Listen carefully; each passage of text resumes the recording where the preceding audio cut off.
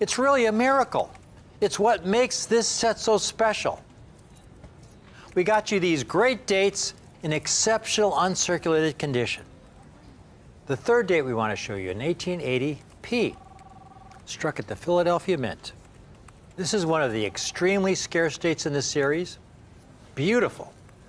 You look at this close up, folks. So clean, such a clean cheek. These extremely large silver dollars to survive in this condition. It's really breathtaking. This is why I've loved Morgan dollars since I first began offering them to my clients back in the early 1980s. To find coins like this that were struck for commerce, that were never saw the bottom of a cash drawer, that were among the finer examples from original mint bags. And this is an extremely scarce date. Now the next coin we have, the next coin, folks, an 1882 struck at the Carson City Mint. Folks, the Carson City Mint is probably the most historically significant, most loved mint in the Morgan dollar series. The Carson City Mint, folks, tiny little mint. Jack and I drove out there one day and did a presentation at the Carson City Mint. We got in at 10 o'clock. We couldn't find it. We drove past it several times. We finally saw the Carson City Mint. It's a tiny two-story building. They struck very few Morgan dollars at the Carson City Mint. You look at all the Morgan dollars struck in the entire series. Over 600 million Morgan dollars were struck. The Carson City Mint struck Morgan dollars on 13 different years. 13 different years, they only struck 13.8 million coins, folks. 13.8 million coins. And to survive in uncirculated condition, and you see the famous CC double mint mark there on the 1882 CC. The only Morgan dollar with a double mint mark. Now, folks, they only struck Morgan dollars at the Carson City Mint on 13 different years. We've got 3 of those years in this set today. The 1882, 1883, and the 1884. 3 of the 13 Carson City Mints. The next coin we want to show you, the rarest coin in the set in terms of its condition rarity, 1887, struck at the San Francisco Mint. The Granite Lady, 1887S. Only around 6,000 certified in all grades of uncirculated condition, folks. 1887, with that S mint mark on the reverse.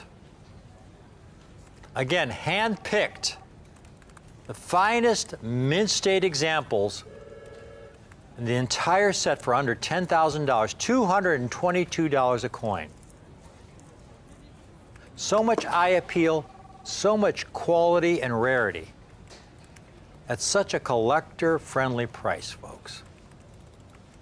The next coin we want to show you, another New Orleans Mint coin from the 1890s, the 1890 O. Again, it's in our rare date category, folks. Fewer than 10,000 certified in mint state condition. The New Orleans Mint coins, there's a lot of rare New Orleans minted coins in the Morgan dollar series. Look at this beautiful full strike, full breast feathers on the eagle. Look at the luster. You look at the obverse of the coin. Again, very well struck, exceptional luster, no deep gouges, a beautiful, beautiful mint state example of this very rare New Orleans Mint 1890. We've got 3 coins to go. The next coin is the second rarest San Francisco Mint coin we have in this set, the 1891S. To be able to offer another rare S Mint, the San Francisco Mint, at Branch Mint, struck at the Granite Lady, This is what they called the Mint back then. It was one of the few buildings in San Francisco to survive the 1906 earthquake. And to offer an 1891S, folks, only around 6,500 examples certified in all grades of uncirculated condition by NGC. And then we have this next coin, which we had to put in. It's one of the lowest mintage Morgan dollars in the entire Morgan dollar series. The 1899P. Only 330,000 examples were struck. Again, they were struck for commerce. Almost all of them went into commerce.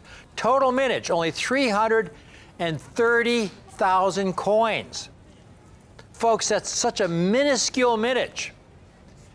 If you think about, for example, the Washington Quarter Series, the lowest mintage Washington quarters are the 1932D and the 1932S. They have mintages of around 450,000 coins. Incredibly rare coins. And here we have a Morgan dollar, the 1899P, with a mintage of only 330,000, fewer than 10,000 surviving in mint state condition. And look at this coin. It's a superb mint state example, folks. Absolutely stunning. Again, Philadelphia Mint, there are no P mint marks. The Philadelphia Mint did not use a mint mark when they were striking Morgan dollars. And the last Morgan dollar we have to show you is the 1921, the only Morgan dollar struck at the Denver Mint. Because the Morgan dollar series had been discontinued after 1904. The Denver Mint had not yet opened in 1904. They resumed the Morgan dollar production for one more year in 1921 after the Denver Mint had opened. And so they were struck for 1 year at the Denver Mint. And you could see that tiny, really a very, very small mint mark for the Denver Mint. I think they probably used the mint mark that they used for the Mercury dimes of the day, because the mint mark is much too small for a Morgan dollar. But that's the mint mark that they used at the Denver Mint, this 1921D, the last coin in this collection. So you have Morgan dollars struck from every mint, and you have Morgan dollars, about half the set, either extremely scarce or rare in brilliant uncirculated condition, for $222 a coin. It comes in this beautiful cherry wood presentation box, folks. It's the perfect display box for this collection, folks. It comes with your collection absolutely free. Take a look at what Morgan dollars are going for. Here's an 1882-0, which is a very scarce date. Mint State 62 example for $464. That's a dealer with 100% positive feedback. Here's an 1884-0, a common date, really one of the most common dates in the set. An 1884-0, Mint State 63, just a nice choice BU example. $840 for one of the most common dates in the series. Here's a 90p, very tough date. This is a scarce date. Brilliant uncirculated, a dealer with 100% positive feedback, $799 for that 90p. Last one we have to show you, a 91S, folks. Again, that 91S, one of the rarest dates in this series. A BU example, dealer with almost 100% positive feedback, well over $800. Just for those 4 coins, that's almost $3,000, just for those 4 coins. We've got the entire set, this entire collection, historic collection, for $9,995. The entire set, folks, is available for 3 payments of $3,331.67. Think about that. Almost half the entire Morgan dollar series. This is a set that is a national treasure.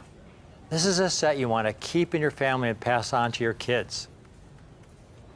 This collection of Morgan dollars, the Mission Impossible set, where there are so many very scarce and rare dates in beautiful, brilliant, uncirculated condition.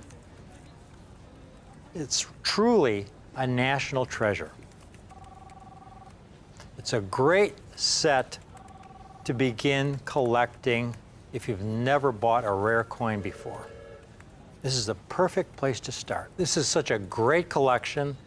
There is so much demand for some of these rare dates in uncirculated condition in the Morgan Dollar series.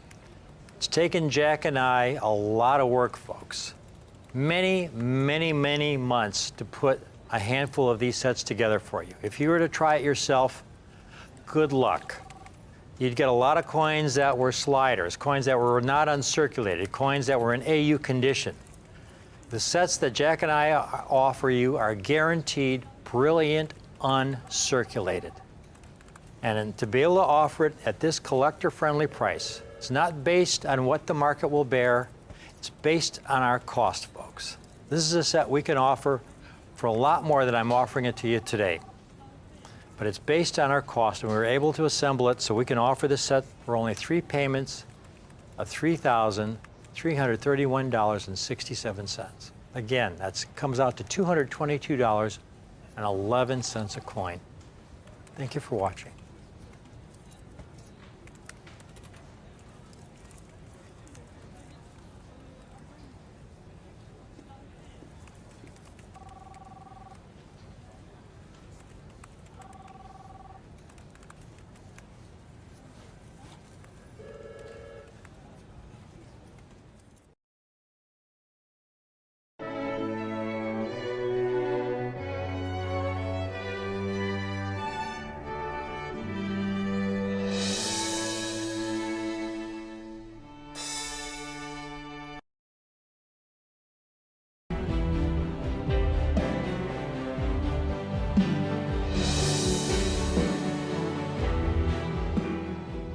I have got a great, rare United States gold coin for you today, folks. The coin was struck at the turn of the century. Now, when I say the turn of the century, I'm not talking about the year 2000. This coin was struck in 1900. To survive in this condition that I have them in, this is the only time I've had this date in this condition, in this quantity. We have just over 100 examples. I will never have anything like this again of this date, this 1900p $10 Liberty Eagle in mint state 63 condition. I don't care if you've been watching coin TV shows for the last 30 years. You've never seen anything like this, folks. This coin is so rare. You know, they only struck back in 1900 293,000 examples. And far fewer than that have survived. These coins should not exist because back in the 1930s, almost 50% of all the $10 Eagles were melted back down into gold bars by the United States Mint. How these survived is a most fascinating story. Now, first of all, it's called the $10 Eagle because up until 1850, this was the largest gold coin struck by the United States Mint. Now, $10 back in 1900, folks, was a lot of money. That was somebody's wages for at least a week. Not very many people could afford to have a $10 gold piece in the pocket. So the Mint struck gold coins of various sizes and denominations, beginning with the $1 gold piece on the far left. Next to that $1 gold piece, you had a $2.50 gold piece, which was referred to as the quarter eagle. And then you even had a $3 gold piece. And right in the middle there, you had a $4 gold piece, which we referred to as the Stella. And that was only struck for a couple of years. And then there was the half eagle, the $5 gold piece with just about a quarter ounce of gold. And then the largest gold coin struck by the U.S. Mint until 1850, the $10 Eagle, with just about a half an ounce of gold. Now, in 1848, gold was discovered in California. And so with this abundance of gold, the U.S. Mint was able to strike an even larger gold coin in 1850, twice the size of the Eagle. And so that coin was referred to as the double eagle. But the eagle I have today, folks, is so rare. Now, I've had 1900p Liberty double eagles in the past. Those coins are available in far larger numbers than this coin I have today. The 1900p double eagle, in fact, the U.S. Mint struck almost 2 million examples. Let me look it up in my reference guide to give you the exact number of how many were struck of the 1900p. The exact number was 1,874,000 of the $20 gold piece. But the $10 gold piece, 293,000 examples. And so few have survived in the condition you see these coins. This is a Mint State 63. This is extraordinary quality. These are among the finest known. If you go to the Smithsonian is the home of the greatest coin collection of United States coins in the world. The 1900p $10 eagle in the Smithsonian is a Mint State 63. Now, what does Mint State 63 mean? If you're new to numismatics, what does that mean? Well, first of all, it means that the coin was uncirculated. In other words, it never saw the bottom of a cash drawer. It was never used for spending. It was never used in commerce. It never saw the bottom of a cash drawer. The coin was struck. The coin would be dumped into a bin as part of the minting process. One coin would fall on top of another. So they would all have bag marks from the minting process. They would go through coin counting machines. And then they would be dumped into bags like you see here. And those bags would be shipped to banks around the country. Now, that 63 number is a very high number for a gold eagle. Coins are graded on the 70-point Sheldon grading standard, from a low of 1, which is a very heavily worn coin where you can barely see any of the detail, barely see the date, to a high of 70. 70 is the highest possible grade. It represents perfection under high magnification. There are no gold coins, folks, $10 eagles that grade 70 or 69. I mean, there's a few 65s. There's only a handful of 63s. What 63 represents? If you could imagine that bag that came straight from the United States Mint, that bag of $10 eagles, you open up the bag and you take the coins out of the bag. Examples with the most bag marks, the heaviest bag marks, would be Mint State, but they would be the lowest Mint State grade. The lowest Mint State grade for an uncirculated coin is an MS 60. If it's anything below a 60, it's circulated. So a 60 would be an uncirculated coin, but they'd be the coins with the most bag marks from that bag. 6-1 would be coins with fewer bag marks. 6-2, fewer bag marks than a 6-1. A 6-3 would be among the most choice examples. To give you an idea of how rare these coins are, Sasha has this chart comparing the 1900p $20 gold piece to the 1900p $10 gold piece that I have for you today. Now, I've been able to offer the $20 gold piece on several occasions. And as you can see, as I mentioned earlier, the Mint struck almost 2 million examples of the $20 gold piece, but only 293,000 examples of the $10. In MS63 population, folks, the 1900p is over 15 times rare in MS63 condition. And if you go up in grade, say to MS65, it's over 10 times rarer. Only 3,200 examples graded. And we have just over 100 of those coins today. Coins that shouldn't exist. This is truly a Halley's Comet moment.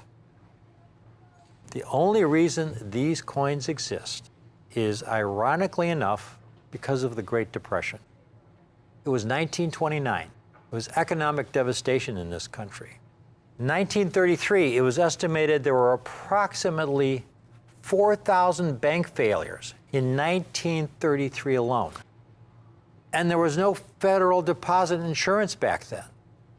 So if you had your life savings in your local bank that you spent 20, 30 years accumulating, your nest egg for your retirement. And you go to the bank the next day, and it's shuttered closed. The bank had failed. You were wiped out. 4,000 bank failures in 1933 alone. I mean, it was economic devastation that this country had not seen since the Civil War. You had those families that had their money in banks that had not yet failed who were terrified. My bank could be next. So a lot of these people began pulling their money out of the banks, and with that paper money, they began to buy United States gold coins. Understandably, throughout human history, across cultures, gold has always had a special value.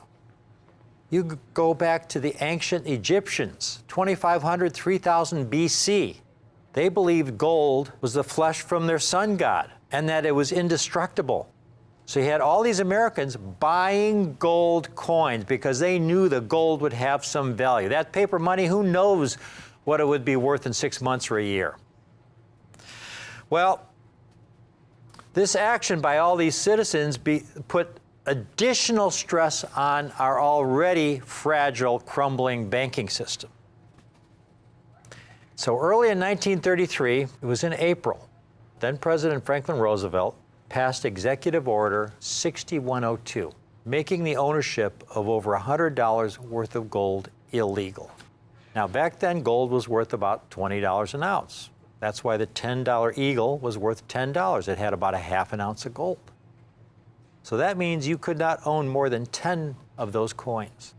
If you had over 10 examples, if you had more than 10 coins, more than $100 worth of gold, you had to turn it into the Treasury. And what did the Treasury do with all those gold coins turned into them?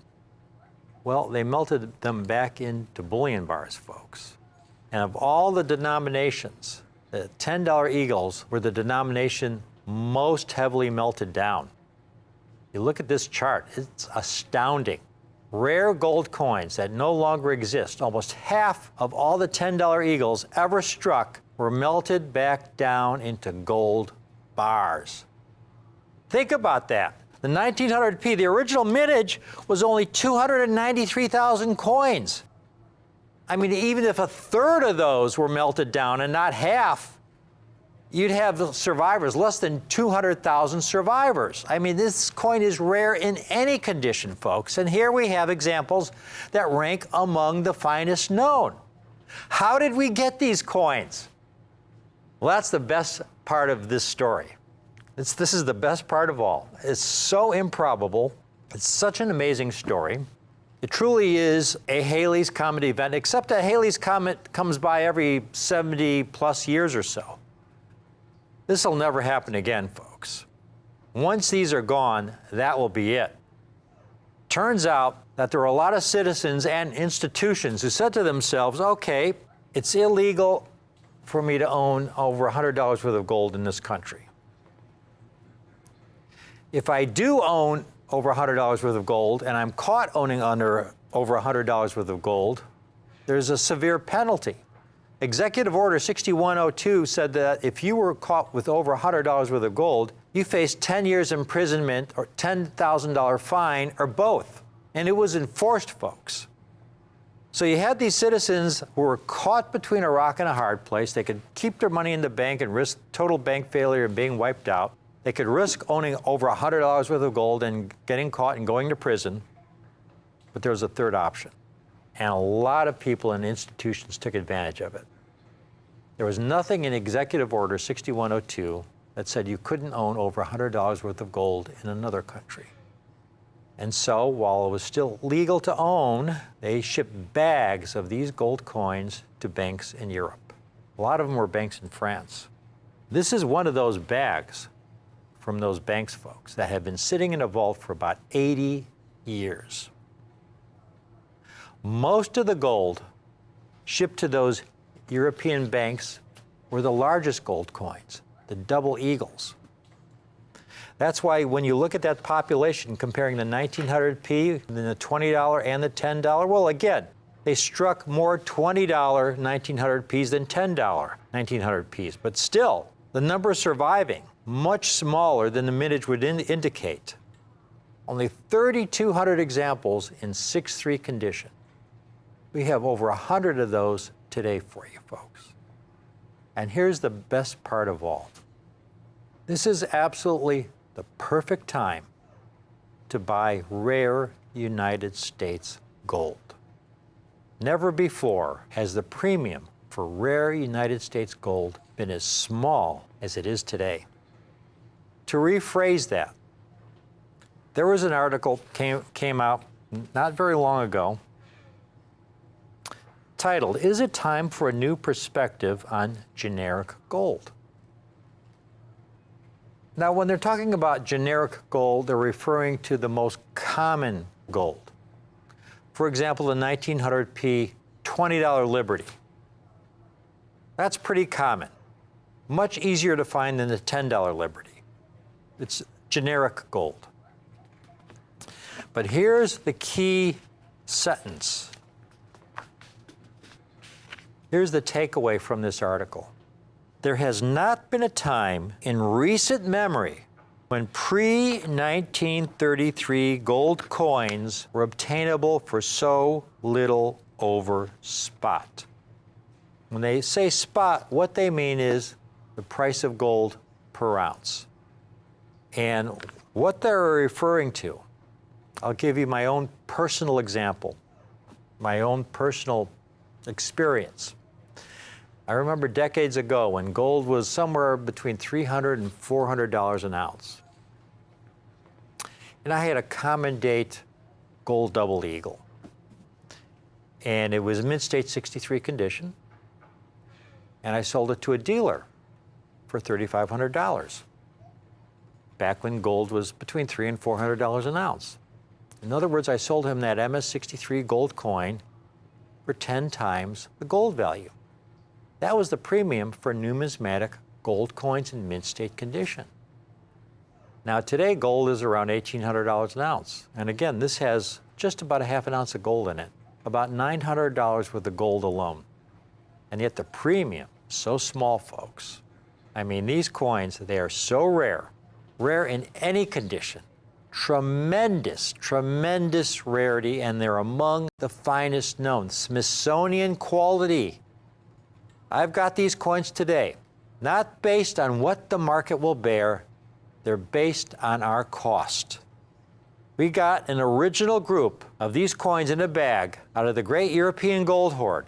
Most of the gold coins coming out of that hoard in Europe were double eagles. Rarely did you find eagles. This is the only time we have seen 1900p eagles. This extremely rare, low mintage date, and we have among the finest specimens from that bag. We don't have them for $5,900 or $4,900 or $3,900. Now, $2,900 would be a really good price, but it wouldn't be our best price. Again, the price is not based on what the market will bear, it's based on our costs. We got a great, great deal when we bought the entire bag out of this bank in Europe, folks. We have these coins today, not for $2,900. While we have them, it's while we have them, folks. Once these are gone, that'll be it. Because again, this is one of those coins, the rare, rare gold eagles we've never had before in this condition.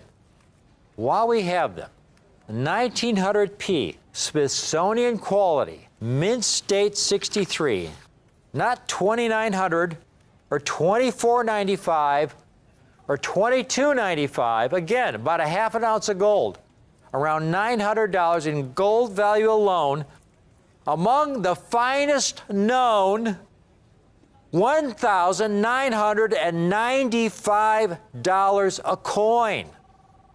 $1,995 a coin. For a 1900p, $10 Liberty Eagle, struck in 1900, only 293,840 originally minted. A large percentage of them melted down. The vast majority went into commerce. They were spent. These coins never saw the bottom of a cash drawer. These coins went into a bag, were shipped to a bank in Europe. They've been sitting in that bank for 80-some years, and these are among the finest specimens from that bag in mint state 63 condition. And we've got them for 2 easy payments, folks, of $997.50. This is a great opportunity to take advantage of a piece of American history. These early American gold eagles. 1933 was the last year the United States Mint struck gold for commerce. Can you imagine back then actually having gold coins in your pocket? That's what people used to buy things with back then.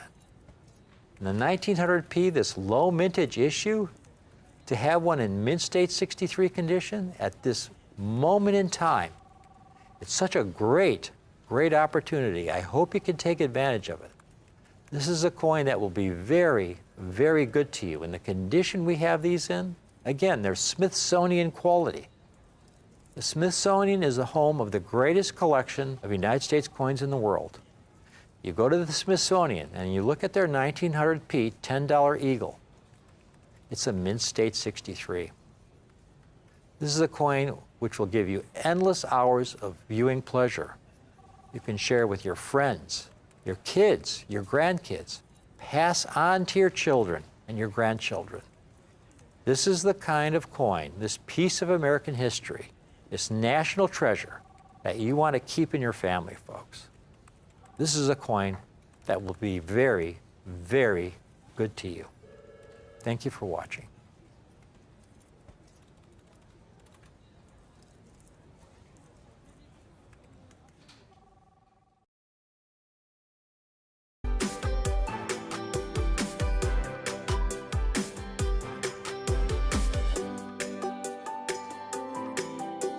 You're watching Rick's U.S. Coin Show on Rare Collectibles TV.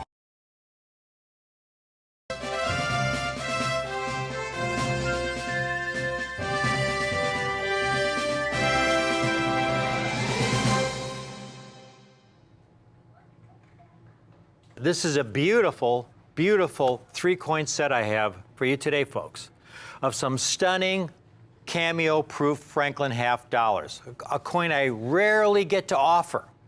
Cameo-proof Franklins are so rare. And this is the perfect timing because I also have with me, I've got this, I call it the red line edition of this book I've been talking about for the last several years. I finally have something in my hands that I can show you, that this is just, a proposed cover that we might have. This is going to be the encyclopedia version published by Whitman. This has been a massive undertaking. It's going to cover the Franklin and Kennedy half dollars. It's going to be the best book I've ever been able to offer on Franklin and Kennedy half dollars. It's really the grand finale for this series. I might end up doing a volume 2 at some point, or a version 2 or a second edition, but this is going to be the most comprehensive book I've ever offered on these 2 series. Why do I go to all this trouble? Why? Because it's a tremendous amount of work. I mean, it requires a lot of perseverance. There's been several people that have been helping in this enterprise. But really, it's for the same reason I wrote my first book. Because I knew that if I offered a book that gave you accurate, reliable information, that would be useful not just for collectors of today, but for future generations. That's what it's all about. So that 50, 100 years from now.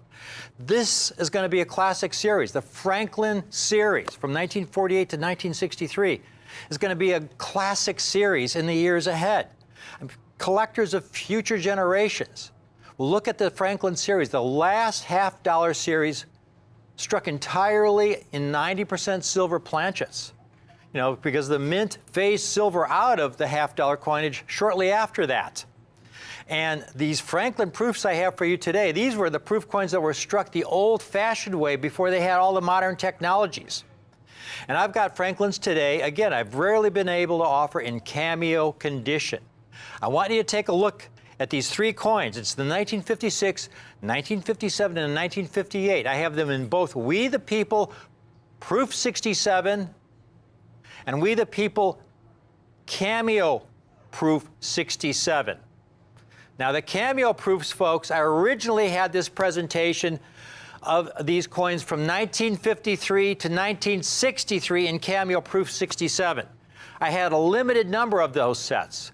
Well, we sold out of the 53s, 54s, 55s, 59s, 61s, but I have these three dates, and these are three great dates, and the 1957 and the 1958 are especially elusive in this condition, Cameo condition. Only the earliest strikes off new proof dies had this kind of Cameo contrast you see right here on this 57, and look at the reverse of that 58, the frosted bell. Now, right next to it, I also offer the same set in just regular, brilliant Proof 67. These coins are elusive as well. Extremely difficult to find, flawless to the naked eye in Proof 67, like you see right here. This Proof 67 set, folks, all three coins are available for $299. Now, in this We the People holder, this is very significant. This is an agreement that NGC and I myself worked out. Only the coins that I review that meet my highest standards of exceptional eye appeal and quality for the grade go in this pedigree holder. They have to go through my hands. They have to pass in front of my eyes on my desk to get the okay to go in this holder. And then NGC, acknowledging the importance of this pedigree, has independent population numbers for these coins on their website. Now, what's the difference between this Proof 67 and a regular generic Proof 67? Well, I have a couple examples just to show you, just very briefly. These are the kind of coins that wouldn't go into my We the People holder. They're nice coins. They're accurately graded.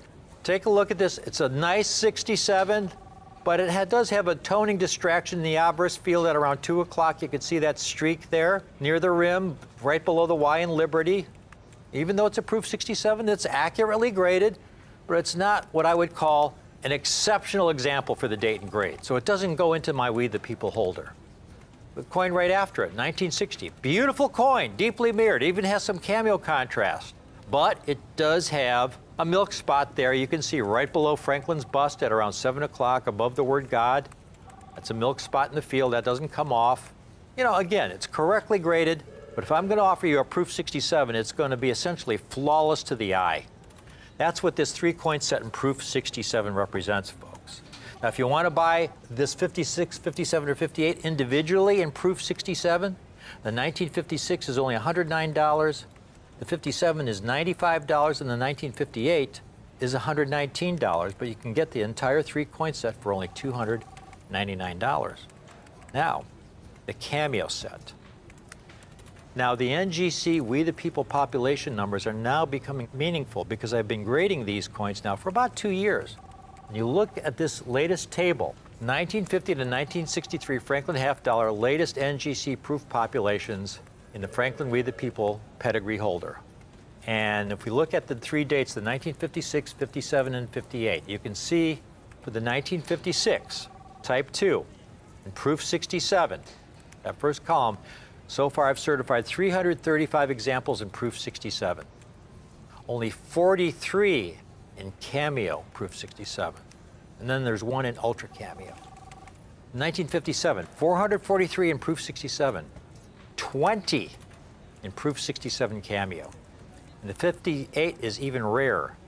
Only 15 in Proof 67 Cameo. Now, folks, I could show you all kinds of comps for what these coins have sold for in the past. Some of the finest Franklins, the 1958 and Proof 68 Deep Cameo that sold for over $30,000. Well, this isn't quite a 68 Deep Cameo, but these are exceptional cameos. You can see how rare they are, and you can see by those population numbers, obviously I don't have very many of these. I mean, the total NGC pop right now is 15. I don't have 15, obviously. We sold several of those when we sold the complete sets. I have a handful of these coins, so this has to be a short presentation. But that 1956 in Proof 67 Cameo, if you want a Proof 67 Cameo, look at this coin. Only the earliest strikes off new proof dies have this kind of Cameo contrast. And it's most important to understand what also makes these so rare. This was old technology, folks. This was the old Philadelphia Mint. Nowadays, they make proof coins. When you buy a Kennedy proof coin, they're all Cameo. because of the advanced technology they use nowadays. They used to sandblast the dies. Now they actually use some laser etching to create this intense cameo effect. Back in this early era, they dipped the dies in an acid bath, 5% nitric acid, 95% alcohol, to create the cameo effect. It would then buff the fields. You had this acid-etched cameo effect on the portrait that would remain unbuffed, but that acid-etched cameo effect was very delicate. And to strike a proof coin, the mint used additional pressure, about 200 tons of pressure, and double struck each coin. So that frosted acid-etched cameo effect wore very quickly. Now, what makes these, though, especially rare is back during this era, during the Franklin era, the mint did not change the obverse and reverse dies at the same time. They only changed that half of the die pair that was most worn. And the obverse and reverse dies wore at different rates. So if they had a reverse die that was worn, completely worn, they would replace it with a brand new die. So you'd have this brand new die that might have a beautiful reverse cameo. Unfortunately, the obverse die was pretty worn. It didn't really have any cameo. So that you'd get these coins that were struck with beautiful reverse cameo contrast, but no obverse. And then maybe 100 strikes later, that obverse die would be worn. They'd replace it with a brand new die. But unfortunately, by that time, the reverse die had no cameo effect left on it. So you'd have these beautiful obverse cameos with no reverse contrast. For example, Sasha has this 1962. A coin like this gets a star designation at NGC because it has beautiful eye appeal, but it doesn't have a cameo on the reverse. So it doesn't get a cameo designation. Beautiful obverse cameo contrast. The reverse, very lightly frosted, but not enough for a cameo designation. And most of these have no reverse frost, so it gets a star designation. So to get a cameo in this early Franklin era, folks, you had to have a brand new die pair. Very little wear where the obverse and reverse still have exceptional cameo contrast. And I've got these 1956s, folks. This is based on my cost, not on what the market will bear, because you can see some dealers asking $500, $600, $700 for some of these coins, okay? This is my specialty.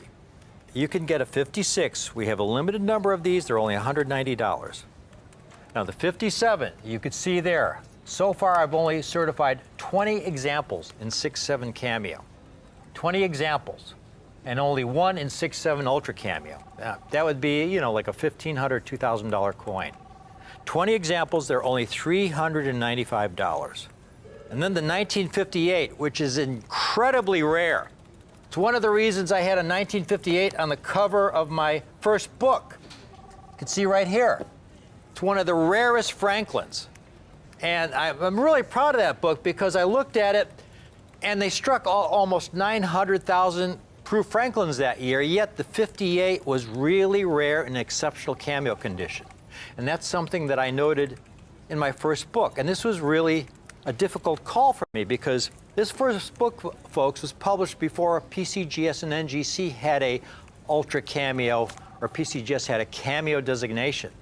When this first book came out, I then met with PCGS and David Hall, and we developed cameo, deep cameo grading standards over at PCGS that they use today. And then I met with NGC, and we had cameo and ultra cameo standards that NGC uses today. But they didn't have those standards when this first book came out. But I noted how rare the 58 was in cameo condition. I've got a handful of examples, folks. They're $595. But get all three. Build your set now, because if you get all three, get the entire set, you can get all three for only $1,095. I have a very limited quantity, especially of the 57 and the 58. They're extremely rare in this kind of cameo condition, as you can see by these evolving population numbers that are now meaningful in the sense that you can see how rare they are compared to regular proofs from that era. They're extremely rare. The entire set for only $1,095. It's available on our two-payment option. You put half down today of only $545, and I'll hold one of these sets for you. $545, I'll hold one of these coin sets for you. Pay the balance in 30 days. Again, I had this presentation where I offered the 1953 to 1963 set in We the People 6.7 cameo several months ago. I only had a small number of those sets. We sold out, folks. I don't have any more 53s, 54s, 55s. I hope to get some additional pieces in the next several months. But for now, what I have are these 3 dates. And there's 3 great dates from the 1950s, especially the 1957, the 1958, and 6-7 cameo condition. An amazing set for only $1,095. Take advantage of it. Again, this book is in the red line stage. This book is going to be so comprehensive. We put so much work into this. And again, you know, this is something that is a labor of love because it's written for other collectors. I'm a collector at heart, and when I write a book like this, I ask myself, well, if I'm going to get involved in this series, what's the information that I want to help me make the wisest possible buying decisions, to help me understand what makes these coins so rare? It gives me some of the history.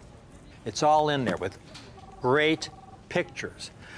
Pictures of some of the finest mint state and proof coins struck from 1948 to present in both the Franklin and Kennedy half-dollar series, folks. It's going to be this large encyclopedia edition. It's not going to be the traditional guidebook size that you see Whitman typically using. This is their guidebook series. The encyclopedia version, folks, here's the encyclopedia version.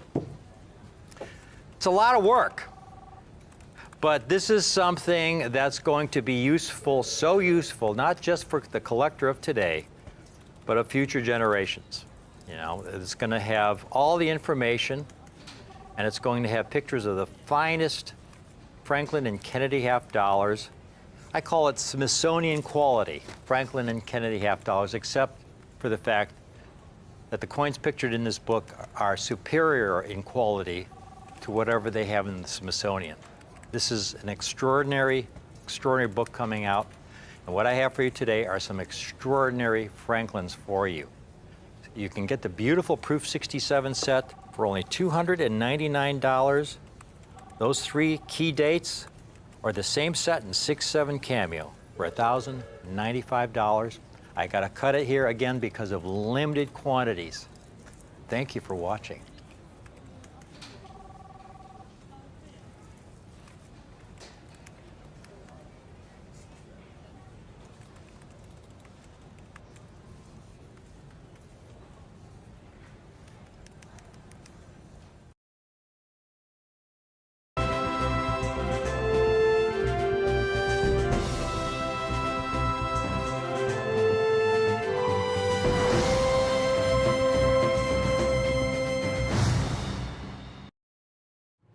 I have got a great Kennedy special mint set issue for you folks today. This coin, first of all, it's a major variety / error in the Kennedy half-dollar series. I've given a presentation on this coin in the past, but it's been many years, folks, since I've been able to do another. It's such a rare coin. Caitlin, you've specialized in special mint set Kennedys for several years. You once went through a collection of 1966 sets. Yes. Tell us about your experience trying to find one of these major varieties. So you'll go through thousands of SMS sets, and the 1966 sets, first of all, the box is a pain in the butt to open and take it out. And so when you're going through so many, that alone takes so much time. But more importantly, once you actually get it out and get to see the coin, you might get, you might find one in a day that's a double die obverse. And even then, it's going to be littered with all types of bag marks and scratches. And it's one of the most frustrating things to look for. But we did the work for you, right? That's what we did. Yeah, and you mentioned what it is. It's the double die obverse 1966 special mint set Kennedy. This is so significant. Now, to give you an idea of what the double die obverse is all about, many of you are familiar with the 1955 double die obverse Lincoln cent. Caitlin, you've got a picture of one of those here. Now, folks, the double die obverse, because of its familiarity with a lot of collectors, this coin goes for a lot of money. I mean, mid-state examples in mid-state 63 go for $10,000, $15,000. 6.5s can go for $40,000. Circulated brown examples go for a couple $1,000s. And the thing is, I mean, they're really rare, but this 66 Special Mint Set Kennedy is in the same ballpark in terms of rarity. And in fact, it may even be rarer. Here's a population totals of some of the major varieties / error coins that kind of relate to the double die obverse. You've got the 1964 accented hair Kennedy, which most of us are familiar with. That's a major variety. I love the accented hair when I can find them in gem condition. NGC has graded about 12,500 examples in all grades of the accented hair. On the other hand, the regular type 2, the more common variety, they've graded about 28,000 examples. Now, the 1955 double die obverse Lincoln Cent that we just referred to, NGC in all grades has graded around 3,500 examples. And then you have the double die obverse SMS Kennedy, 1966. A grand total of 1,588 coins, about half that of the double die Lincoln. Now, the beautiful part, folks, about this is that, again, this is kind of a discovery coin. I write about it in my latest books. It's coming out in my new Whitman book on Franklin and Kennedy half dollars. But the majority of collectors and dealers out there are not familiar with this major variety. And so as a result, the prices aren't as escalated as they would be if as many collectors and dealers knew about this coin as they know about the 1955 double die obverse Lincoln. And so that's to your benefit. Now, first of all, then, what exactly is the double die obverse Special Mint Set Kennedy? Caitlin's got a picture here for you that compares a typical 1966 SMS Kennedy to an example with the double die obverse. And it's a major variety, and this is why I'm so excited about it, because I'm really only concerned about the major varieties. A major variety is something you can easily see with your naked eye. You don't need magnification to see it. I mean, there's a lot of die varieties out there that are really rare, but if you need an 8-power loop or 16-power loop to see it, I'm not interested. This is like the accented hair, like the 55 double die obverse Lincoln. You can easily see it with your naked eye. And you can see on the right there the obvious doubling around Kennedy's chin and up through his mouth and into his nose. Very, very obvious, very, very pronounced. It's right there. You can see it from, 5 feet away with your naked eye. Now, today, folks, I've got some examples in MS66. It's an extraordinary grade. We don't have a lot of these coins. They're very rare. We've got around 75 of them.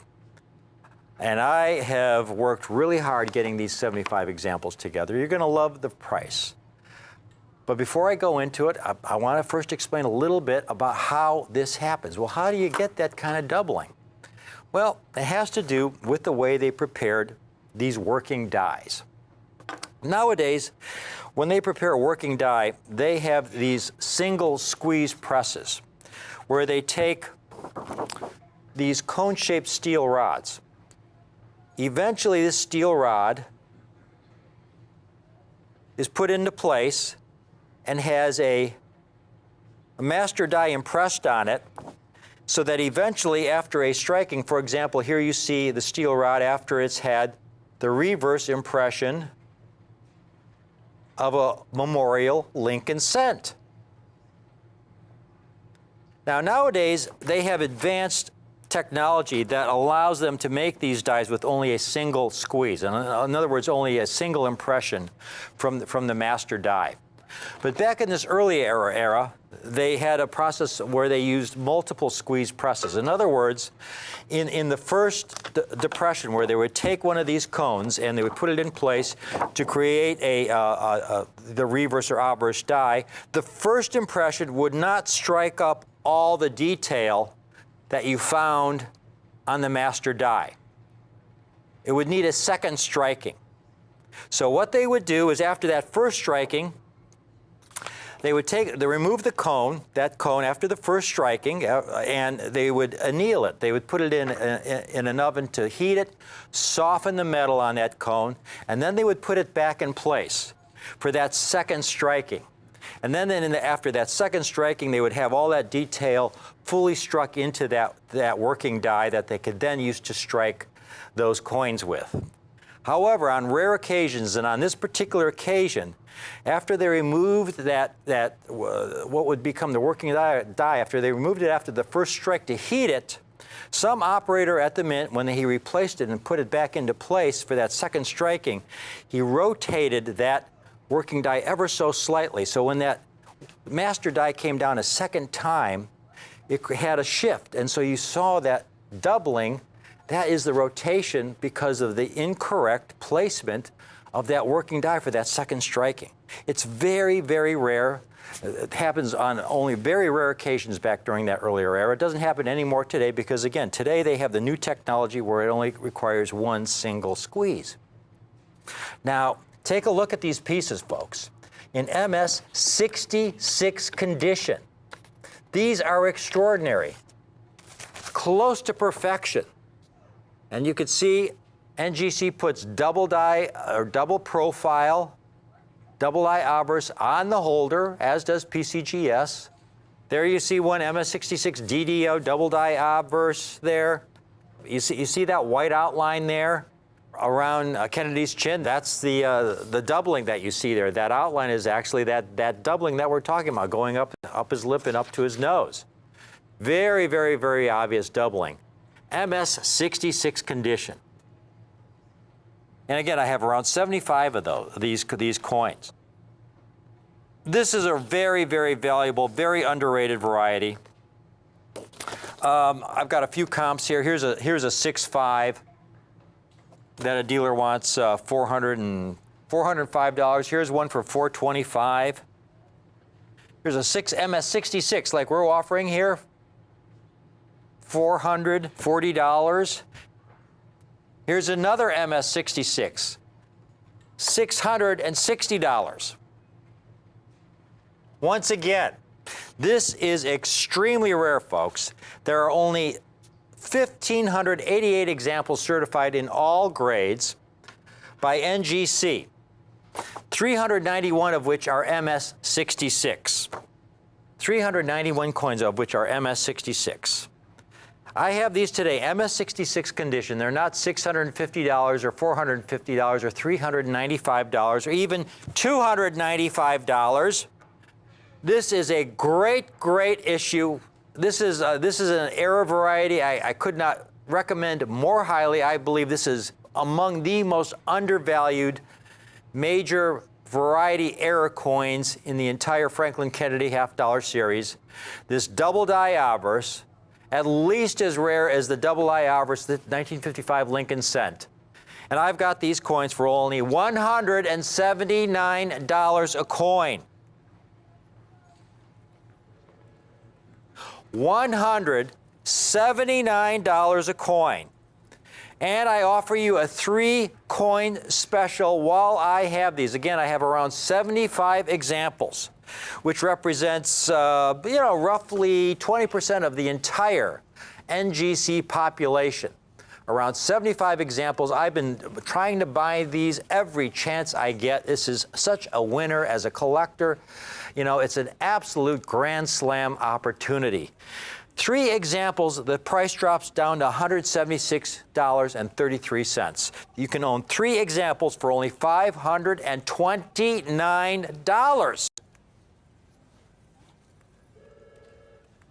$529. 3 examples of the extremely rare 1966 special mint set double die Kennedy half-dollar for only $529. 1 example, if you want to just get one, only $179. I've never been able to offer this coin, this extremely valuable variety, extremely rare variety, at this great price. This is the best price I've ever been able to offer this issue on. It's the best price you'll ever see from me, folks. This is as good as I can do. This is just a great opportunity for the collector of today.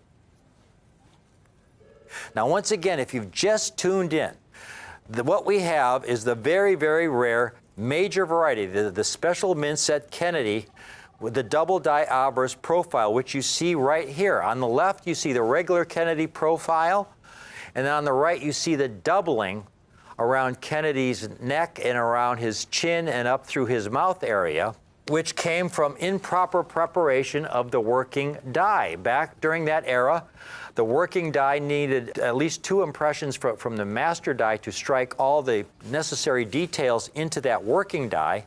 So between strikings, what they would do is remove the working die after the first striking, heat the die or anneal the die, that metal steel rod metal die, in an oven to soften the metal. Then when they would bring it out, put it back in place. Now there would be little notches on the cone so they would know exactly where to replace it for that second striking. In this case, that working die was rotated just a little bit, and so when that master die came down for the second striking, you ended up getting this doubling that you see here. Just a very, very rare variety. Extraordinary because, again, it's a variety you can see with your naked eye, very easy to see, and it's just a golden opportunity as a collector. If you've never acquired the 1966 double die obverse, this is the time to do it.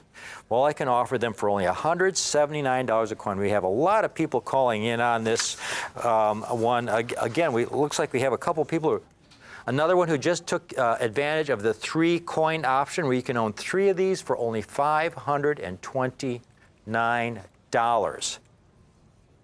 Again, we have a picture here of the steel rods that are used to make working dies. That's the steel rod, and then once that steel rod gets an impression from a master die, for example, here's a steel rod that's going to be used to strike the reverse of the Memorial Lincoln Cent. And you could see the impression there of the Memorial reverse Lincoln Cent on that steel rod.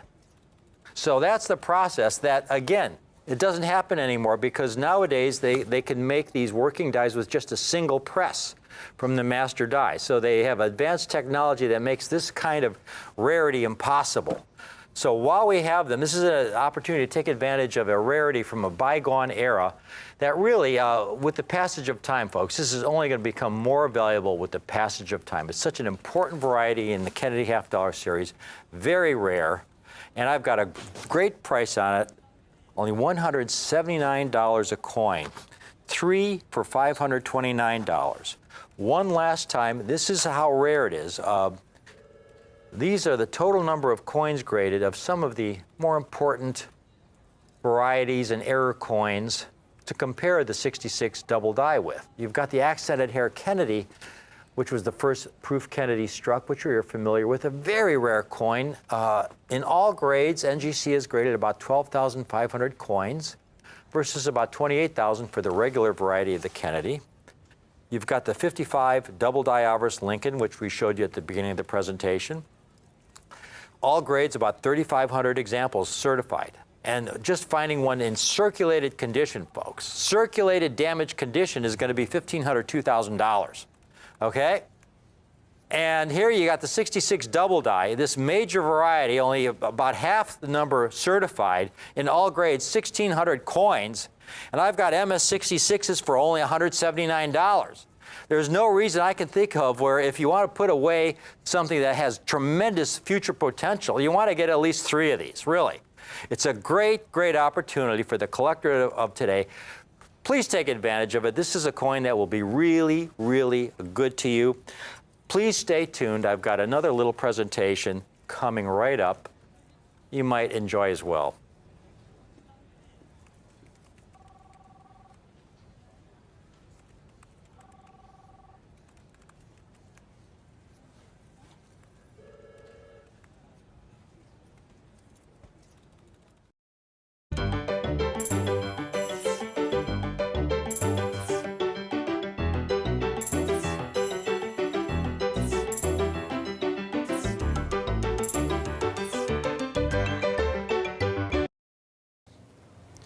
I'm Jack McNamara. Thank you so much for joining me here today.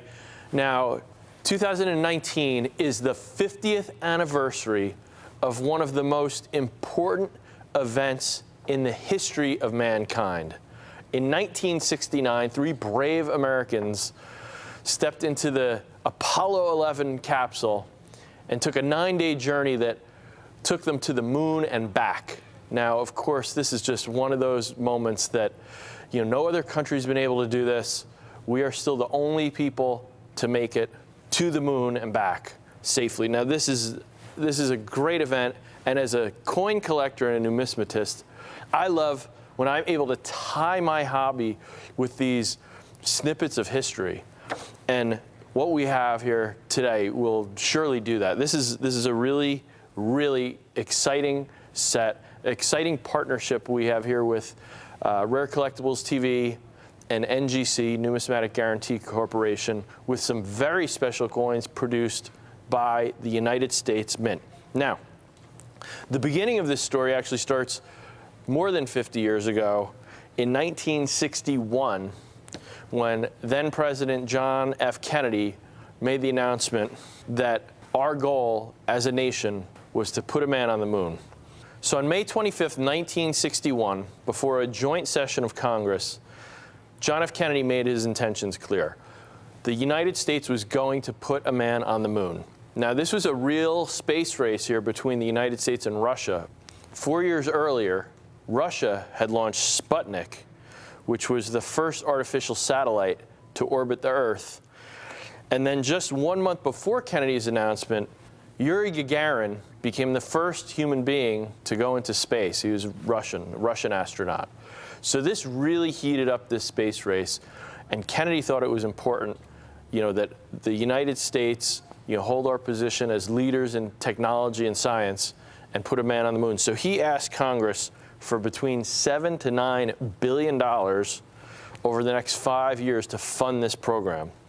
And what Kennedy said that day was, I believe that this nation should commit itself to achieving the goal before this decade is out of landing a man on the moon and returning him safely to the earth.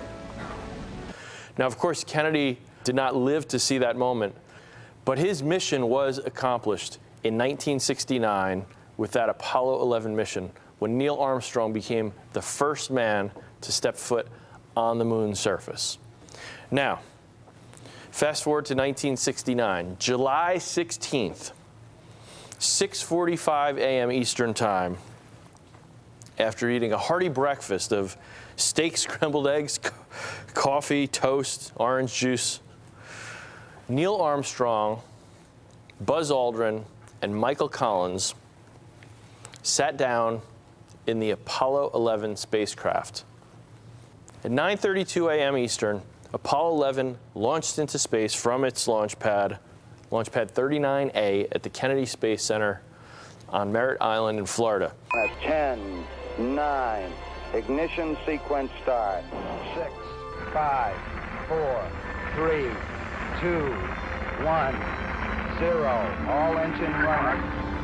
We have a liftoff. Liftoff on Apollo 11. Now, their initial speed was over 24,000 miles an hour.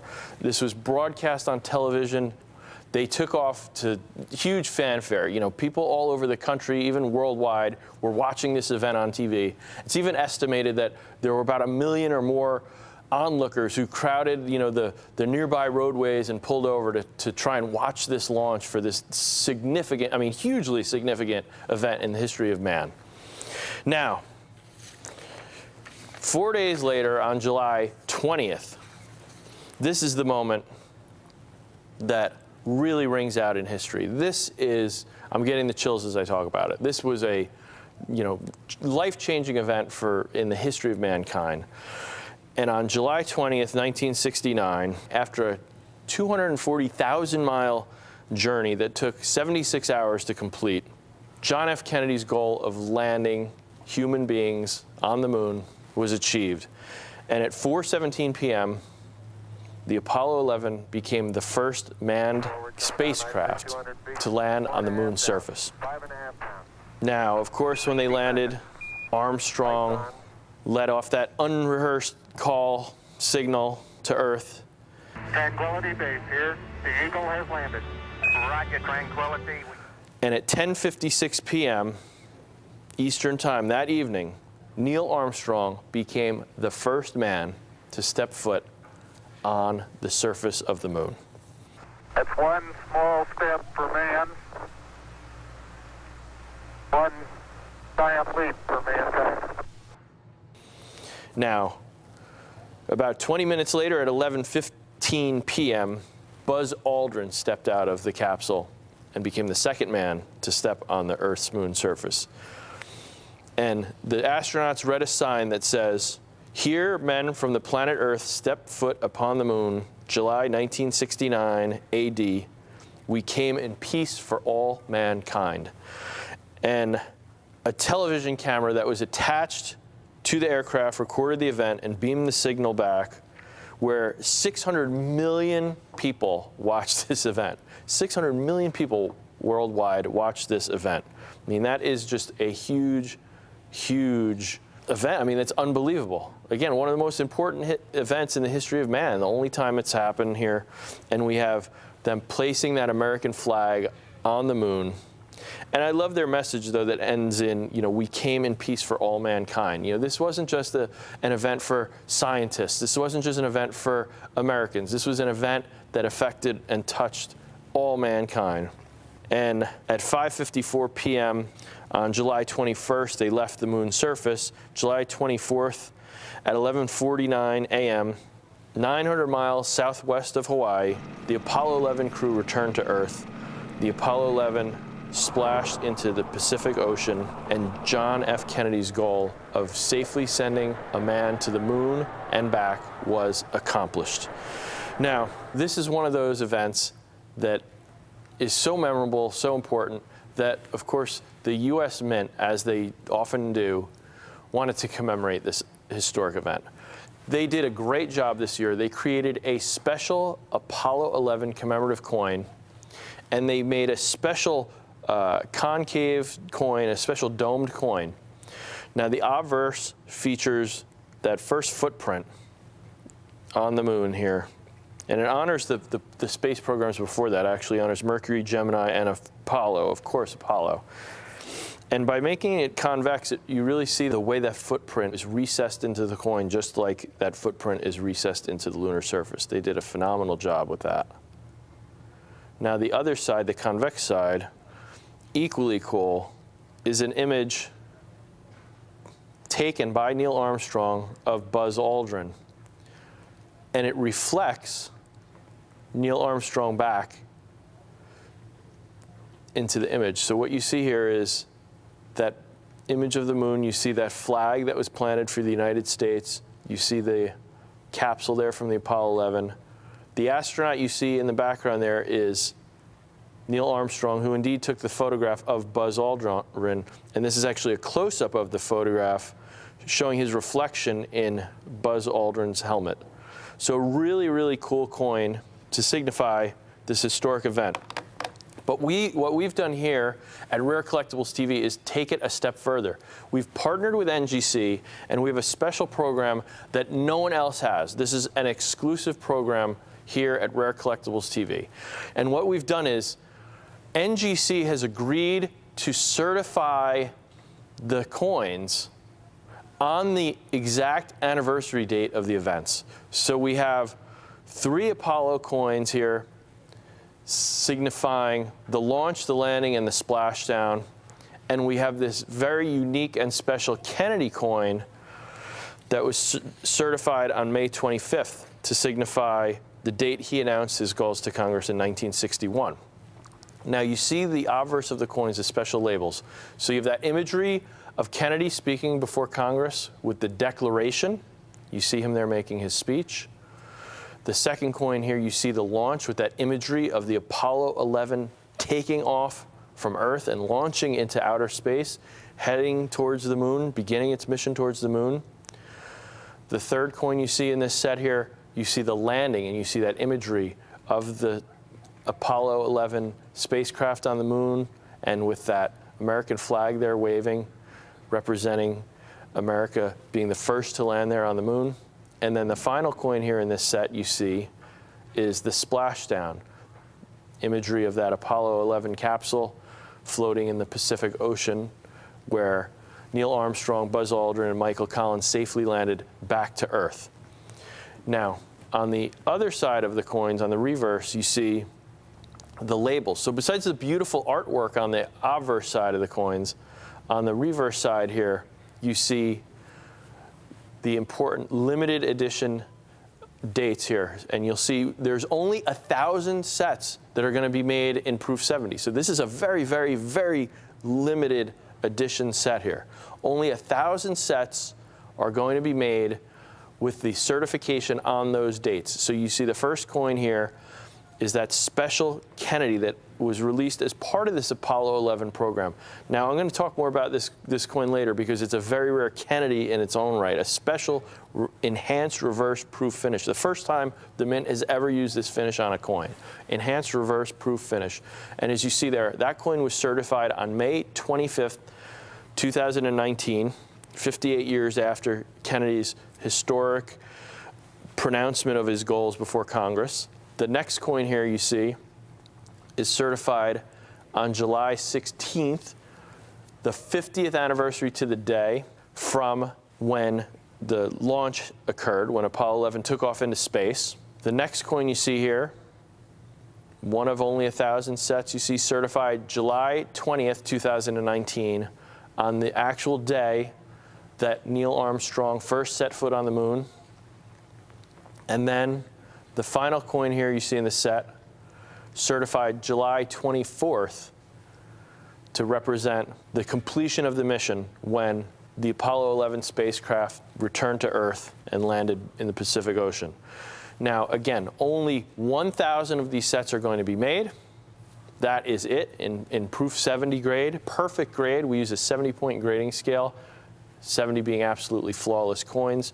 Only 1,000 sets with these very, very special labels graded on the anniversary dates of those historic events. Only 1,000 of these sets are going to be made. And this is a special set. Now, as you see here, I have these beautiful images showing you what these coins are going to look like once they are certified by NGC. But because I'm filming this before those historic anniversary dates, I don't have the physical coins here yet. I do have the coins to show you what the coins look like, but not with these exclusive special labels. So this is a pre-sale right now because NGC still needs to grade these coins. These dates haven't come yet. So in July, on the 16th, they'll be grading the coins on the launch anniversary. On the 20th, of course, they'll be grading the coins that are on the anniversary of that, of course, historic date when we landed on the moon. And then the 24th of July, NGC will then grade the final coins from this set and certify them in that perfect 70 grade. And we will make only a limited amount of 1,000 of these sets. So when they're released, it'll be, you'll probably start seeing delivery beginning of August, and you will start to get the coins. And it's, these are the type of coins I love to collect where you really can connect with history. You can hold these coins and it's like you're holding a piece of history in your hands. Now these sets, with only 1,000 sets being made, you get all 4 coins. This is a set that I'm sure a lot of people are thinking this is going to be, a couple $1,000s or over $1,000. But because of our connections with the U.S. Mint, our connections with NGC, and because we are handling steel exclusively, we're able to get a special price for you on this set. Right now, this set is only $495. Now, with a limited edition of only 1,000 sets, these are not going to last. So what we offer here is a 2-payment option. You can make the first payment now of $247.50, and then in 30 days, we'll charge your credit card for the second half, the second payment. And once we get those coins back from NGC, once they certify them in July, they'll start shipping probably end of July, beginning of August, and you'll have your set to be able to own that piece of history. So 2 easy payments of just $247.50. Or again, it's a pre-sale. If you want to just make that single payment of $495, if that's simpler for you, we're happy to do that. Either way, we will lock in your set to guarantee that we are holding a set in your name so that once the coins are available, once we get them back from NGC, one of those 1,000 sets will be yours. Only 1,000 sets are being made in this perfect Proof 70 grade. And no one else has this exclusive label, and no one else is able to get these coins graded on the exact anniversary dates. This is exclusive here at Rare Collectibles TV. 2 easy payments, just $247.50 locks in your set to guarantee that you're able to get one of these historical sets and be able to own this piece of history in your own collection, hold it in your hands.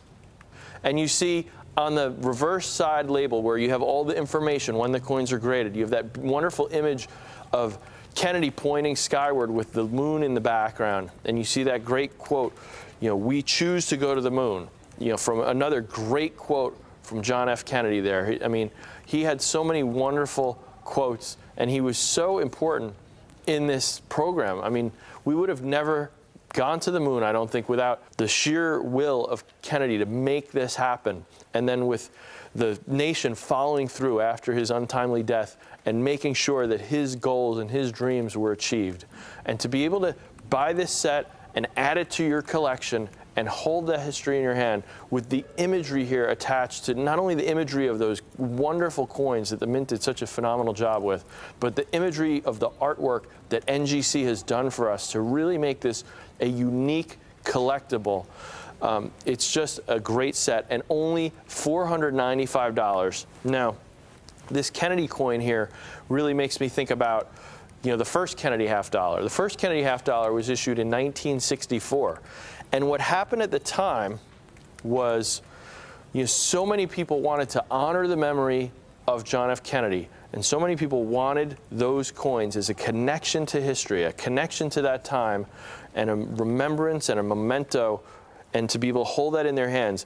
The Mint ended up having to strike about 500 million coins that year. They struck, the P-Mint, they struck 273 million, and then the D-Mint, they struck 156 million coins. So they had to strike well over 400 million coins and that wasn't their original intention. They were striking coins for circulation. I mean, they knew they were going to strike millions of coins to use for change. But what happened was everyone wanted one of these coins. Even if you weren't a serious numismatist, even if you weren't, a coin collector prior to that point, everyone became kind of an immediate coin collector because they wanted to own that coin. They wanted that piece of history that they could hold in their hands, that connection to history. And I think this set is exactly like that. This is the kind of set that even if you don't collect coins, you're going to want to have this as a keepsake, as a memento, as a connection to that history that 50 years ago, when we set foot on the moon, one of the most proud moments of our nation, an event that just changed the course. Neil Armstrong put it best with that one small step for man, one giant leap for mankind. And this set is just the perfect way to hold that history in your hand, to be able to have that history in your collection, in your home, that you can take out, you can show your friends, you can enjoy it, you can display it. And NGC has partnered with us. No other grading service is grading the coins on the anniversary dates. This is an exclusive right that Rare Collectibles TV has with NGC. They did this for us, and we are able to make these special exclusive partnerships with them.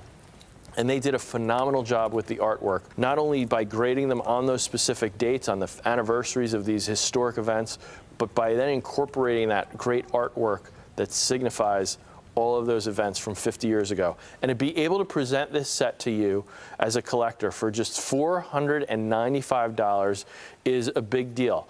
And again, that Kennedy, I look at that special limited edition coin. Now that coin has a mintage of only 100,000 in that special enhanced reverse proof finish. Now, that is a big deal if you're, even if you're new to collecting and you're taking part in this offer just because you love holding that history and wanting to own that history about the lunar landing and Kennedy and everything. As a coin collector, for the more serious numismatists, if you've been collecting a while, you know that we're always looking for those rare coins, those coins that just so few of them exist. And this Kennedy really, embodies those ideals as a numismatist, as a collector. When you look at the series of Kennedy half dollars, I'm not going to show you the whole thing, but I'm going to quickly show you a little chart here now. I have a chart here, and I'm not going to show you this whole thing because I'm going to bore you to tears. I only have so much time here. This chart shows all of the mintages of the Kennedy half dollars from the entire series, the proofs, the mint state coins, all the different finishes that the mint has made. We start at the beginning here, the high watermark here, 1971, Denver Mint, they made 300 million coins. And you see many that are over 100 million. But this chart goes on for 1, 2, 3, 4, 5, 6 pages, and that's in pretty small font. I've consolidated it down here. I've got the last 30. Let me show you this one here. This one I will show you. This is the last 30 entries, and it's actually more than 30 coins, because as you look at this, you're going to see some of them are tied, so we have them listed together. Like this second one from the top here, over 500,000 coins made. 2010, the P and the D were both in the same set together, so we listed them together. So it's actually about 40 or 50 coins listed on this page. Like I said, this is just getting down to after 6 pages of coins. When we get to the bottom here, you'll see some really rare coins, really low mintages. And the coin in this set you see here in red, only 100,000 of that Kennedy were made with that special finished, again, as part of this program to honor the historic event of the lunar landing 50 years ago and to honor Kennedy's important part in that mission happening. They only made 100,000. Now that is the second lowest mintage in the entire Kennedy half dollar series, between going back to 1964, and they made these coins in different sets, different mints, different proof finish, burnished finish, uncirculated coins. There's a lot of different coins in this series. To be the second lowest mintage is a really big deal, really big deal. So on top of the collectability of this unique set, this limited edition set, no one else has this set besides us here at Rare Collectibles TV. This is an exclusive that you're not going to see anywhere else. You're not going to see coins graded on the anniversary of those events by any grading service. That is an exclusive here at Rare Collectibles TV. And in particular with these special, beautiful labels, this is just a great set and a great way to hold the history of these historic events of 50 years ago when man first set foot on the surface of the moon, the first lunar mission. This is a great piece of history that you can own in your collection for only $495, just $247.50 per payment. First payment now, second payment in 30 days. We'll charge your card in 30 days, and that locks in those sets for you, and then they'll ship late July, early August, and you'll have your set. And again, these coins are certified by NGC, the Numismatic Guarantee Corporation, leading grading service, only making 1,000 of these sets in proof 70. 70 being absolutely flawless coins. They study these coins under magnification, under the perfect lighting conditions to make sure that there are no flaws, no damage, no flaws even in the striking process. These are absolutely perfect coins, and there are only 1,000 of these sets being made of these perfect coins with these unique labels graded on these special anniversary dates from this event, life-changing, just changing the face of humanity, changing history for mankind. And of course, we can be proud as Americans that it was our nation who was able to do this under the leadership of John F. Kennedy, who pushed for this program. And even though he didn't live to see the follow through, as a nation, in his honor, we made sure that happened with those 3 great men, Michael Collins, Buzz Aldrin, and of course, the very first man to step foot on the moon, Neil Armstrong, who completed this mission in 1969. So it's an important event, of course, but it's an important set of coins here. And those holders, those NGC labels being graded on the special dates makes this a uniquely collectible set of coins. And at $495, I think it's just a great deal, and I hope you're able to take advantage of this offer here. And thank you so much for joining me.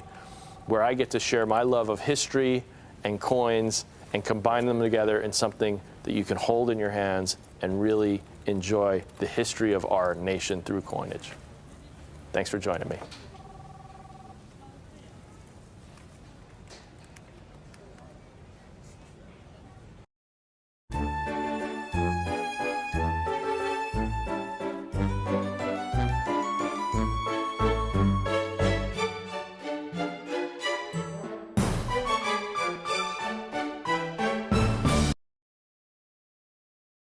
Special. Everybody wants this issue. This is a coin that was issued to honor the 225th anniversary of the United States Mint. It's a coin series that began in 2017. It is extremely rare coinage. It is also high relief. It is also pure gold. It is also the only time the United States of America has issued a $100 denomination for a gold coin. That little bit of background is enough to really set everybody on a stampede towards the telephone. Get online for this, ladies and gentlemen. I want to tell you right now that what I just told you is amazing, and it really illustrates the rarity, but this is Rare Collectibles TV, so we're going to go that little bit extra. Because not only is this the 2019 West Point Struck $100 gold high relief in a perfect specimen 70 grade, but also a proof-like. And folks, this coin is also from the West Point Mint Hoard. Now, the West Point Mint Hoard is a government archive. It's where your government stashes away a limited amount of coins that they have struck for future generations. Well, because of everything that we've been through in the last 2 years, the market has demanded the release of these coins that the government actually intended to hide away for a long time. The market's demanded that they come out right now. Collectors are knocking on the door. And this is the coin that everybody wants. Now, are you ready to take a look? Now, I ask you, does that not look like the finest proof cameo, ultra cameo coins you have ever seen? Well, it does. And the reason for it is because these coins that we have are the very first ones that rolled off the coining press. The ones that have that amazing contrast. Now, I want to show you the label real quick because, folks, this is not a proof coin. This is a specimen 70. This is a mint state coin, and it also has been designated as a proof-like. And since 2019, ladies and gentlemen, both of the major grading services, PCGS, this one you see right here, and NGC, have only graded 642 of these coins. Now, the West Point Mint Hoard. It's amazing because there were only 12,600 coins in the hoard. Now, we managed to get some of these coins that grade absolutely in perfect condition, a specimen 70 proof-like designation. The mint at West Point and all the mints of the United States of America take a lot of time and a lot of pride in striking coins. And when you look at a coin like this that is designed to feature renditions of the most modern, idea of liberty. And I want you to take a look, because this idea of liberty, this modern rendition, this tribute to liberty is classic, an instant classic. It harkens back to the very beginning of the portraits of liberty that we've seen on all United States coins. It has the rays shining from the headdress. It has the 13 stars. It has an amazing, amazing field that is so mirrored. And it is solid gold. And again, there has never been before this series a gold coin with a $100 denomination. Every United States coin issue, every series has a standout coin. For the double eagles, we'd all have to agree that it is the 1907 St. Gaudens high relief. Do you remember 1916? The Standing Liberty Quarter, a very famous issue, the Type 1, a standout issue? Or how about in 1995, when the mint at West Point struck a 10th anniversary proof silver eagle? There were only 30,125 of those. And that coin today, in a perfect 70 grade is a $30,000 coin. Well, move over, everybody, because here's a coin that is rightfully going to take its place amongst those standout issues. Because, ladies and gentlemen, when this coin was announced, the mintage was capped at a mere 50,000 coins. And that is a very, very low mintage. Ladies and gentlemen, I can mention you so many coins that have many, many times that mintage that are world famous. This is a low mintage at 50,000. Well, this is what ended up happening. The mintage is 24,610 coins. Take a look at that right there. 24,610. So this is a series that began in 2017, and to date, it is the lowest mintage of every single year that was issued since 2017. And I want you to take a look at the population as a percentage of the mintage that will grade a specimen 70 in proof-like designation, a proof-like finish. 2.6%. So again, these coins are struck for the collector. They are struck by hand, each and every one, under extreme tonnage, under extreme pressure, with a mint master that is just designated for this one issue, from the finest coining blanks selected that are produced at the mint.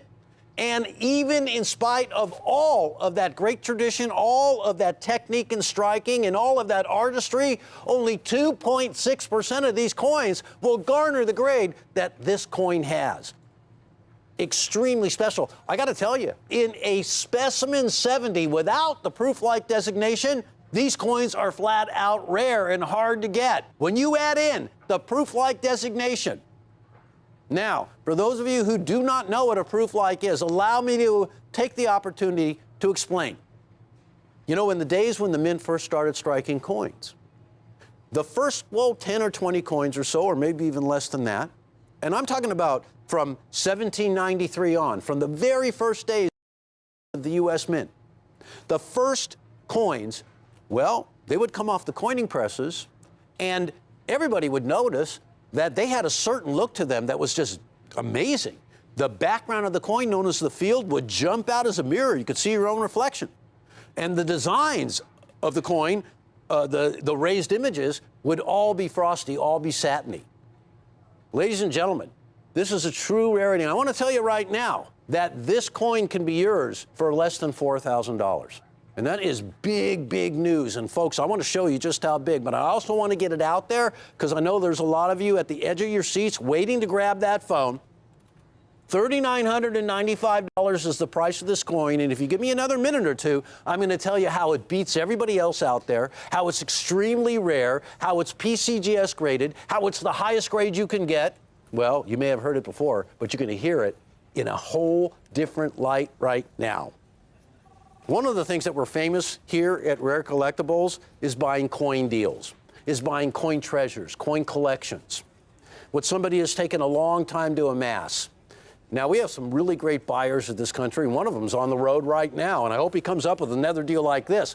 But by traveling around, by meeting everybody in the country, by knowing every dealer and knowing every major collector, this is how we landed a deal like this.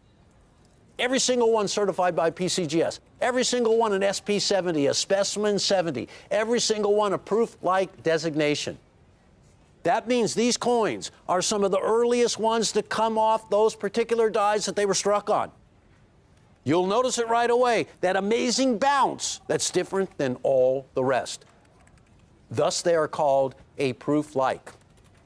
Now, after a few more of these coins are struck and the die begins to settle down a little bit and even wear a little bit, you won't get a designation as a proof-like. You may get a designation as a perfect coin. And let me show you some that have. In fact, somebody pulled this article for me, and it's from Coin World, and it's a market analysis. And it says here, buyers demand perfect 2019 West Point struck American Liberty $100 gold coins. And by the way, did I happen to mention that every one of these coins are a high relief? So there again, you get the proof-like, you get the only $100 gold denomination, you get an amazing design, the modern rendition of Liberty, and you get a high relief. There isn't anything that this coin does not have. And on top of everything, it's an enhanced finish. So that was the article that we happened to pull off the internet. And I see that the picture actually is a PCGS graded specimen 6.9 proof-like. Well, we kind of upped it a little bit to a specimen 70. Folks, $3,995. This is what I was warning you about. Here is a coin of which it is the same variety, it is the same grade, and I want you to notice right off the bat, it is not a proof-like designation, and I also want you to notice that it is nearly $5,000, $4,800. And it's a great coin. It's a specimen 70, a perfect grade, not a proof-like. And I want to show you another one right there, over $4,800. Now, I want to show you a PCGS version. We just so happen to have all of our coins as PCGS right now. And here is one. It's got all the bells and whistles, except for the fact that it's not a proof-like. So it doesn't have all the bells and whistles, but a lot. So it's a 70 grade. It's PCGS graded, high relief, $100 gold, beautiful looking coin, $5,075. Now, let me just say again, ladies and gentlemen, $3,995 is where we're at. 24,610 of these were struck by the mint. Of the 24,610, 12,600 were put away for future generations in the West Point vaults. They just made their way out. We have them here at Rare Collectibles. They are part of the 24,610 mintage, but there were only 12,600 that were put away in West Point. The 50,000 initial mintage was reduced. The cap no longer exists. It's gone. They are gone, sold out. The mintage figures are finalized, and they're making numismatic history. And let me just say again, this is the coin that everybody wants. The $20 gold St. Gaudens in high relief. An amazing coin everybody wants. This is a coin right now that you can buy in a grade that you would never get a $20 gold Saint from 1907. There's no such thing as a perfect grade in classic American coinage. Look at the images of these coins. Now, I want to show you another coin right here. This one is graded by NGC, part of the population that I showed you. Hardly any coins graded between PCGS and NGC. And that coin right there, ladies and gentlemen, $6,995. Now, let's explore that a little bit. Let's read that label pretty clearly, because it looks to me like it's an SP70. Same thing with us. But it is not a proof-like. So we're up from that. And it's a high relief, as are ours, and all of them are. So, ladies and gentlemen, when I constantly say to you that we go above and beyond, not just to buy collections, but to seek out the finest versions of every coin out there, you can literally take that to the bank. Because that's what we live for. Now, this is a great coin, and I love to own one in a perfect grade. But imagine being able to do that not for $7,000, but for less than $4,000, and have it be a proof-like. Have it be one of only 642 coins that have been graded by either of the grading services. $3,995. Ooh, and by the way, you can split it into 2 equal payments as well. We'll get into that in just a minute. Now, here's no surprise whatsoever. This coin, in many places that you're going to try to find it, is sold out. And when you see sold out coins by some major sellers out there who are all over the place, they don't have coins. You want to know why? Well, because we got there first. That's the bottom line. And there, ladies and gentlemen, illustrates the demand for this coin. Before we went on the air here, I always kind of run by the attributes of the coin for our operators who happen to be listening and our crew who happens to be here anyway, so they might as well hear it, right? And I want to give you everything straight from the top. First of all, when this coin series began in 2017, it was the first series to feature a denomination of $100 that had never been done before in a gold coin. It also features the most unbelievable designs. And all the great artists of the Mint are in on this, and I'll go over that with you in a second. And this is a coin that grades a perfect specimen 70. It's a mint state coin that looks like a proof. And the reason for it is it's a proof-like, and it's some of the earliest coins, well, what it really boils down to, some of the very first ones struck. And it kind of goes to figure, right? Because it's part of the West Point hoard. So the coins were struck at West Point, and the Mint decided they would take some of what they were striking anyways and move them right over into the vault. So you know that these were the earliest ones. These are the ones that were archived. These were the finest examples. These are the ones that were meant to come out 10 or 20 years from now when we could celebrate these great, great coins all over again. But we have them now. And let me just say one more time, folks, these are in demand. And the market, you collectors, all of us, we demanded these coins. We literally came knocking on the door of the West Point Mint demanding the release of the archive at a time when hardly any coins were being produced by the United States of America. And let me tell you, Uncle Sam did not let us down because he knew that we demanded. We weren't going to stop collecting. We were collecting more than ever. We wanted our coins. And the government listened. And the government released this hoard. I mean, after all, they're our coins, right? We the people. We got the finest examples in proof-like at one of the greatest prices. So you can split the payment into 2 equal payments of $1,997.50. I want to point out again, every coin series has a standout issue. Think of the Double Eagles, the $20. Great series, minted from 1850 to 1933. The standout issue from that entire series of Double Eagles has got to be the 1907 High Relief St. Gaudens. Well, here you're looking at a 2019 High Relief $100 Gold Liberty. And the design of Liberty is breathtaking. The design of Liberty is classic. This is an instant classic. And when you look at how it is rendered, one of the reasons why it is so eye-appealing is the repeated strikes of the coining press to make this a high relief. If you could feel the surface of this coin, you could literally feel the cheek of Liberty. You could literally feel the hair flowing behind Liberty. You could feel the rays rising from the headdress. You could feel the date. That's what a high relief is all about. And on its reverse, a rendition of an American bald eagle in an example. The way this coin has been designed, the way it has been modeled, the way it was sculpted, the die work, the striking, the purity of the gold, the denomination. Ladies and gentlemen, it's no wonder that everybody wants this coin today. No wonder that articles are being written. Now, we're quickly running out of time here. So I want to go over the striking process. Now, for those of you who have never had the pleasure of watching videos of the Mint striking coins, let me give you a little blow-by-blow. How's that? Ordinary coins that are meant for circulation go through a high-speed coining press, and they are struck one time, and their purpose is to be released into circulation to be used in commerce.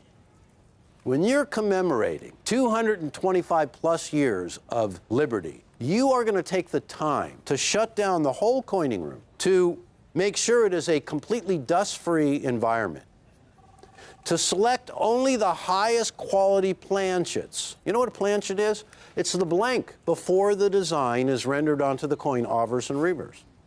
The Mint makes their own blanks. They start out with a big sheet of solid gold, and they die strike these round discs, and they're as perfect as you could possibly imagine.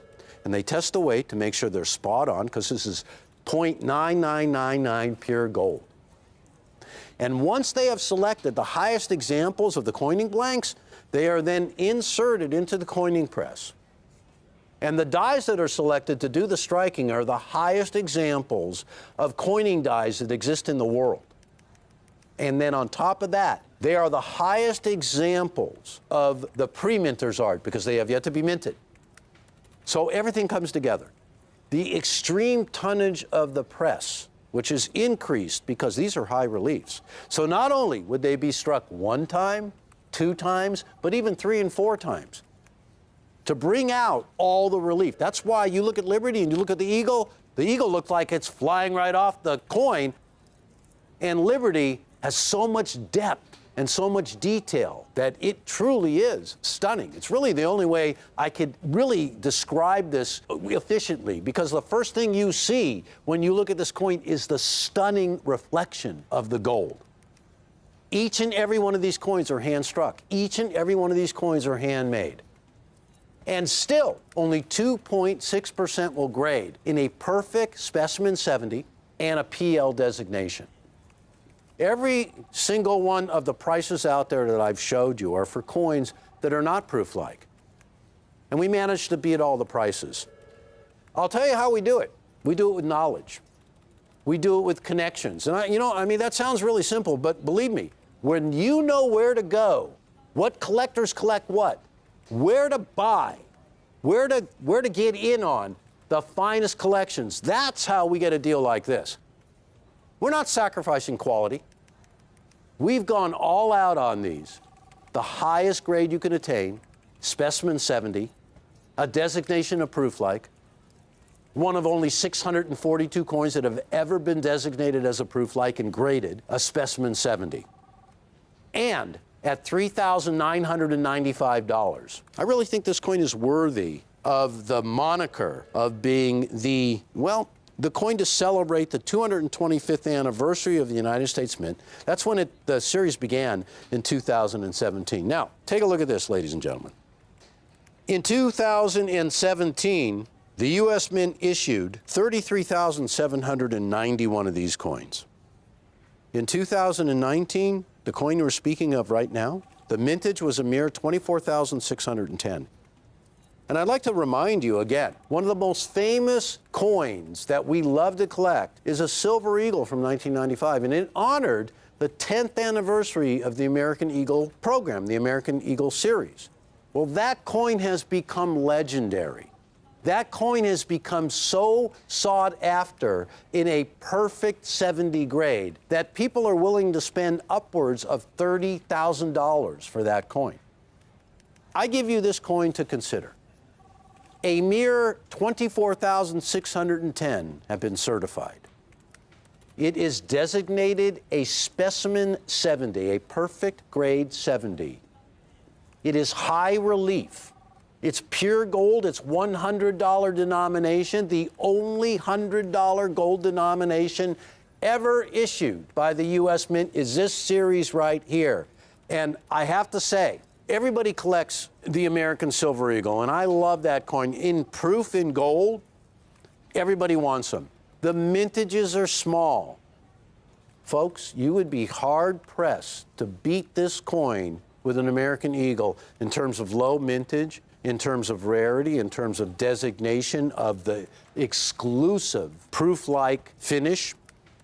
This is a coin that was just released by the government from its own hoard.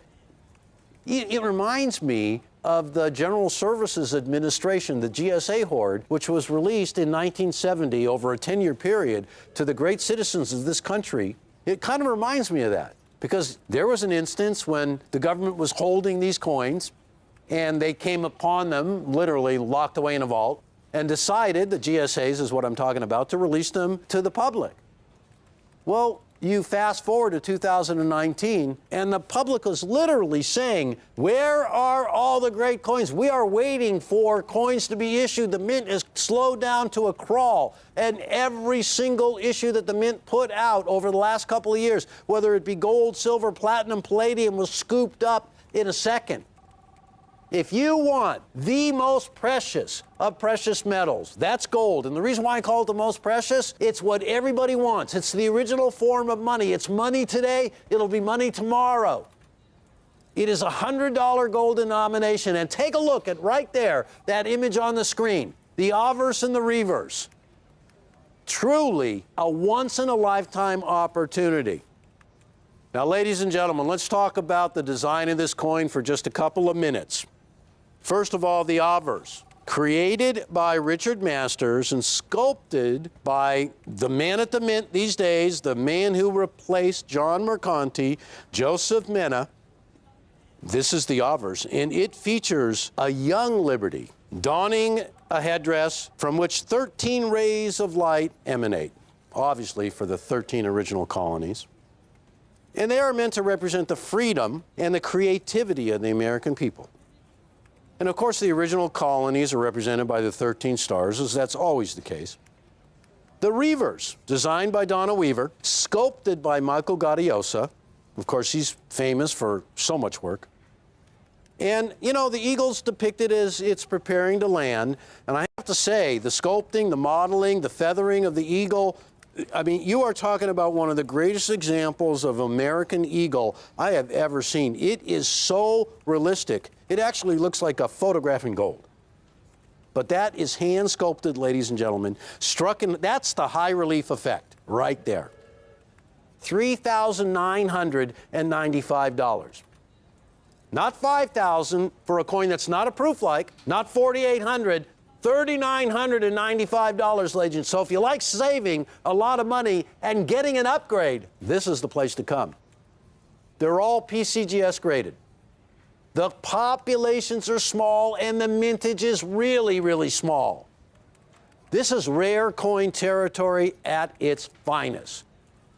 And this is a unique series, a unique coin, and the highest grade you can attain with the designation of proof-like. It's got it all, ladies and gentlemen. And don't forget, less than $4,000, $3,995. You can split that into 2 equal payments of $1,997.50, and you will get an example. West Point wanted to hold these forever. They weren't able to. I know you're gonna. I know you're gonna want to, and I know you will.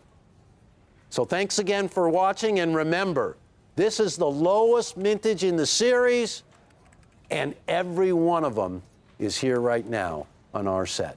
Thank you so much, and I'll see you soon.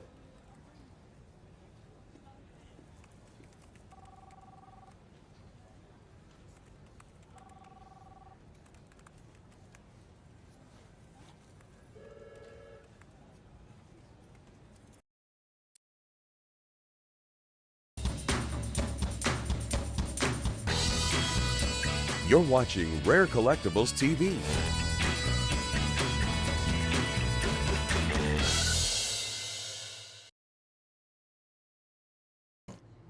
It was on a June summer day. I remember it well. The school year had just ended, just finished 4th grade. So I was in a very good mood, folks. No school for almost 3 months. 10 years old, sitting at the kitchen table, and my dad walked in with a small cardboard box. Something was rattling inside that box. And without saying a word, he opened the box and dumped the contents onto the kitchen table. All sizes of coins clanked onto the table. I began looking at them. They were very old. Some struck in the 1940s. Some dated 1890s. And I didn't recognize any of them. I thought they were foreign coins. But as I studied every coin had the words United States of America, Liberty, In God We Trust. They were old American coins that my dad had pulled from circulation back when he was a kid. Wow, I was mesmerized. It was almost as if these old coins were magical. But there was $1 in that box that really caught my eye. It was a $1. I didn't know what it was called at the time. It was dated 1941. I was mesmerized by the beauty of this coin, this beautiful image of liberty. It seemed like the perfect marriage of beautiful art with great American symbolism and meaning.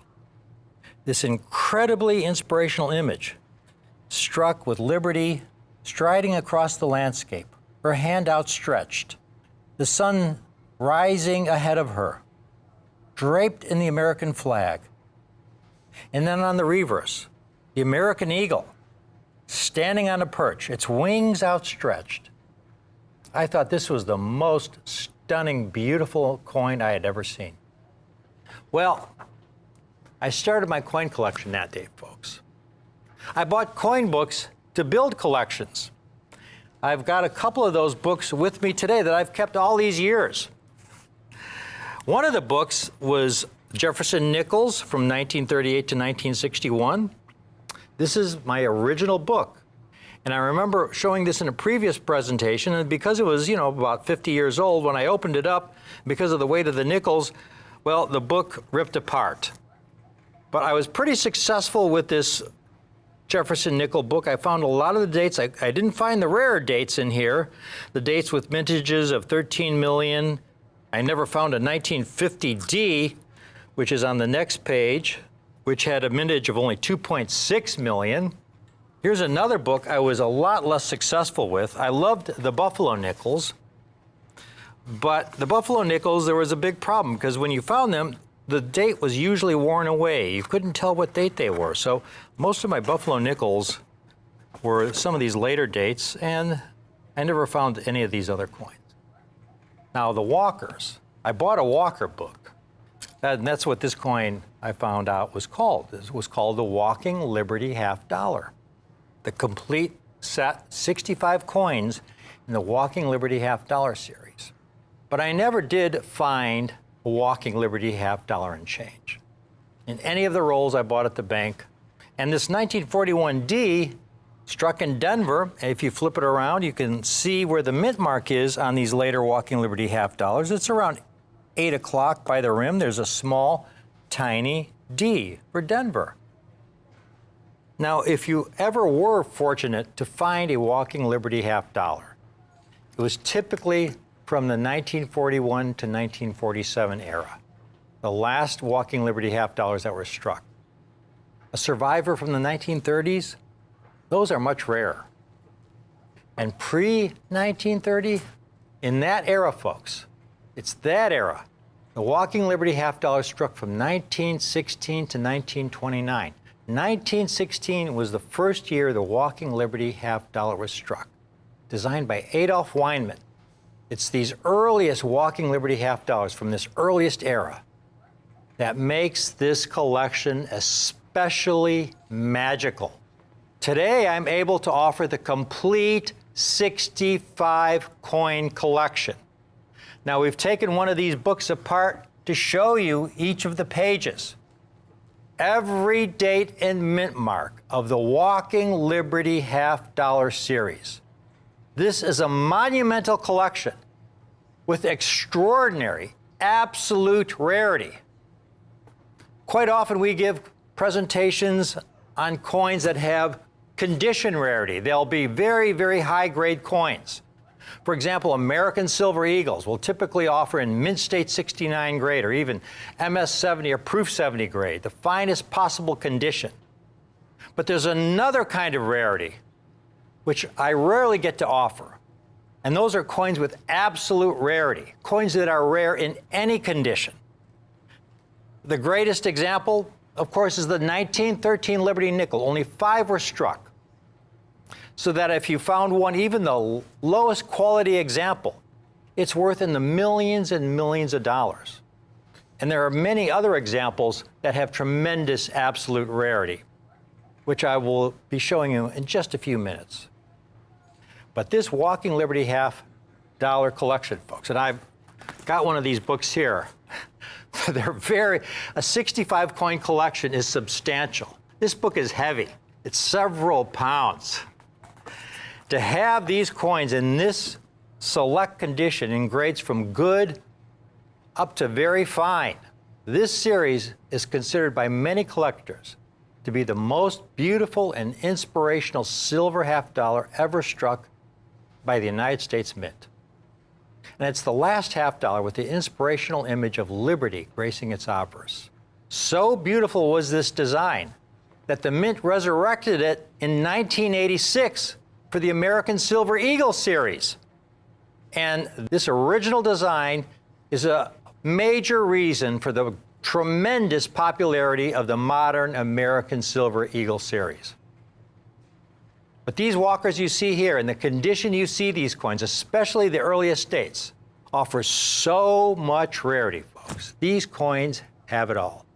The Walking Liberty half dollar will forever be a uniquely American classic.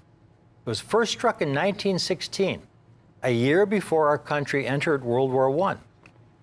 It was last struck in 1947, 2 years after the conclusion of World War II. The entire series, 65 silver half dollars, every date and mint mark, and most importantly, a series loaded with dates offering tremendous absolute rarity at the most collector-friendly price, folks. This is a collection that offers you, your family, the greatest long-term potential. There's so much history, so much beauty, so much rarity. It's such a great collector-friendly price. It's a classic. I have wanted to make a presentation on this set of United States half dollars for several years, but I was restrained by the fact that I was not able to assemble enough of these complete sets. What good would it do to make an informative 30-minute presentation on a collection of coins when I only have 3 or 4 sets to offer? What makes the Walking Liberty half dollar series so special is that very few were originally struck. Many were struck over 100 years ago. And not many people collected coins 100 years ago, or even 70 years ago. Coin collecting really began to expand in popularity in the 1950s, when a new American middle class was growing and emerging in our society, who could afford to pursue their interests, their passions. And collecting old and sometimes very rare United States coins has been exploding in popularity ever since. Folks, let's just briefly look at some of these coins, beginning with the earliest dates, the ultra-rare low mintage issues. 1916, Philadelphia Mint, they only struck 608,000 coins. These coins were heavily used in commerce. All are going to be in really nice, good condition or better. You'll be able to see the date. Undamaged, these coins won't be cleaned. Beautiful, original Walking Liberty half dollars. And the next date, the 1916 D. Now, in those early years, they put the mint mark on the obverse below In God We Trust. And so you see the D right there, right below In God We Trust. And the 1916 S, same thing with the San Francisco mint mark. And then we go to the year 1917. 1917 was the highest mintage year of all the Walking Liberty half dollars struck before 1934. 1917, they struck 12 million Walking Liberty half dollars, which by modern standards is minuscule. But for that time, it was huge. If there was one coin on this first page you could call sort of a common date, it would be the 1917. But then the next coin, the 1917 with the D on the obverse, they only struck 765,000 coins. And most interestingly, there were 2 Denver Mint issues that year, because they also struck the 1917 with the Denver Mint mark on the reverse at 8 o'clock. And that coin had a mintage of 1.9 million. And they did the same thing for the San Francisco minted issues in 1917. They had the San Francisco mint mark on the obverse, only 952,000 struck with the mint mark on the obverse, tremendously rare.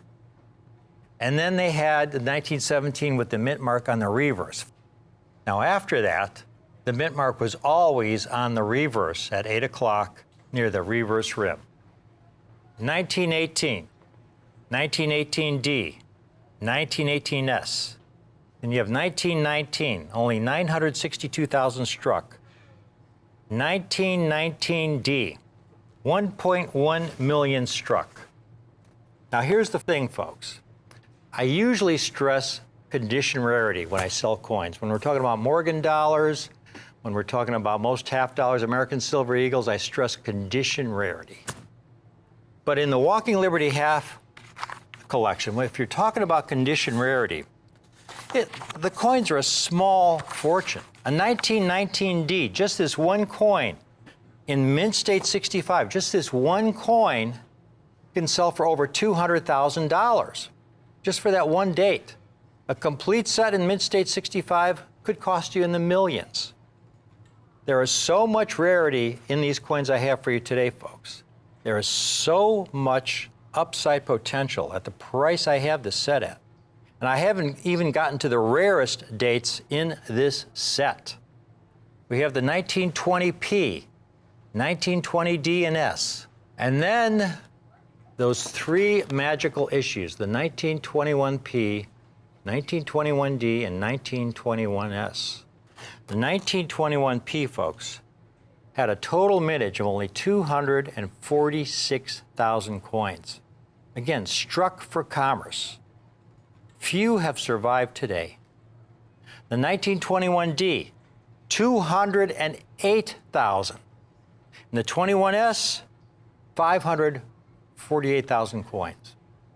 Now, I'm not going to go into the rest of the set, but I hope I've given you an idea of the rarity of these coins.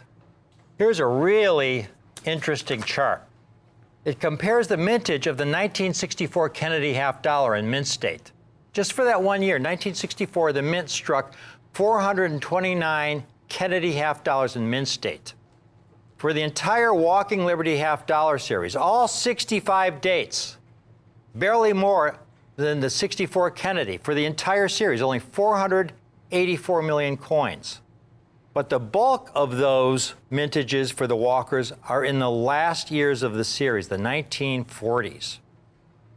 Here's a list of all the Walking Liberty half dollars struck in order of their mintage of the date they were struck from 1916P. And you can see in those early years they had many coins with mintages below 1 million and many coins below 2 million in total mintage. Again, these were not proof coins. They were struck for commerce, and they were heavily used in commerce. There are very few survivors. But then you get to the second page.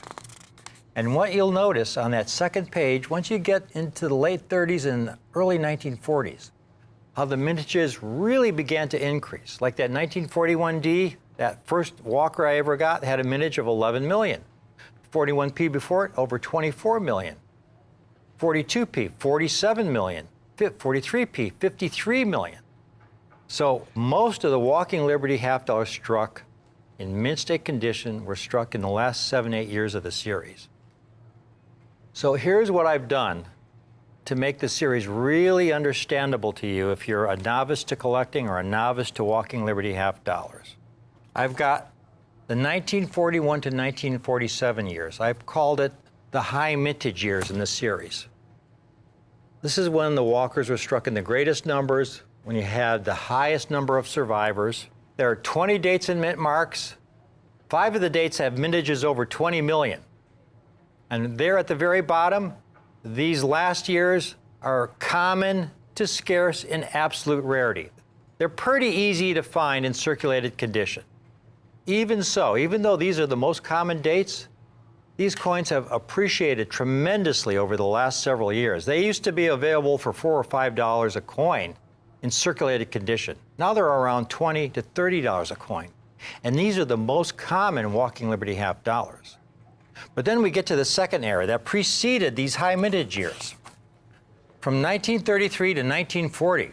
Again, this was during the Great Depression. There was not a tremendous need for half dollars for commerce at that time. So the mintages were much lower than the years that followed. A lot of coins had mintages over 1 million, 2 million, some 3 million. Very low mintages. 36P, the highest mintage, about 12 million. So these coins are scarce to very scarce in their absolute rarity. And then you have part one of the set. I call it the low mintage early era, folks, when they were struck in very small numbers up through 1929. They were struck intermittently. The Mint missed many years. They didn't strike any half dollars in 1922, 1924, 25, 26, or 1930, 31, or 32. And with the exception of 2 years, 1917 and 1918S, they had mintages well under 10 million coins. And very few survivors in the condition you see these coins in these sets. These are all very scarce to very rare in their absolute rarity. That's what I want to emphasize at the very bottom. They're all very scarce or to very rare in their absolute rarity. To give you an idea of how truly undervalued these coins are, I've got this one final comparison for you. In this chart, I've taken some of the rarest coins, United States coins from the late 19th, early 20th century, with the lowest mintages with tremendous absolute rarity, like the 1893 Morgan dollar. Only 7,000 of the 93S, the 1889 CC Morgan dollar. 1916 D Mercury dime, 9,500 coins, the rarest of all Mercury dimes in any condition. The 1916 piece Standing Liberty Quarter, the rarest Standing Liberty Quarter, around 2,000 coins. A minuscule mintage of only 52,000 coins. Look how few have been certified of those 4 extremely rare issues. And now we look at these early Walking Liberty half dollars with these very low mintages. The total number certified by PCGS in all grades. 1920D, just over 1,000 coins. 23S, around 1,100 coins. 19P, 1,100 coins. You go on down the list, folks. It's not until you get to that 1917P, the most common coin from that era with the highest mintage, where you have over 4,000 coins certified. So you have this entire page, all these Walking Liberty half dollars with tremendous absolute rarity. And the best part is the price. Because if you go shopping around for any of those 4 coins you see at the top of the page, for example, the 93S Morgan dollar, here's one, good details, damaged. It's been improperly cleaned. The lowest possible condition, it's still over $2,000. Here's another 93S. It's scratched. Fine condition, over $8,000 for a damaged 1893S. The 1916 D Mercury dime, only 264,000 coins struck. PCGS has certified around 9,400 examples. Here's one AG3, not even good condition, very heavily worn. It's still $1,400.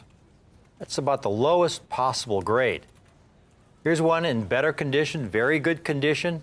It's around $2,200. Here's one, fine but details. It's been cleaned. It's $3,000. And again, this is a coin.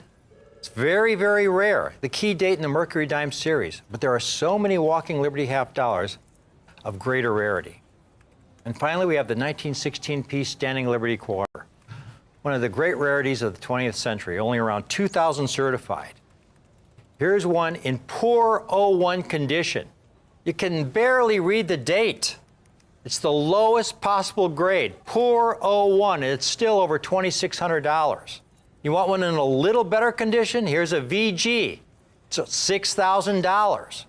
This is why I love this collection so much, because there are so many dates in the Walking Liberty half dollar series that have so much absolute rarity, greater absolute rarity than so many coins out there that cost a lot more. It's like you're buying this collection for pennies on the dollar. I mean, there are coins, a couple dozen coins with greater rarity than a lot of those tremendous rarities that I just showed you.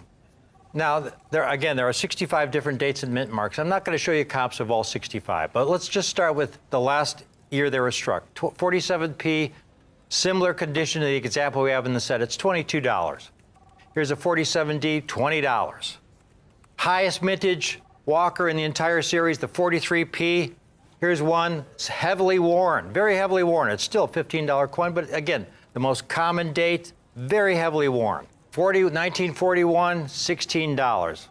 That 41D, that first coin I ever collected as a kid, my first Walker, is $27. Again, these are the most common Walkers.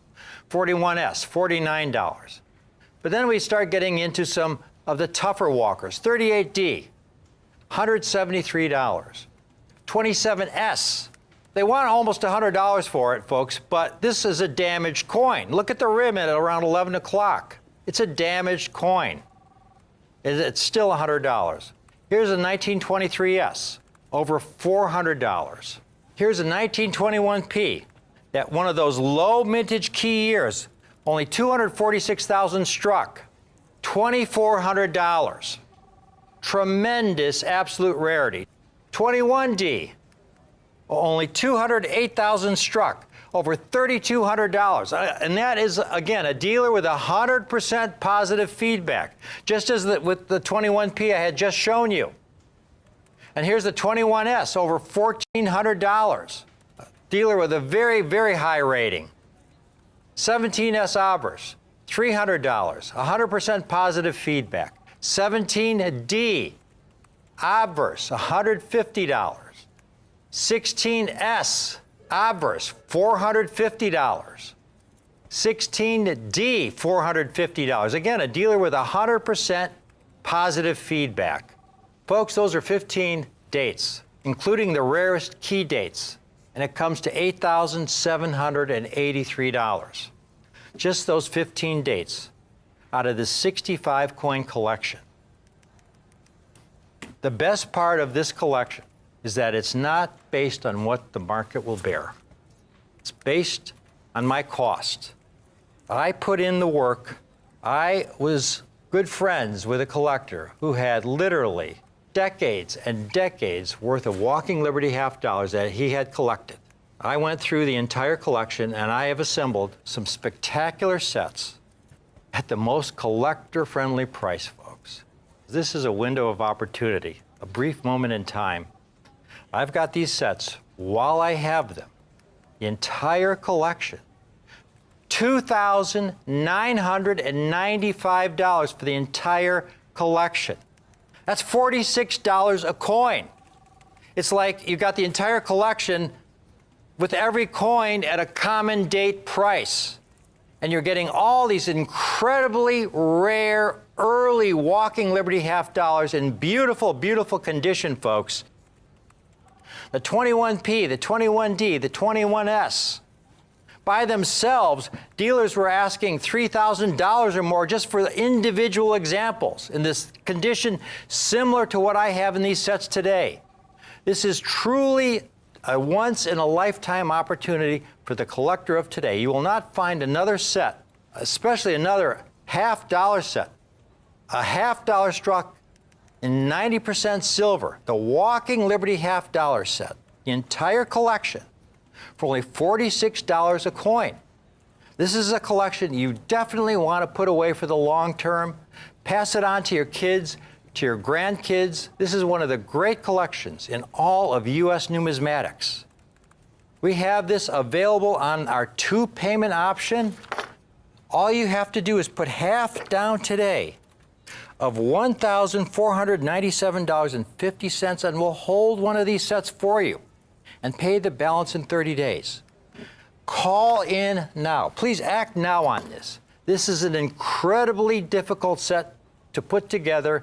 Every coin, all 65, in grades from good to very fine. No problem coins, no coins with scratches or gouges or harshly cleaned. There you see a beautiful 1943. Every one, exceptional condition for only $46 a coin. This is a set you want to pass on to your kids, your grandkids, you want to hold on to. This is the only set I can think of in all of United States coinage where you get so many coins with so much absolute rarity. And silver half dollars, silver classics, the Walking Liberty half dollar, with these incredibly low mintages in beautiful condition for only $46 a coin. This is a set, you put it away now, folks. You put it away now, this set will be very, very, very good to you, your kids, your grandkids. Pass it on. This set is a national treasure. The Walking Liberty half dollar series, first struck in 1916, last struck in 1947. So beautiful was the design on this coin that the Mint resurrected it in 1986 to use for the American Silver Eagle series. So it lives on today. But this original collection, this original half-dollar collection, has incredible absolute rarity that the modern American Silver Eagle series cannot touch, folks. I mean, this is so rare, the coins are so beautiful, and at such a collector-friendly price. Again, 2 payments of only $1,497.50 for the entire complete 65 coin collection. I hope you can take advantage of it when you get it in the mail and you get it in your hands. Again, it is substantial. This 65 coin half-dollar collection, it's a really, really great set that will give you endless hours of collecting pleasure. I want to thank you for watching this presentation. There's a lot to digest, but it is worth it. It is really, really worth it. Thank you for watching.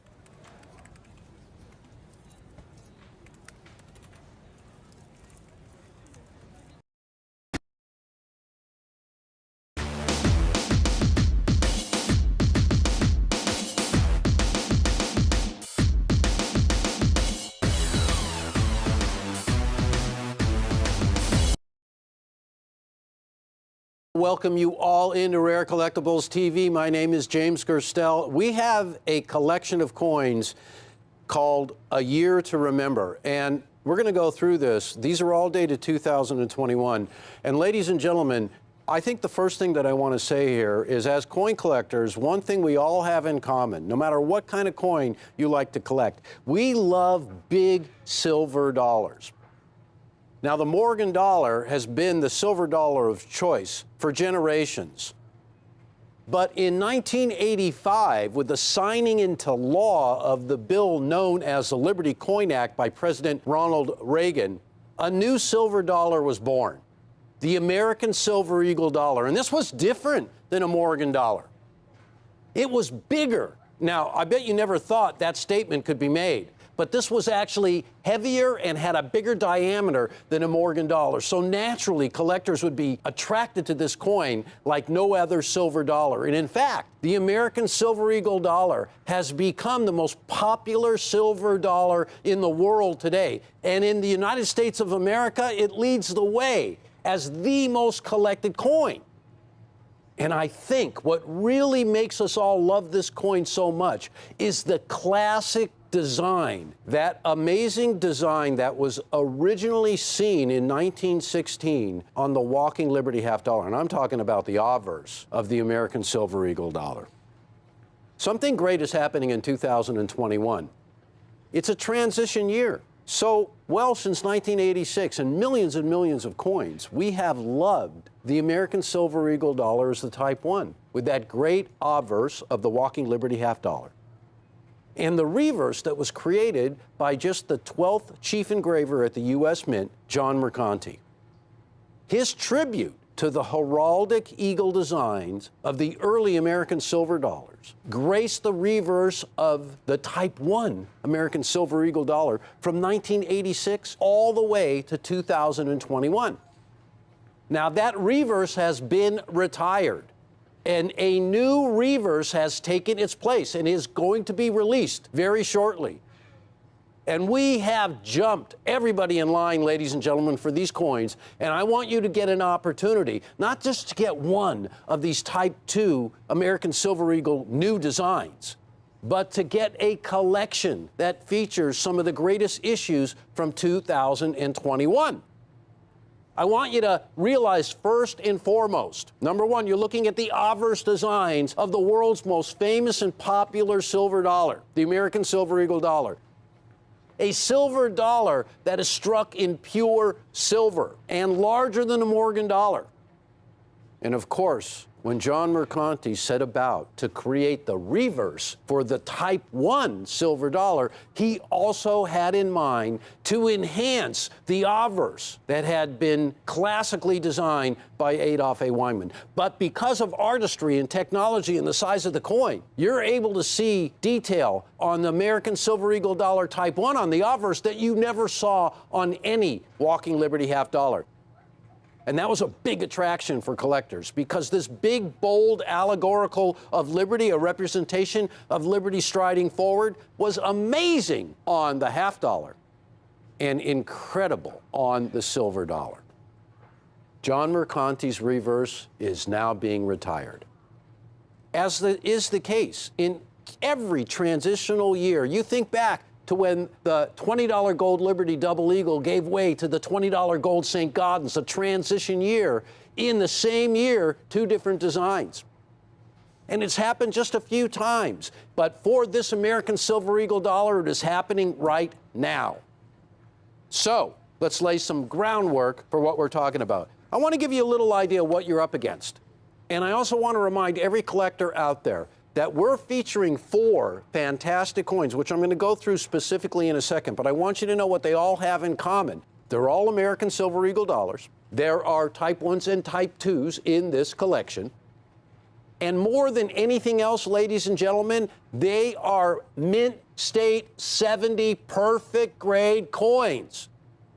The hardest examples of all United States coins to get in a perfect grade, to achieve a perfect grade, are Mint State silver dollars. And why is that, you ask yourself?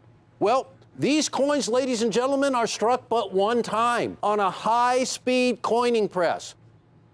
And it's happenstance to be able to get one. And when you start to figure out just how many of each one of these coins you would have to submit to walk away with one perfect grade, it's going to become apparent why we're offering this collection. Because right now, when you have the last of the Type 1s being issued in Mint State 70, and the first of the Type 2s also in Mint State 70. Now, this is a guarantee that we are giving to everybody out there, that you are going to get absolute perfect grades, absolute perfect condition. Now, before we get any further into this, ladies and gentlemen, I want to let you know that to achieve this collection could cost you several $1,000s. I want to sharpen our pencils. We all do. We want to bring you this deal right now. Are you ready? $679. Now, let me illustrate to you the dynamics of this collection, the importance of this collection. Let's do it first by going over the coins that we're going to be featuring. First, you are going to receive the Type 1 in a perfect Mint State 70 grade as a first release. Now, this issue, ladies and gentlemen, was struck at West Point. The first thing you're going to notice, it does not bear a mint mark. No Mint State Silver Eagle well, except for the burnished die, of course. The second coin in this collection is going to be a coin that bears extensive commentary. Beginning in 2020, when the whole world was locked down, we realized something. Nothing stops the demands of us collectors for a silver dollar in Mint State. There is no shutdown that can stop the mighty dollar from being produced.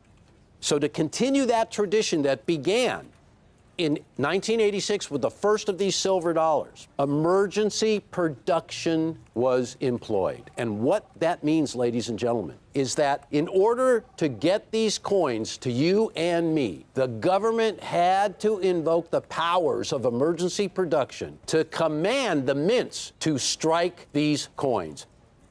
This is something, ladies and gentlemen, that hasn't happened since the beginning days of World War II, when the government invoked its powers to issue emergency production Lincoln pennies in steel cents in 1943.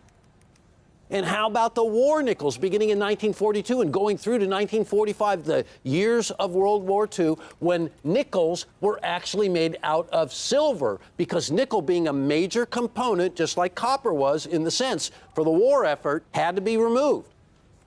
So emergency powers to order production of coins have been invoked before, but it's been a long time. This was done again for 2020 and 2021. And we are featuring the emergency production issue from Philadelphia. And you can see it right there on the label, the last of the Type 1s.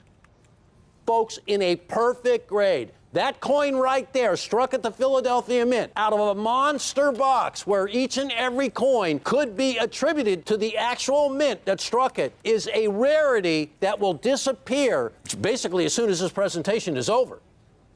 Because this gives you an opportunity to get the highest grade in a silver dollar.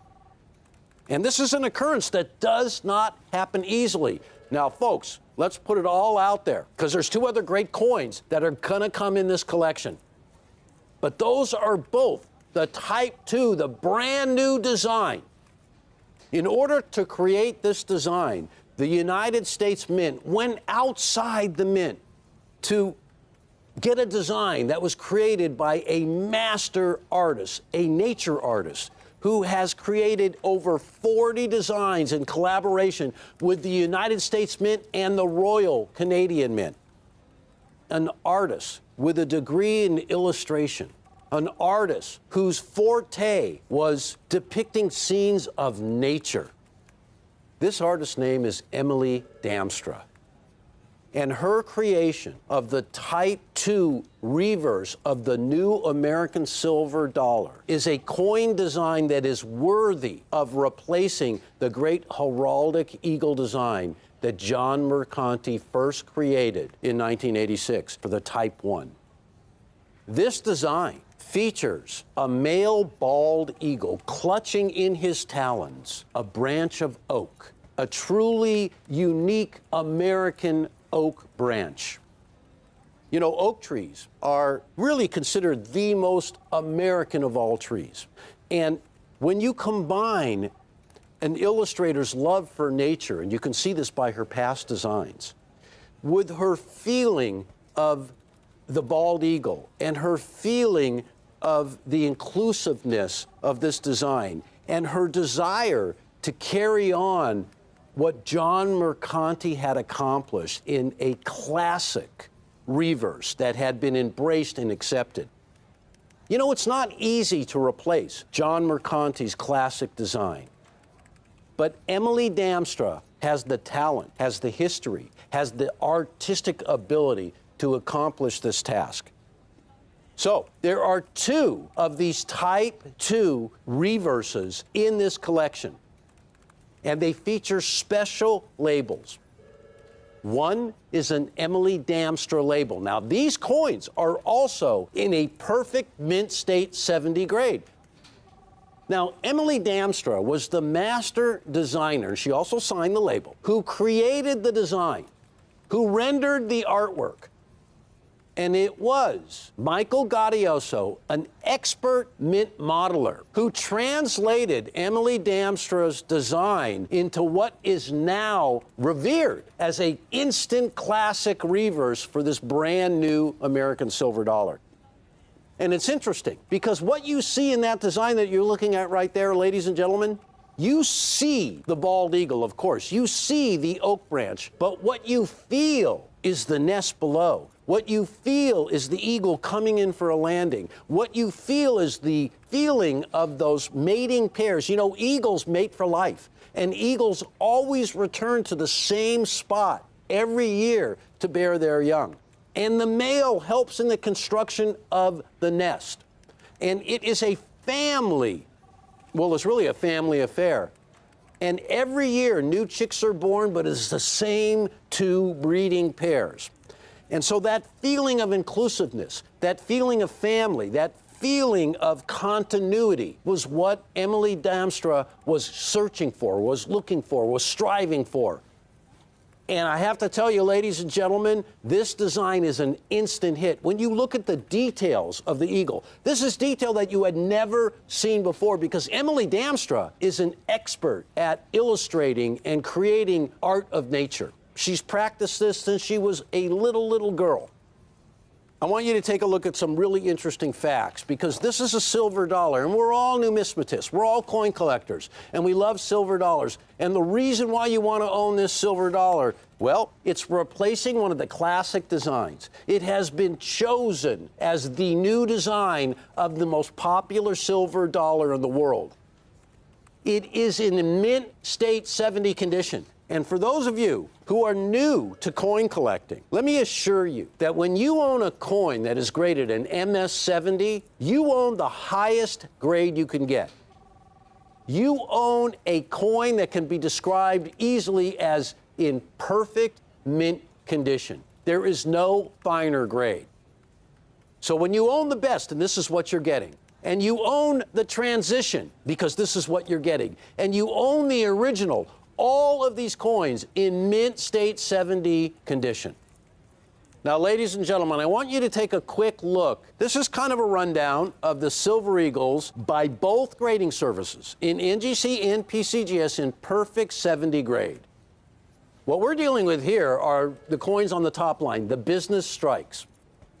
Now, over the course of this series of these coins, beginning in 1986, there have been over 500 million of these silver dollars struck. And the most important fact that you can get from that is the percentage of certified coins in perfect grade. So when you look at the whole entire series, all 534 million of them as a perfect grade occurrence, not even 0.75%. So try as you might, ladies and gentlemen, you have got to submit multiple quantities of these coins just to garner one in a perfect grade. 4, 5, 6, 10, maybe even 15 of them to get one coin in a perfect grade. So first you have to go out and get all the coins, then you have to go through all the time and all the work of submitting them for grading. Then you have to request the grades. You also have to pick out the coins you think that are going to grade the highest. You see what a lot of work it is? I mean, it's laborious. This is done for you by Rare Collectibles TV. Every single one of these coins are going to be guaranteed in the absolute highest grade. Now let's look at the second line on this table. Coins that are struck for the collector, in proof, with the mirrored backgrounds and the frosty images. We know and love them. But I'll tell you something about those coins. Look at the occurrence in a perfect certified 70 grade, 5.5%. You see that's higher than the mint state, considerably higher, but still very low. Ladies and gentlemen, it is not easy to get a perfect grade from the U.S. Mint, even when they try to produce the coins in perfect condition. It still happens very infrequently. Now, there's another collectible version as well, and that's the burnished eyes. And that's a type of Silver Eagle, a finish, that has been issued since 2006. And you can see that a little under 4 million issues, 4 million coins have been issued since 2006. And you can see that 12% of the time they garner a perfect grade. So when you go through all the different options of the Silver Eagle, the rarest of them all are the business strikes. And that's what we have here. And hopefully you're on the line to get these right now. And I'm pushing you to the telephone, and there's a very good reason for it. The coin hobby that we all know and love, numismatics, right now, and I got to tell you, every day I see more evidence of this, has got so many collectors and so many new collectors. I really worry. I'm actually up at night worrying that coins like these are going to disappear, that they're all going to be in collectors' hands. This is like a nightmare that I've had. Before I can come up here and present them to you guys, they're all going to be gone. So we took steps to ensure that's not going to happen. Everybody wants these silver dollars. Everybody wants the last one, the last type ones, and everybody wants the first ones. Now, here's why I think it's so important. I want to show you mintage figures. And I want to show you, when I say everybody wants them, take a look. Beginning in 1986, millions and millions of these coins have been distributed. The very first year of 1986, it looks like a relatively small mintage, but when you consider that the mint only struck coins for 2 months before the end of the year, beginning in November, that the mintage of 5.393 million, well, that's about 2.5 million coins every single month for just a short period of time. That demand did not abate for 1987, as you can see. And then, over the course of the decades, over the course of the years, people ordered millions and millions of these coins, culminating in 2015 with the highest mintage ever, 47 million coins. You're going to see that right here. Now, ladies and gentlemen, I point this out to everybody out there for this simple reason. There are millions of coin collectors who are going to be literally clamoring over each other to get this collection. But this collection cannot be put together with any volume because you have so many coins in this collection that are going to have very restricted mintages. Beginning with the 2021 Philadelphia Struck emergency production, where for the first time ever, this has never happened before, where the government actually put a cap on how many coins that they're going to let Philadelphia strike. Only 495,000. That makes it the third rarest silver eagle of all time. And ladies and gentlemen, that coin alone has glaring rarity. And there is absolutely, no pun intended here, ladies and gentlemen, absolutely evidence of its absolute rarity. Because that coin is gone a long time ago and is incredibly difficult to get. That's the emergency production. We haven't even begun to scratch the surface of what the mintages on the Type 2s are going to be like. But look at this, ladies and gentlemen. The government is going to switch midway through production and begin to strike the 2021 Type 2s.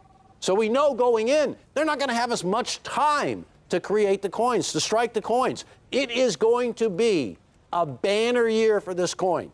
It could be the lowest mintages you've ever seen. I have to tell you, what's most important is your opportunity to get these coins in a perfect grade before anybody else does. The artistry, the technique necessary to take that artist's vision and turn it into a numismatic specimen that we all know and love is something that can only be described as raw talent at work with the greatest of technology. Raw artistry with the greatest of technology creates these silver dollars in the absolute purest of silver and the absolute highest grade. And there are 4 coins in this collection. A regular issue in a Mint State 70 of the Type 1 Silver Eagle. That coin you see right there on the end. We're going to move next to the emergency production issue. That coin, a bona fide, recorded, verified emergency production Silver Eagle struck at Philadelphia, one of only 495,000. And then we begin to get into the Type 2s. And what we've done here is we featured a Type 2 with the artist's signature and special label, because this coin was created by Emily Damstra. And there you see it right there. And that coin is as well in a perfect grade. And then we move to the next issue of the Type 2 in this collection. And that is the one that has the label signed by Michael Gaudioso, by the mint master, by the modeler who rendered Emily Damstra's vision into the silver dollar of the future. The silver dollar worthy of taking over from John Mercanti's classic heraldic reverse. I got to wrap this up, ladies and gentlemen. Before I do, I want to let you know, $679 for this 4-coin collection. Here's why I'm really excited. Now, us coin collectors, we have a philosophy. We want the ultimate. We want the best. We want the highest grade. We want the rarest coin. We also want value. But it may not be foremost in our minds. But when we can deliver the rarity with the value, wow, we have really covered all the bases. So take a look. Here is one of Emily's Type 2 designs. And you can see that the coin is being offered for nearly $370. Now, I want you to keep in mind that we're offering 4 coins in this collection, including that coin right there, for $679. Now, there will also be a Type 2 that will feature Gaudioso's label as well. So keep that in mind. You get 2 of the Type 2s, both in Mint State 70. So there you have right there, over $369. And don't forget, the Type 2, you can add that into it right there. So you're already going over what we're asking for all 4 of our coins, just with 2 out there in the open market. This has quickly become one of my favorite Eagles because it's an absolute rarity of 495,000 coins. There were only 495,000 of these struck, and you can see it's being offered right now with the Mercanti signature for almost $900. Ladies and gentlemen, We're at $6.79 for our 4-coin collection that contains one of those coins in it.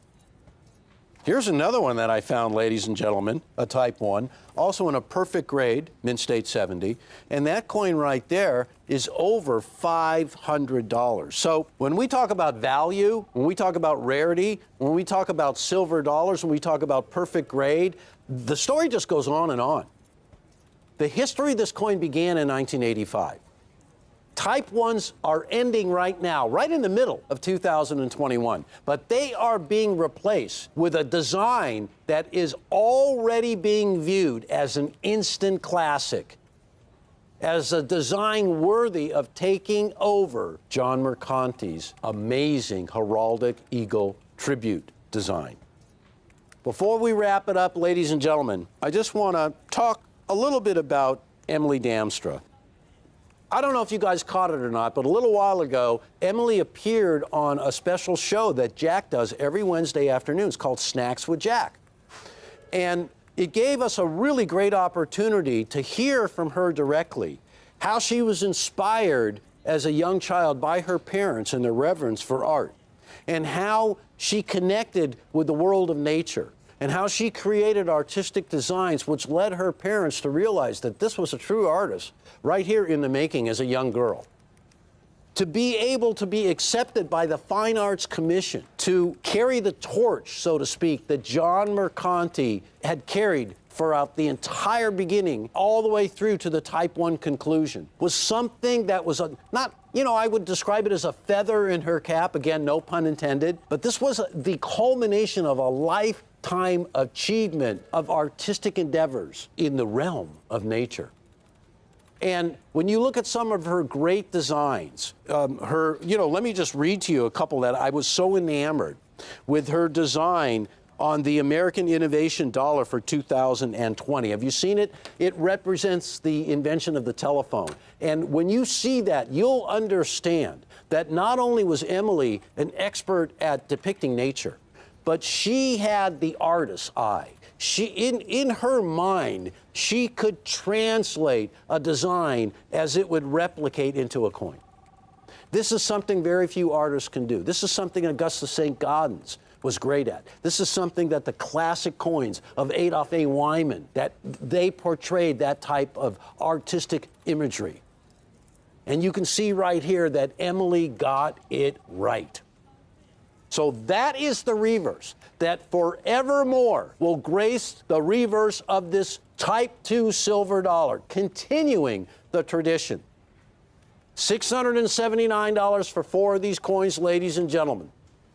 It's not just the price that is fantastic. We all know that the Type 2s have not been struck yet. So this company, Rare Collectibles TV, this show, our group of collectors here have decided that everybody answering this offering right now is going to be guaranteed to get a perfect graded, not just 1, but 2 Type 2s in Mint State 70. Now, we don't even know yet if there's been 1 graded. We don't even know yet if there's been 1 that has been struck. But I guarantee you all that you will get in this 4-coin collection a Mint State 70 Type 2 featuring Emily Damstra's label and a Mint State Type 2, Mint State 70, featuring Michael Gaudioso's label.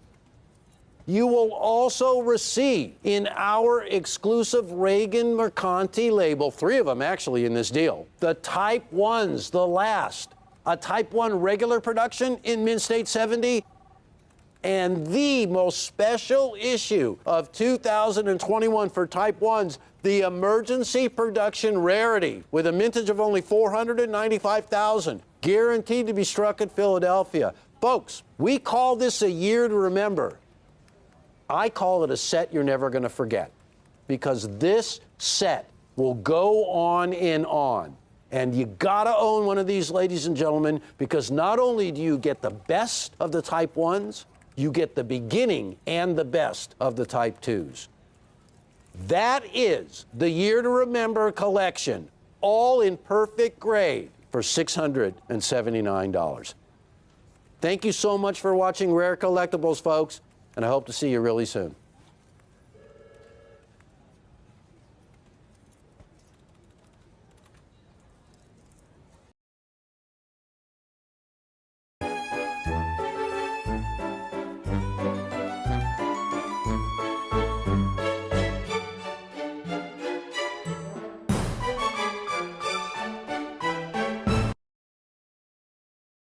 know, this is the moment that you've been waiting for so long. Rare Collectibles TV is about to launch the Type 2 American Gold Eagle. This is something everybody's been waiting for. You know, 2021 is the transitional year. We're transitioning from Type 1 American Gold Eagles to the Type 2. Now, since 1985, the American Gold Eagle has been a gold coin that all Americans have sought to own. And I think one of the reasons for it is because of the great design. You have that amazing design of the original $20 St. Gaudens Double Eagle. And from 1986 all the way to 2021, mid-2021, you had the family of Eagle design on the reverse, made famous by who was then Miley Buziak. Well, 2021, midway through the year, about to be launched. This is a pre-sale, ladies and gentlemen. The United States of America has the Type 2 American Gold Eagle. Now, it still features the St. Gaudens obverse, that amazing example of liberty striding forward, welcoming what was then the brand new 20th century. Now, this design was chosen by James Baker, who was Secretary of the Treasury in the Reagan administration. And one thing you're going to notice about these coins as well is that they bear our exclusive label. And this design, with a brand new reverse on the coin, is something very special. It features the closest look of an American eagle on any United States coin. And it really describes perfectly in emotion by the view what is called the vigilant American eagle. And you know, when you're vigilant, really what it means is that you are always keeping watch through every present danger and every difficulty. And that is what the artist Jenny Norris, who, by the way, this is her very first coin design, the brand new Type 2 reverse of this American Gold Eagle. Now, this coin, ladies and gentlemen, is a Mint State 70. For those of you who are not avid coin collectors, let me just explain that very quickly. Numismatics coins are graded on what is known as the Sheldon grading scale, from 1 to 70. 70 being a perfect condition coin. And that's what we have here, Mint State 70. When you have a coin that is MS70, what it means is it's flawless. It's not just flawless when you look at it with the naked eye, but it's also flawless when you view it under magnification. And in this instance, the magnification goes all the way up to 5 times. No flaws are visible under that kind of magnification. It gets the perfect grade. And I also want you to know, it's not just one grader's opinion. It's really a cadre of graders. It's 3 separate graders grading the coin separately, coming together as a consensus. If there's one dissenting opinion amongst the grade, if one of the graders says that the coin is not perfect, that's the grade it gets dropped down to. So it is a guarantee of accuracy. This is something that is invaluable. Let me show you why. When you talk about the Mint State version of these coins, it is a fact that they are the hardest version to grade in a perfect grade. They happen less often than any of the other ones. It is quite rare, and I want to show you the result of this rarity. So I've selected some dates, and I want to show you how the market and how the world has looked at these dates as time has gone on. And there's no better place to start than the very beginning. In 1986, when the first of these coins hit the world, and the world went crazy for these coins because it was a chance to see that original St. Gaudens obverse in a way you had never seen it before in a St. Gaudens, in a perfect condition coin, in a perfect MS70 grade. Now, I love the proofs. They were available that year as well. And there are proof 70s. But the hardest to grade in a perfect Mint State are the Mint States. So here's a 1986, grading a perfect MS70. This is the first year coin. And here's an auction, and this auction took place in 2013. Whole different world today, but I want to show you what the coin brought in 2013, almost $6,000. And by the way, I want to give you these mintages as well, and I will in just a second, but I want to let you know that this is a very special year for the Gold Eagle. This is the only time ever where we have transitioned from the original Type 1 reverse, the family of Eagles, to this brand new Vigilant Eagle reverse. We don't know what the mintage is going to be yet. But we know when you split the designs in the middle of the year, you're going to have low mintages. There's no two ways about it. There simply is not enough time to strike as many coins as we all would want. It's also very difficult to get one of these coins in a mint state. I want to show you my final example here. 1988. This is a 1988 mint state 70, auctioned off at over $14,000. Now, we know the mintages of those years. We don't know yet what the mintage is going to be for 2021, but we know something. 1988, they had the whole full year to produce them. 1987, same thing. 1986, a little bit, not quite the full year. So we know that this is going to be a short year, and we know something else. If you are looking to put together a complete collection of the highest quality mint state gold eagles known to man from the Type 1 series, well, it's going to be tough. Maybe impossible. Well, nothing's impossible, but it's certainly going to be extremely costly, hundreds of thousands of dollars. It's difficult to source these coins in absolute perfect grade, whether they were made yesterday or whether they were made 30 years ago. Because these coins, ladies and gentlemen, were struck in a high-speed press. They were basically really not struck for the collector. They were struck for those who wanted to own gold and hold gold and admire gold. And they became numismatic, and they became so sought after. One of the reasons why is the infrequency by which they certified in a perfect grade. Next to all the other finishes of an American Gold Eagle, the proofs and reverse proofs and burnished dies, only the mint states were the ones that were struck really for quantity, and the quality, of course, was fantastic. But when you talk about the collector's versions where the quality is guaranteed, there was no guarantee for these coins. And that brings me to this year's. I don't want you folks to wait. There was no guarantee for any of these years. And you can see the result, $5,000, $6,000, $14,000. There will be no guarantee for the 2021 whether there will be another mint state graded or not. And ladies and gentlemen, this is a pre-sale. So let me tell you what that means. It means no matter what happens in grading, how low a percentage they grade in perfect grade next to the mintage, you are guaranteed to get one, or however many you so choose. But you are guaranteed to get a mint state 70 grade, a coin in perfect condition graded by NGC with Rare Collectibles TV exclusive Reagan Norris hand-signed label. So if you are looking to begin a complete collection of Type 2s, this is the starting point.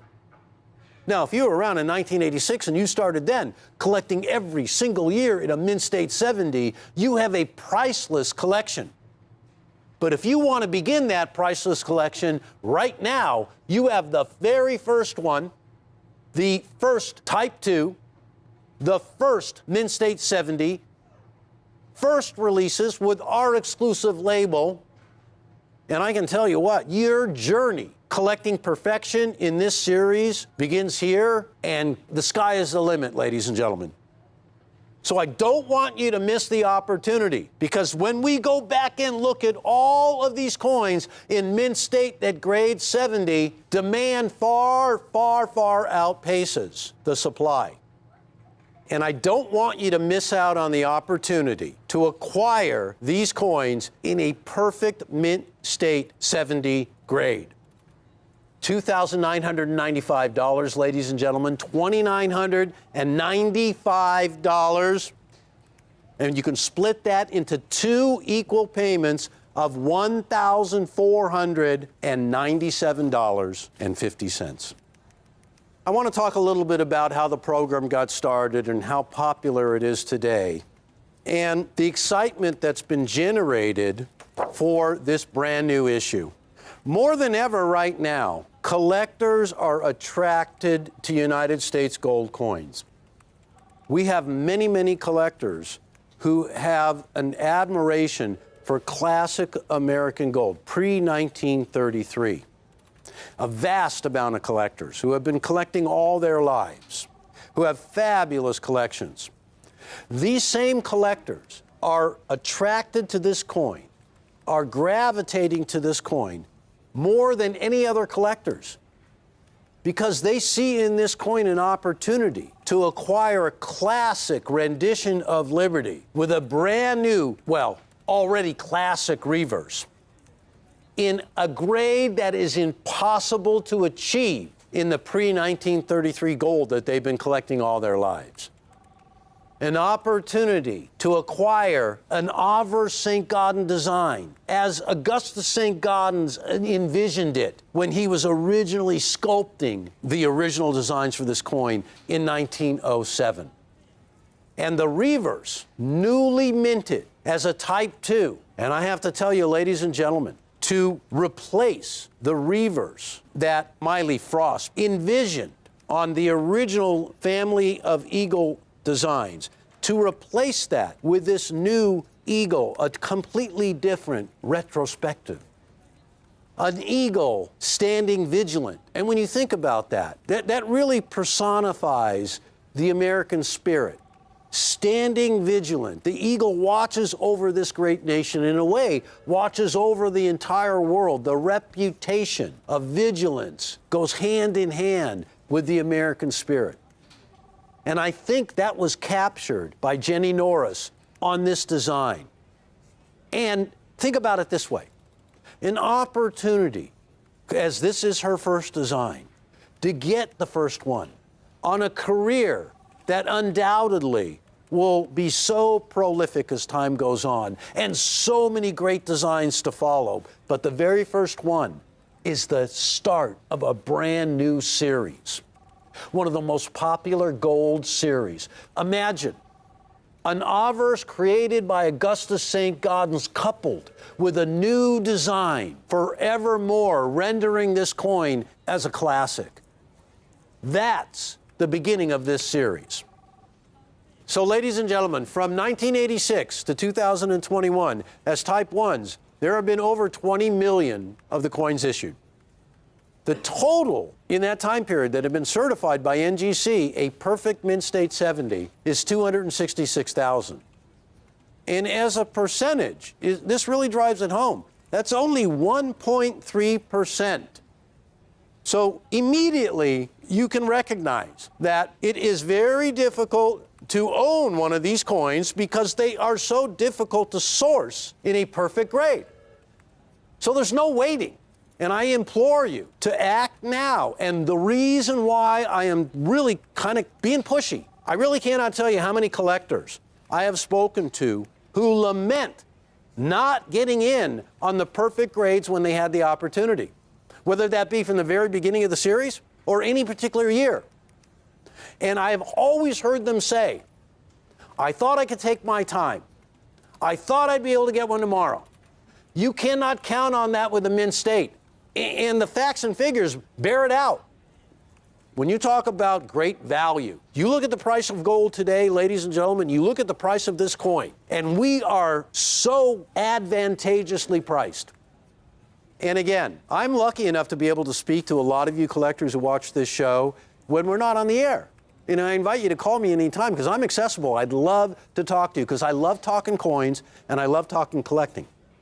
And I've spoke to so many of you, and the common thread, like I said, is for collectors to say to me, oh, back in 1986 when the coins came out, I could have, I should have, I would have. Don't let that happen here, because as we have seen, as the decades have gone by, as the years have gone by, the collectors have rushed into the market, everybody wanting gold. The most popular coin, the highest example, the hardest one to source. This is the coin right here. If it also matters to you, the greatest price in all the world, well, of course, this is the place to shop. $2,995, ladies and gentlemen. I don't have to tell you. The price of gold today is, well, it's racing. The price of gold today is eye-opening. These coins will not be available for any period of time. Because when you start going into back years, yes, you're going to be at $5,000. You're going to be at $14,000. They're hard to get in perfect grades. Don't miss the boat. Now, all the lecturing aside, let's get down to why it's really important to own these. This cannot be overstated, ladies and gentlemen. This is a historical snapshot of the whole entire series from 1986 to the present moment in time, with over 20 million coins issued. In a Mint State 70, they just don't happen, folks, and you can't count on it to happen. And I've read so many stories about quality at the Mint in this period of time and what happened here, die breaking and coining presses not working properly and gold supply being interrupted so they can't make coins. And, you know, and look at what we just went through the last couple of years. Short staffed, not enough people at the Mint, maybe expertise might be lacking in certain areas. Don't miss the boat. This is very important. Again, don't be one of the lamenting collectors wishing that you had, because now is the chance. And as far as the greatest price goes, gold is on a tear. But more importantly than that, the demand for gold has never been as high as it is right now. I'm in the marketplace every day, and I talk to everybody, and some of the biggest sellers of gold in the world are having a hard time getting gold, because the gold supplies are limited and the buying is tremendous. It's at a fevered pitch. Now, this may come off as being a little alarmist, but I'm doing it from a point of experience. I'm doing it from a point of watching this every day for the last 2 years. And we're lucky. We count our lucky stars every day that we were able to get a few of these coins as a pre-release. So, ladies and gentlemen, these are first releases. They're perfect condition MS-70s. They are Type 2s. They are the brand new issue of a new series. It is a transition year. Midway through this year of 2021, the Mint switched from the Type 1 reverse design to the brand new Type 2. We know they're not going to be able to make a lot of coins. We have seen transitional years before. 1907 $20 gold liberties transitioned to the 1907 St. Gaudens. The same thing happened with minor coinage from the classic United States Gold Series. We saw the 1921 Morgan dollar transition to the 1921 piece. These all are indicative of cut-off production for one design and beginning to another. Always bumps in the road, always bugs that have to be worked out. Get yourself a guaranteed perfect grade while you can. I'm excited about this because this is an opportunity. I can't wait to get my hands on some of these coins. I'm in line like everybody else. There's no cutting in line for me. I'm at the back of the line right now. And I hope that when I get up to the front, I get a Mint State 70. But I want to tell you, you're at the front of the line right now. You're in for first releases, absolute perfect MS-70 condition. The brand new series, a brand new design. The most unique American Eagle design ever seen on a United States coin. A vigilant example, a vigilant American Eagle design. It's unique. It's strikingly bold. From the earliest days of coin design, one of the really requisite criteria for a designer was bold. You saw it in St. Gaudens Auvers. The bold allegorical of liberty striding forward like it had never been seen before. And you see it in the reverse. Jenny Norris's vigilant American Eagle design. A reverse like you had never seen before. It stirs the emotion that she intended it to.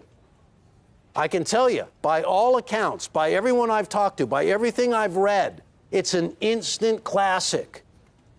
To own this coin in the absolute highest grade of MS-70 is something you will not be able to count on except right now, right here. You say the word and I guarantee it's going to happen no matter what, no matter how difficult, no matter how few there are. You are guaranteed to get a coin in absolute perfect MS-70 condition. With our exclusive label, you will be able to start your own journey of perfection. But you know what, ladies and gentlemen? A lot of people just want to own the very first one. Those of us who own the very first American Gold Eagle from 1986 in a perfect grade have a priceless, priceless American coin that will just go on as a legacy. I feel the same way towards this brand new Type 2 issue. And again, this is a pre-sale, $2,995. Split the payments into 2 equal payments. Lock up a coin right now. Lock up a perfect grade. Lock up an opportunity to get our exclusive label as you build that exclusive set. And get it for less than $3,000. $2,995.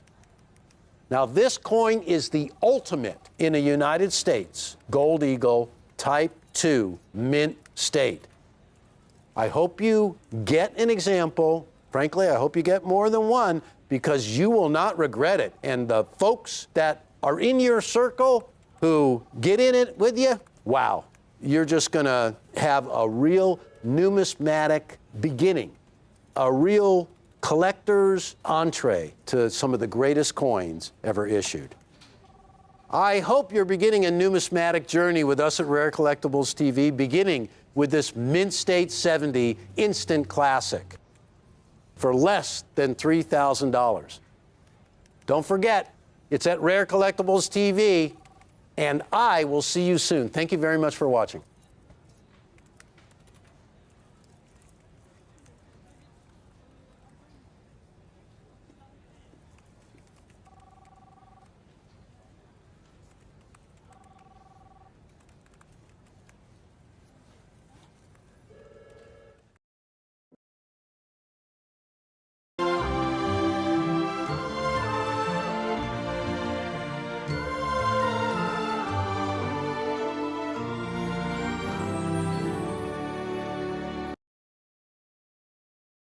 Morgan dollars, they're in mint state.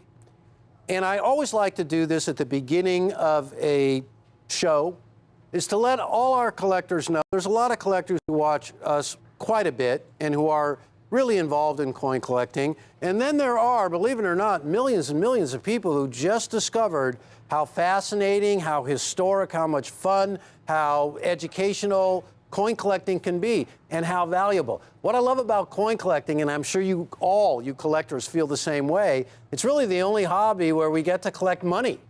So we're collecting silver.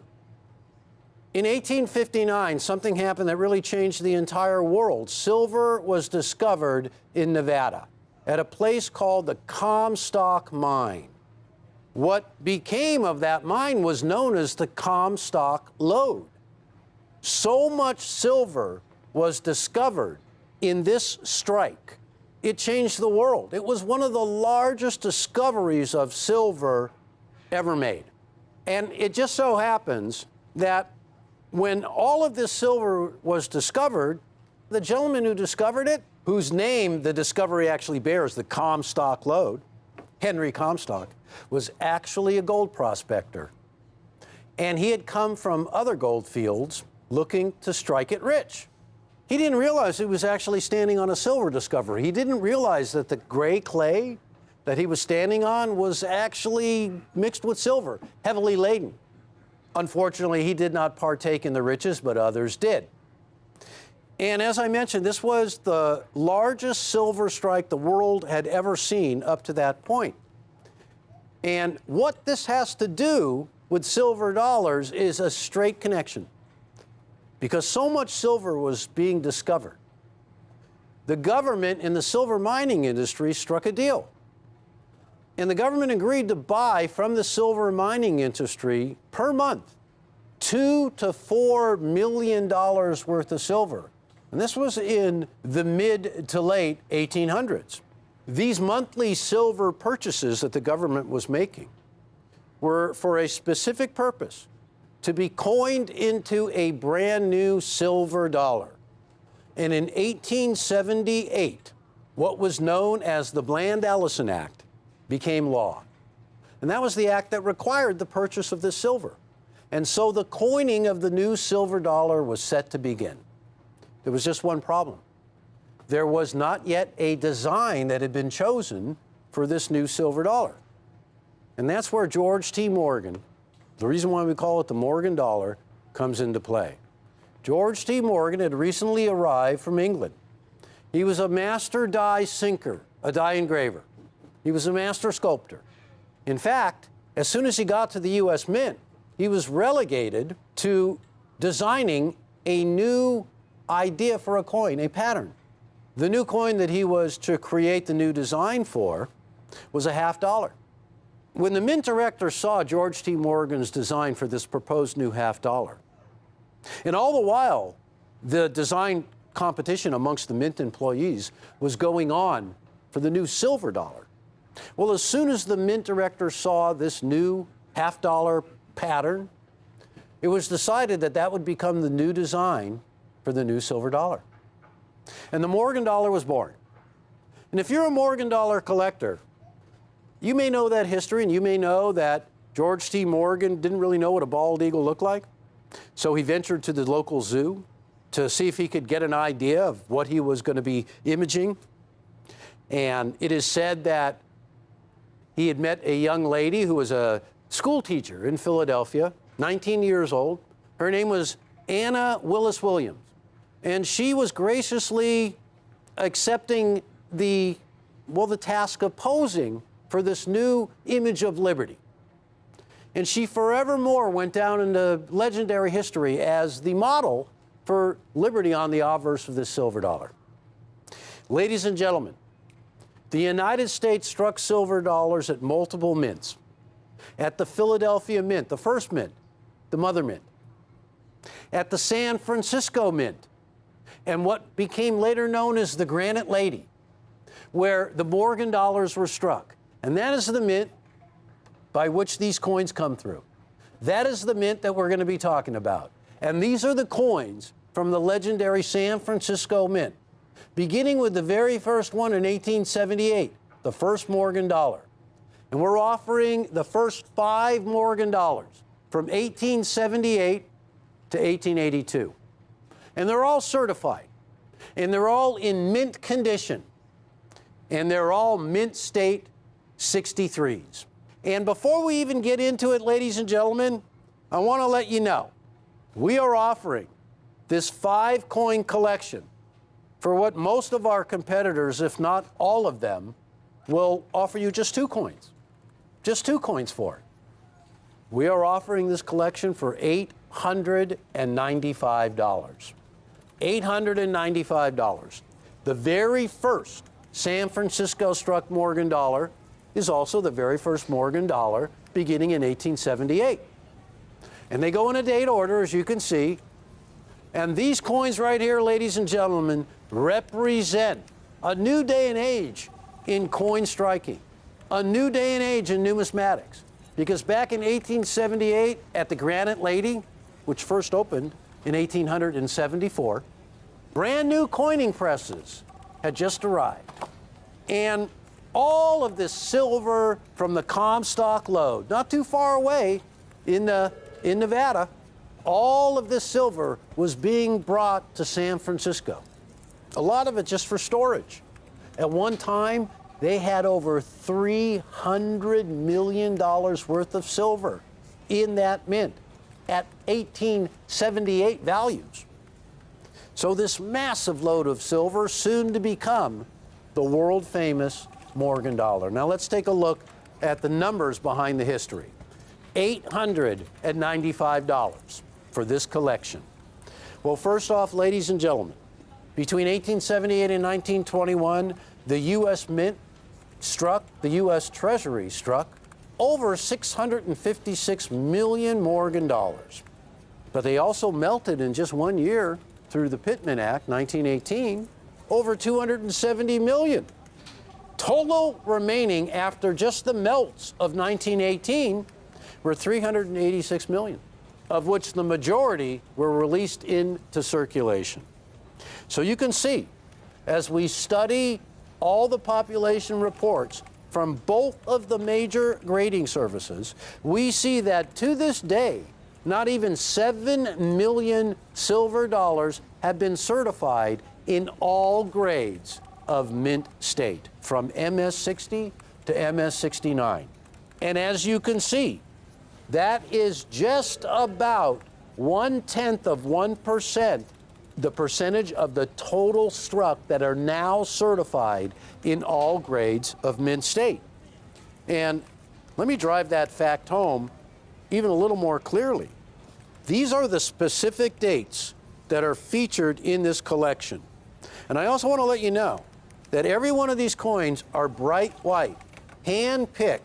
In fact, every one of these coins are bought by our buying team.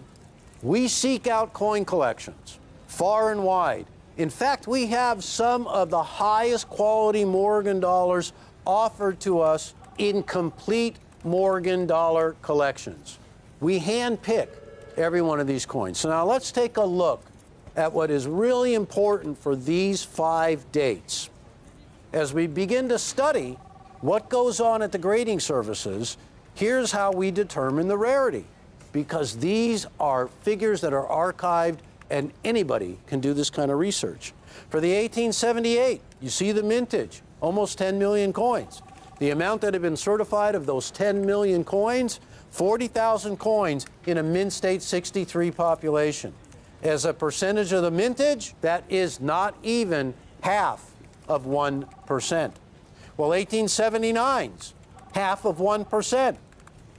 1880s, you can see we get to 1.1% with the 1881S.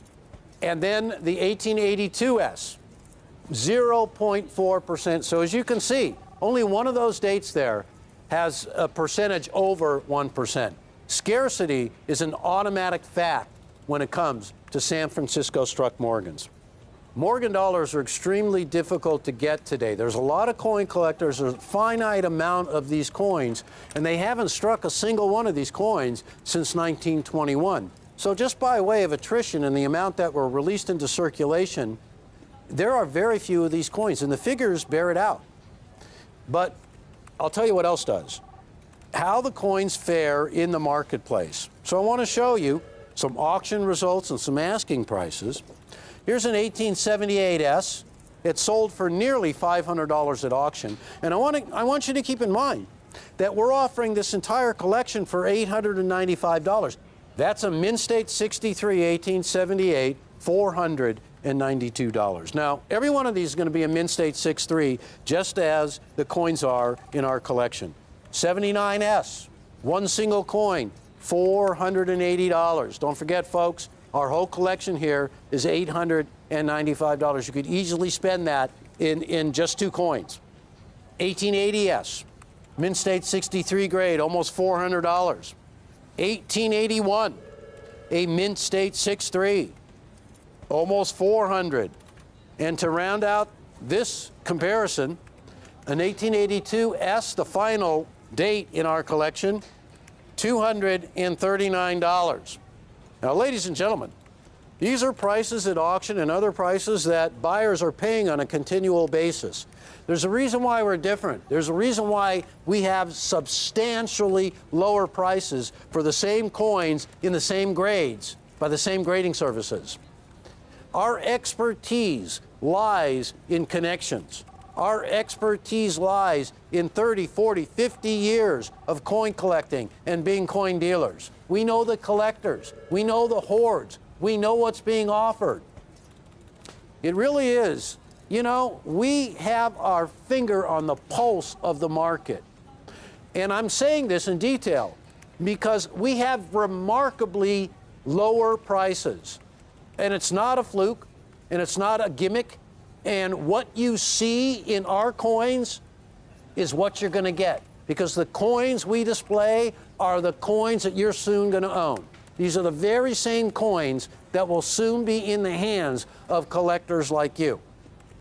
Something that is really astonishing that we oftentimes overlook.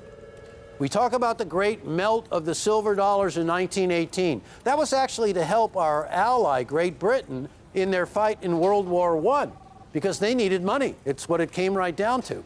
So the United States of America melted a lot of our silver dollars and was able to transfer that silver to Great Britain to prop up their effort in World War I. So take a look. Besides the 1918 Pittman Act, melting over 270 million silver dollars, all Morgans, by the way, in 1942, there was another Silver Act requiring the melting of silver assets for the war effort of World War II. And over 62 million coins were melted then. So you have a total melted between 1918 and 1964 of over 333 million coins.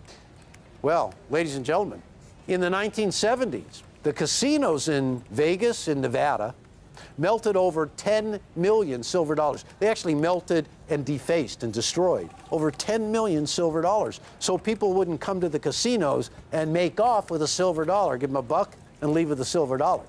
So they scratched off the dates and the mint marks so people couldn't find the rarities. But they destroyed 10 million silver dollars. Well, you add that into the mix, hundreds of millions of original Morgan dollars were melted down. Hundreds of millions more were released into circulation. And that is why today, after, well, decades and decades of third-party grading, not even 7 million Morgan dollars have been graded by any grading service in mint condition, any grade of mint condition. $895, ladies and gentlemen. When you break this down and you look into the world out there of auctions and auction sites, we're the inside track. But that doesn't mean anything without delivering the quality, without delivering the bright white, without delivering the detail, without delivering the eye appeal. Price means nothing. But we cover every base. Now, the Morgan dollar has become iconic. It's a symbol of strength in silver. But the Morgan dollar's history is really part of the growth of this country. It's part of what made this country a great republic. You know, when silver was discovered in Nevada in 1859, the United States of America was a much different place. There was a lot of trouble bringing people to settle the country. You know, in 1803, the Louisiana Purchase doubled the size of the United States of America, and we bought the interior of the continent, really. And so, once the gold rush started in 1849, a lot of people made their way to strike it rich in gold. But it fizzled out relatively quickly. Some stayed, but then again, with the silver rush of 1859, millions of people made their way out west to strike it rich. Now, this didn't happen for everybody. A lot of people don't know this, but Mark Twain, Samuel Clemens, was actually there, believe it or not, but he didn't strike it rich. He had an interesting story. He was there with two cousins. There was a family, well, tragedy, and he had to take care of some family matters. Well, his cousins had really neglected to register their stake, and they lost it. And whoever took it over made a lot of money. And Samuel Clemens always lamented that he didn't stay there to reap the benefits and become rich. So a little part of history. But the silver strike, the Comstock Lode, enabled this country to issue the Morgan dollar. It was a vehicle by which people all over the world stored wealth. It was a coin that was so large, conveyed an image of liberty that took off almost all the coin. And on its reverse, a majestic bald eagle that symbolized what freedom was all about. And the word liberty, prominently displayed in Liberty's bonnet, was one of the criteria by which people graded these coins in terms of uncirculated. So when we look at the coin as a masterpiece of numismatic art, of history, it stands the test of time today. Look at that bald eagle there, ladies and gentlemen, and the detail of the wings outstretched, and the feather detail all the way to the tips, and the talons holding the arrows. and the breast of the eagle, one of the criteria of the coin for grading. When you see an eagle's breast that has all the feathering detail, you know that coin was never released into circulation. And don't forget, this was a coin that was intended originally to be used in commerce, to be spent in daily business, in transactions. Very few of these coins were ever put aside. The vast majority of these coins circulated. These are the coins, the few that are in uncirculated condition. We're offering these coins in Mint State 63. This is one of the grades of Mint State that has staying power. I have observed these grades over, well, really just the last few months go into uncharted territory because they offer original mint luster, original strike of uncirculated, eye appeal, and depth of detail that you want in an uncirculated coin for value that is unsurpassed.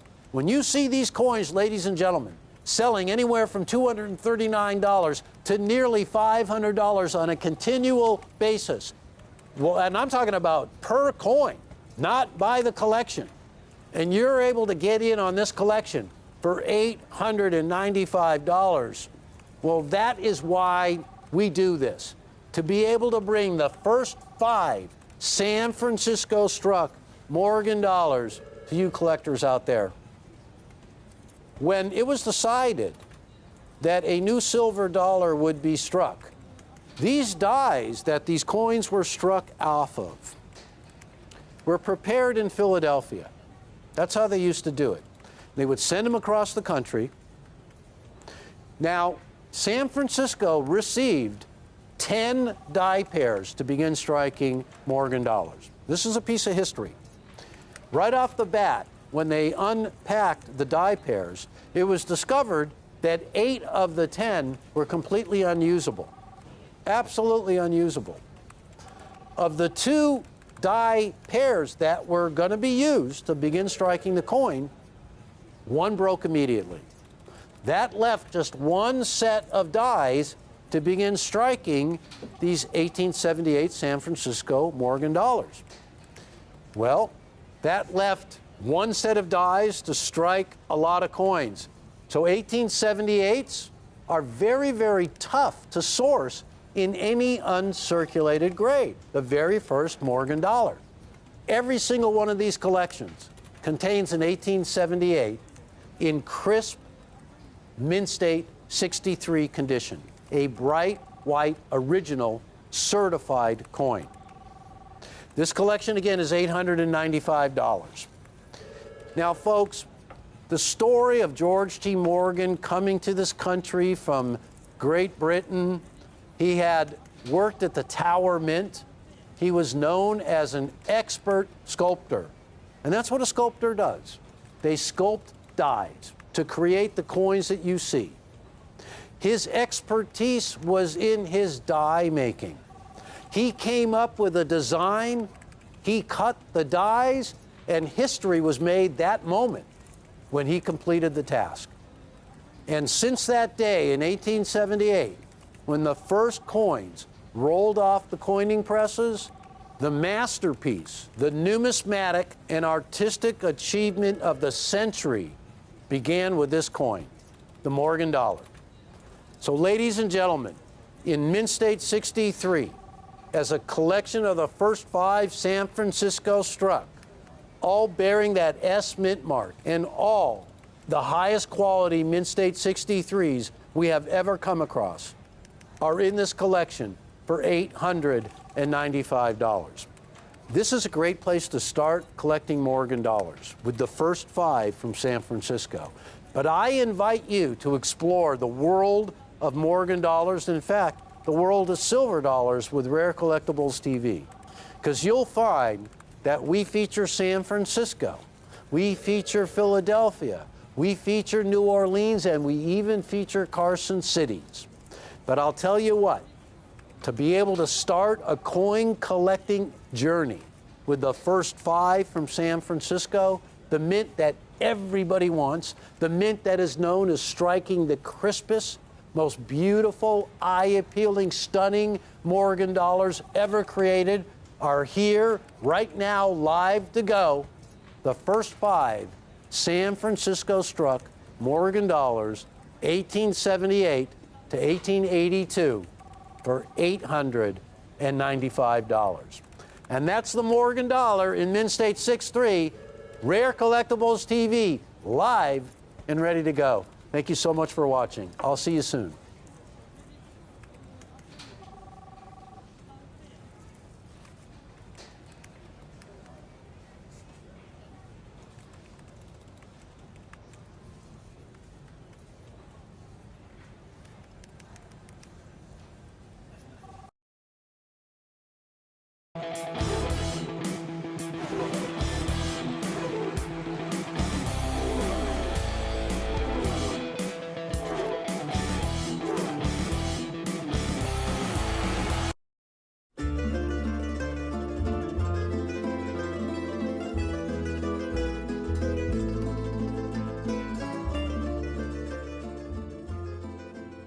Gold double eagles. I have been most fortunate to handle many of the most desirable United States rare coins over the past decades, and placing these treasures with fellow collectors who love and appreciate these gems as much as I do. I know my gold double eagles. Here's one. This is an 1896. It's a proof. It's the finest known 1896 proof double eagle. This, if it ever came out to the market, could be $1 million coin. All the PCGS graded proof double eagles, this is the highest graded example for the entire series.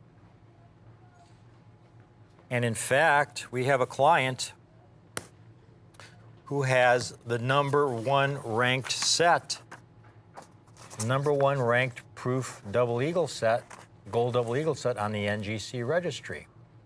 It's the Everest collection.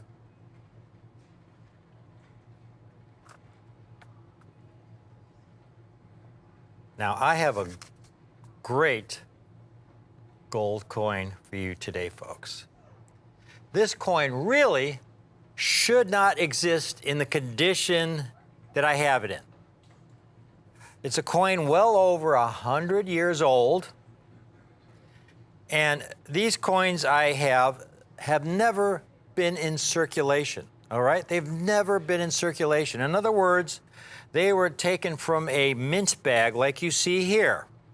This is one of the original mint bags that was the source for many of these coins. They have been sitting in a bank vault since the 1930s. But I'll tell you about that in a minute. I'd like you to take a look at these coins that I have for you today. This is the rarest Liberty Double Eagle we have ever offered in quantity, the 1893P in MS 62 condition. That means they're mint state, uncirculated coins. How can a coin over 100 years old have been preserved in such great condition? They are so rare in the condition you see these coins in, folks. Now, these are gold double eagles. They're the largest gold coins struck for commerce by the United States Mint. Over the centuries, the Mint has struck gold coins in many different sizes and denominations. And here's a chart that shows the different sizes of gold coins that the U.S. Mint struck from the late 1700s through 1933. The coin on the far left there is a $1 gold piece. It's a tiny coin, folks. It's smaller than a dime. Very small coin. And then you have a $2.50 gold piece. And then there's a $3 gold piece. And then there's a $4 gold piece, which is referred to as the Stella. And then you have a $5 gold piece, which is about a 1/4 ounce of gold. It's about the size of a nickel. That's a larger gold coin. And then you have the $10 gold piece, which is about a half an ounce of gold, and it's referred to as the eagle because up until 1850, the $10 gold piece was the largest gold coin struck for commerce by the U.S. Mint. And so they referred to it as the eagle. And then they discovered gold in California in 1848. And with this abundance of gold, our nation was able to strike even larger gold coins, which was of great benefit to the banking system.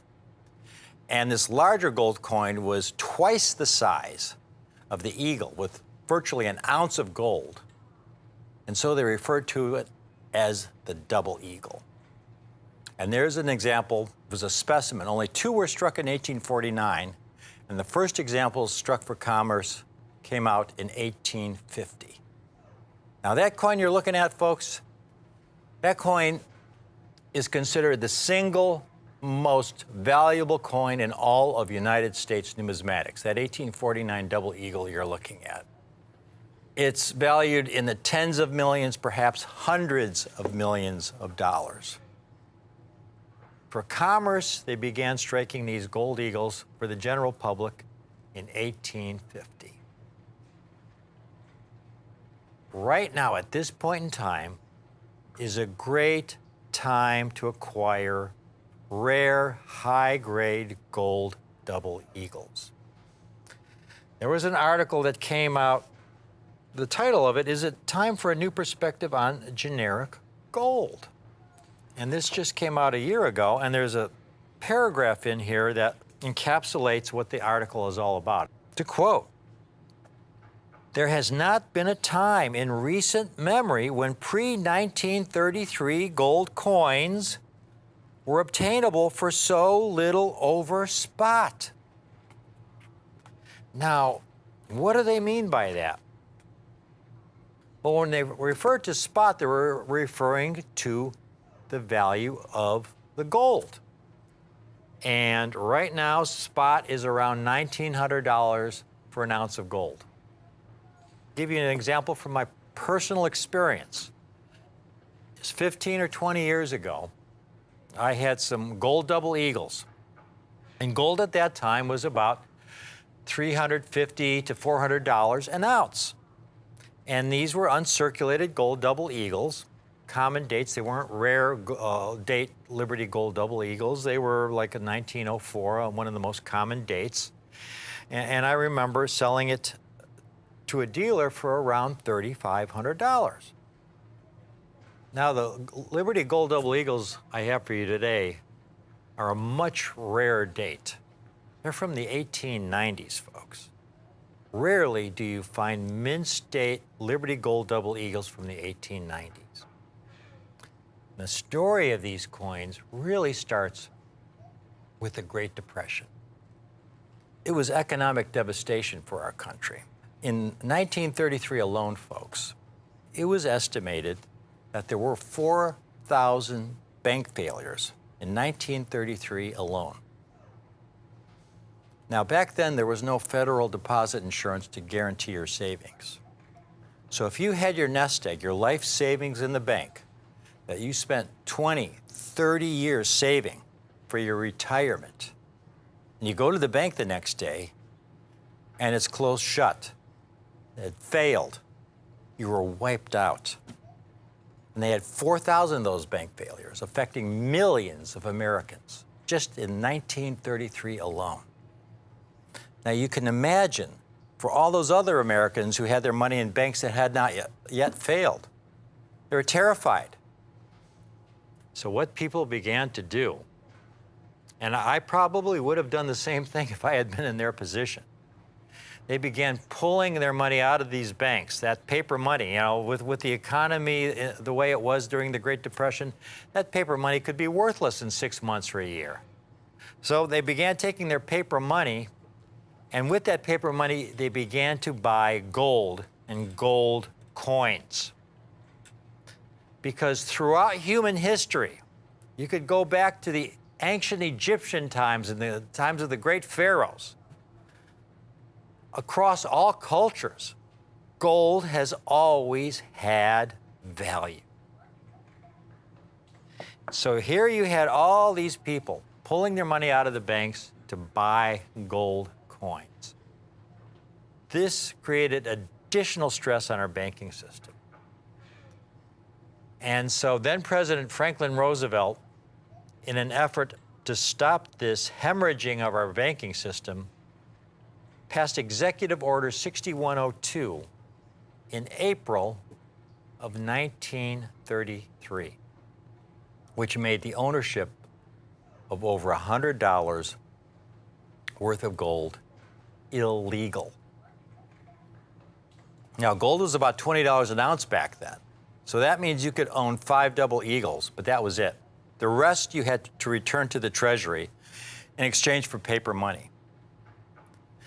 And you had to turn it in on or before May 1st, 1933. And if you did not obey that order, folks, they prosecuted. And it was a severe penalty. If you were caught with over $100 worth of gold, and this happened to many citizens, you faced a $10,000 fine or 10 years imprisonment or both. And it was prosecuted. So what did the government do with all these gold coins? Did they put them away in a vault for future use for, maybe sometime in the future, 50, 100 years in the future?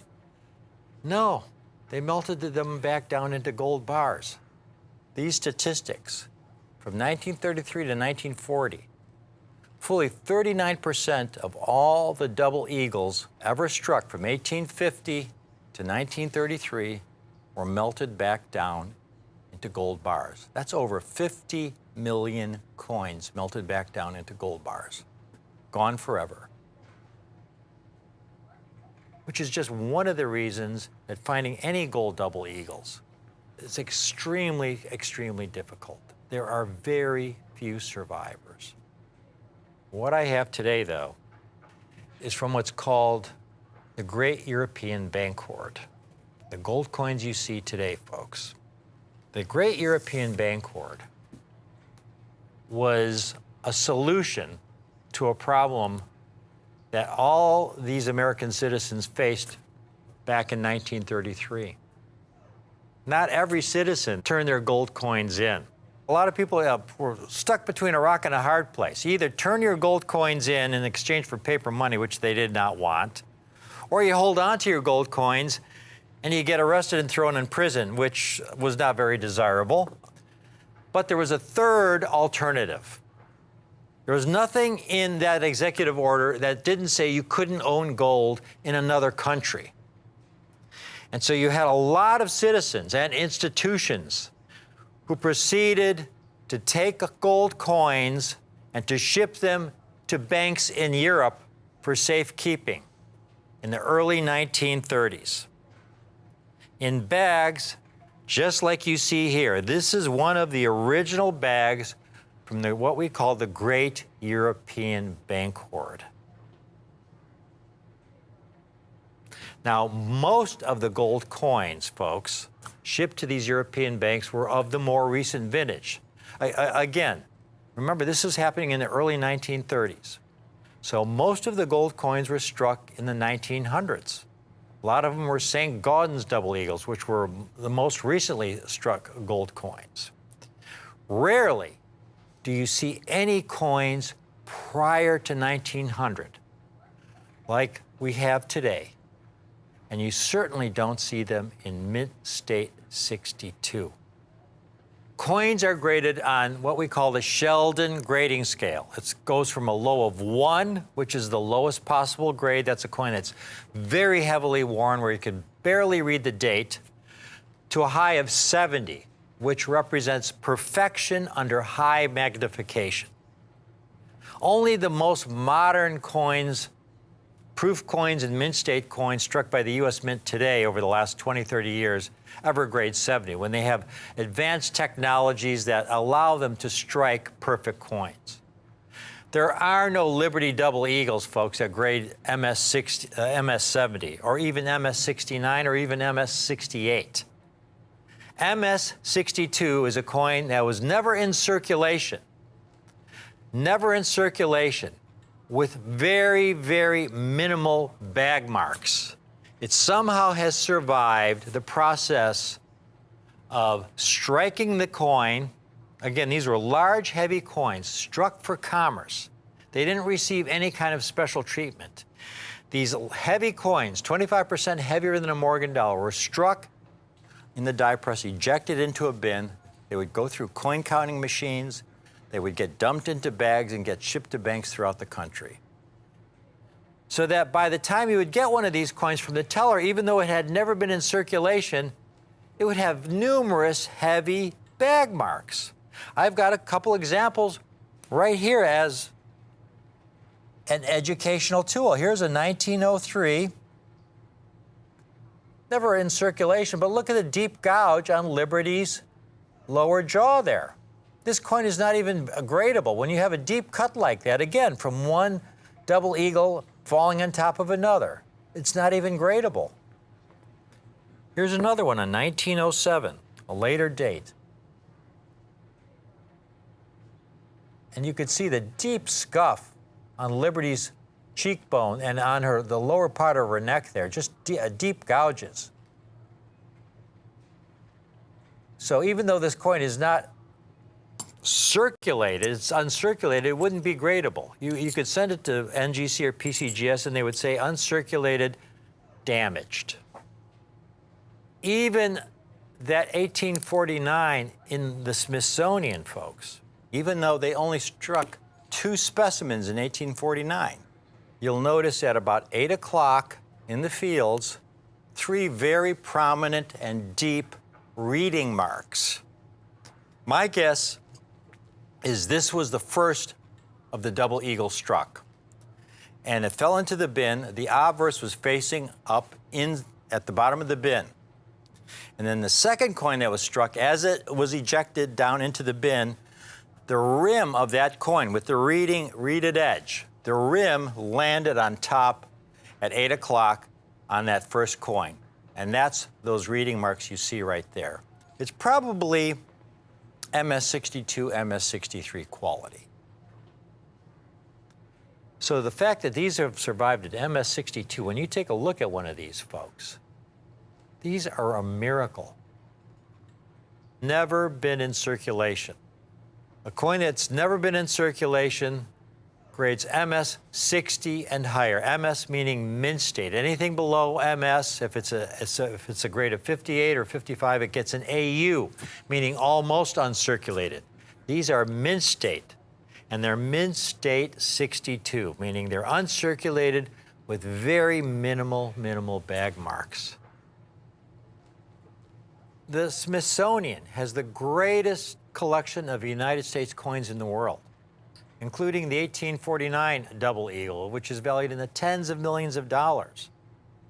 Take a look at the Smithsonian collection of the Liberty double eagles that I have here that we've been able to offer on our show over the past years, beginning with some of the earliest dates.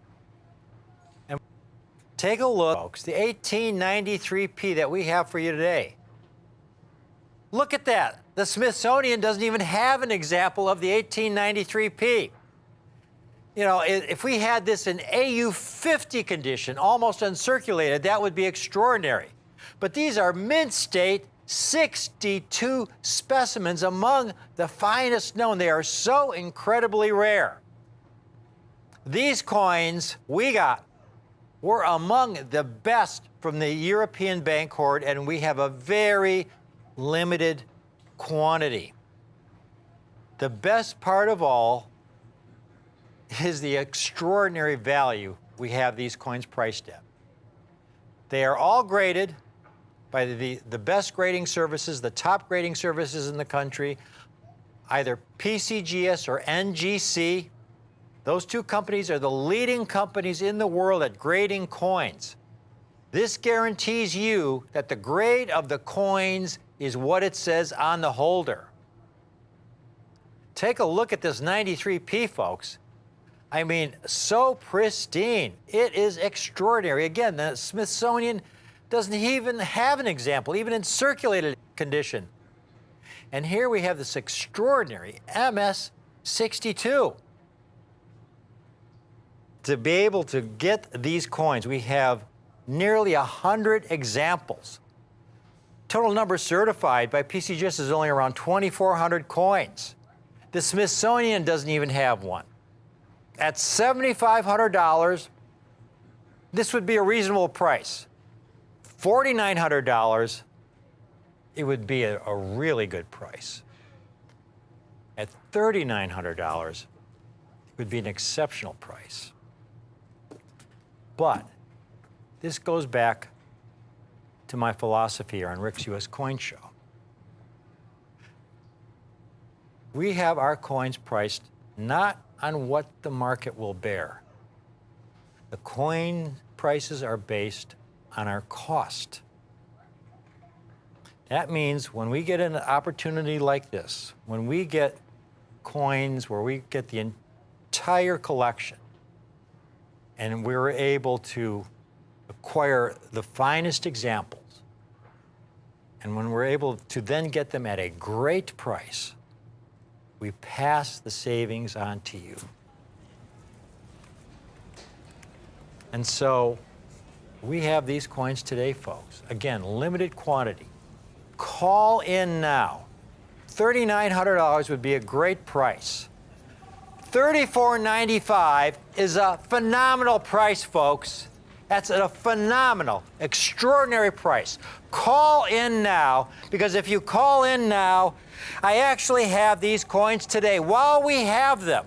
Once they're out, that is it. Like so many of our gold presentations, when we get a deal like this, once we sell out, the deal's gone. You never see it again at these prices. Because today, we have them for only $3,295 a coin for an 1893p.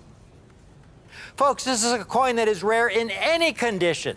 They only struck about 344,000 examples. So many hundreds of thousands were melted down. So few exist today.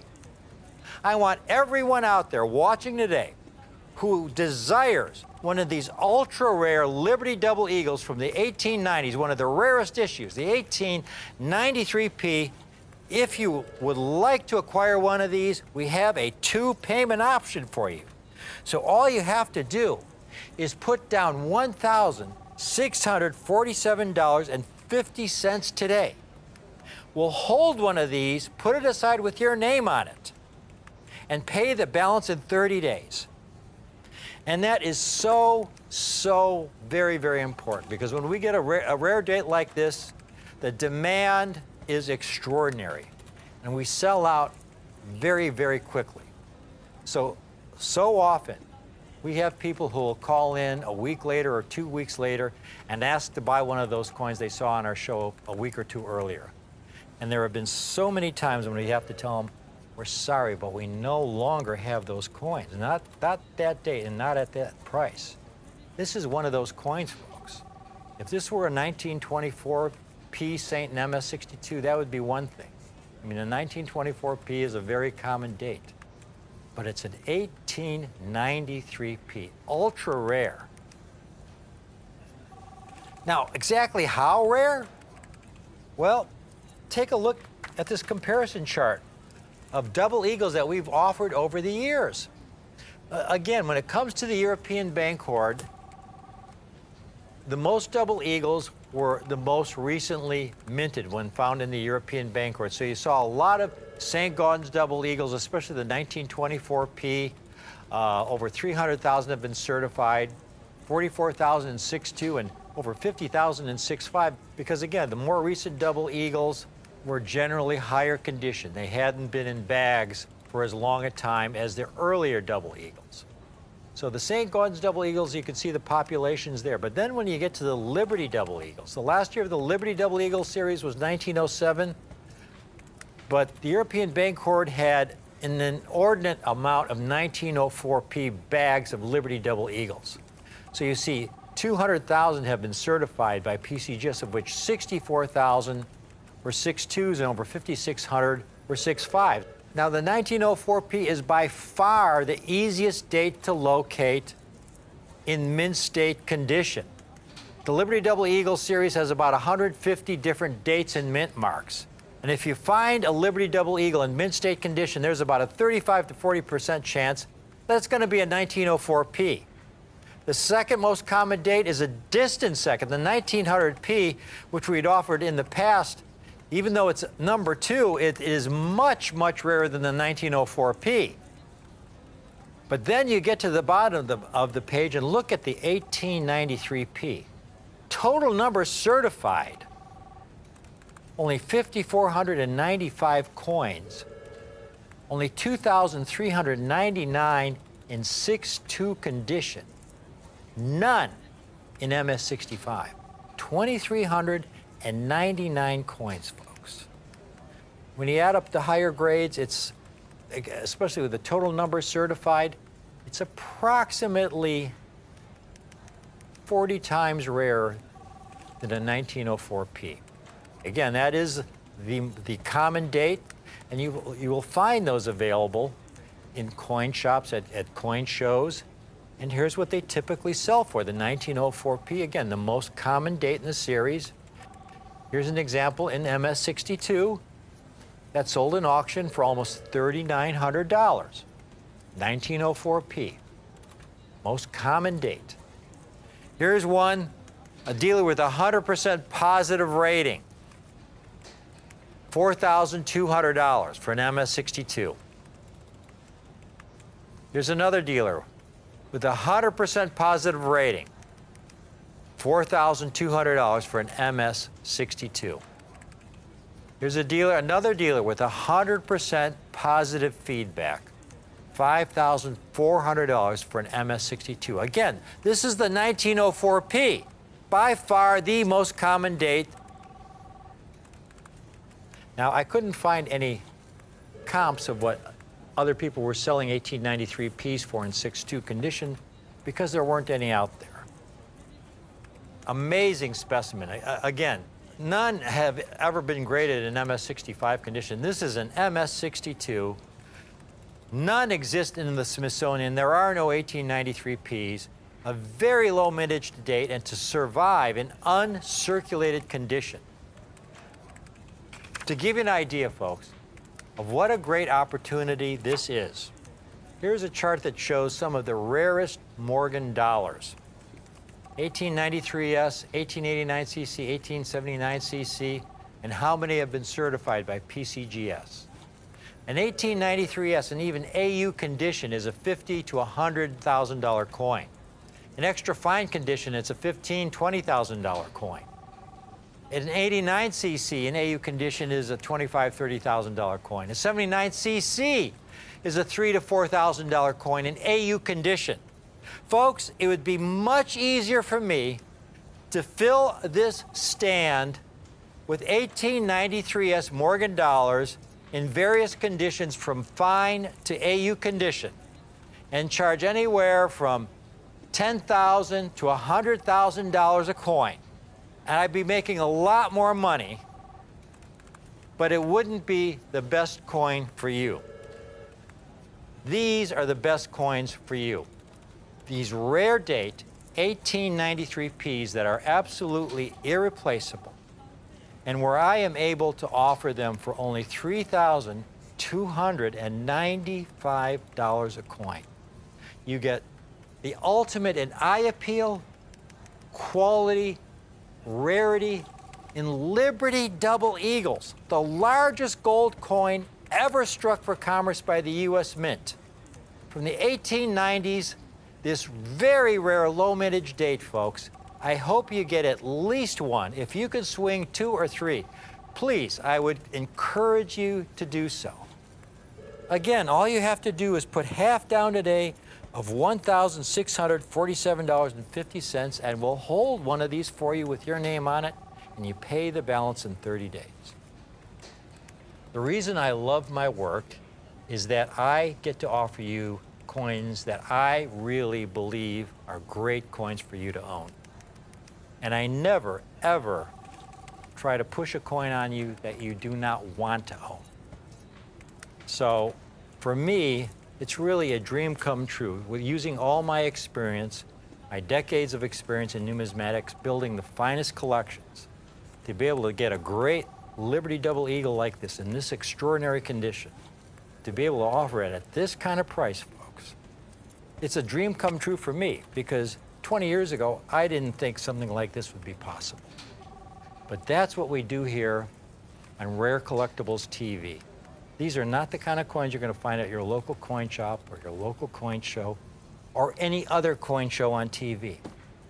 It's only here on Rare Collectibles TV. And that's why I always tell you to please stay tuned to our show, because you never know what we'll come up with next.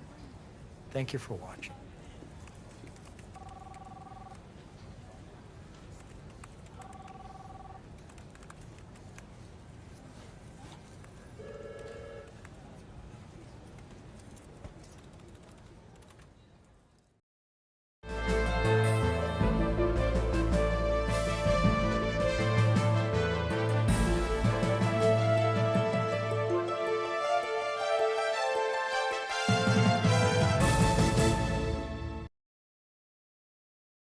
Right now, the United States Mint is getting ready to release a brand new silver dollar. Every collector throughout the whole entire world has been anxiously awaiting this event, and it is about to happen. At Rare Collectibles TV, we get advance notice on everything, and we get the opportunity directly from the U.S. Mint to bring to you a pre-sale of this coin in the absolute highest grade you can get. A perfect graded, I mean a perfect condition coin, flawless. Folks, let's take a look at this brand new captivating reverse design. Now, what you're seeing right there, you're seeing an obverse shot of the traditional American Silver Eagle dollar that features Adolph A. Wyman's Walking Liberty half-dollar design, first introduced in 1916. But the reverse, now this is a reverse that we have never seen before. It's brand new, and it is soon to appear and begin the series of Type 2 silver dollars.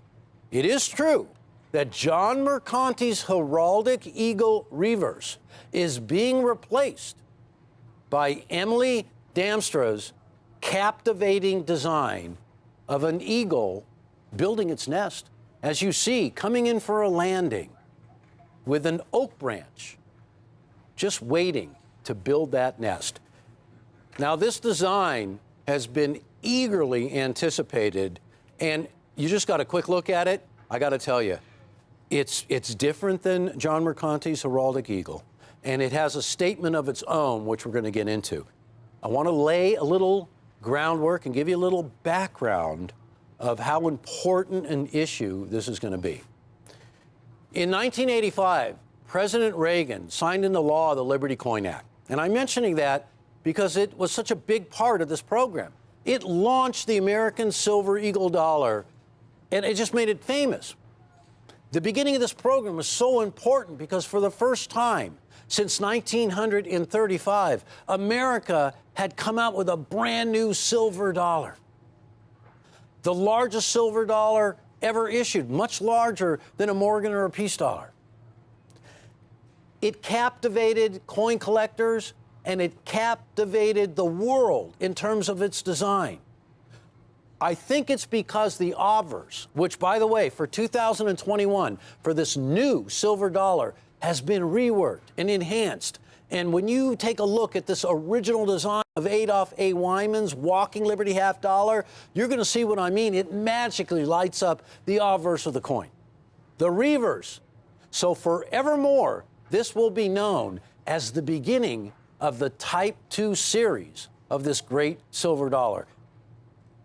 I have a lot of quotes from Emily here about her design method for creating this coin. And what it really boils down to is this.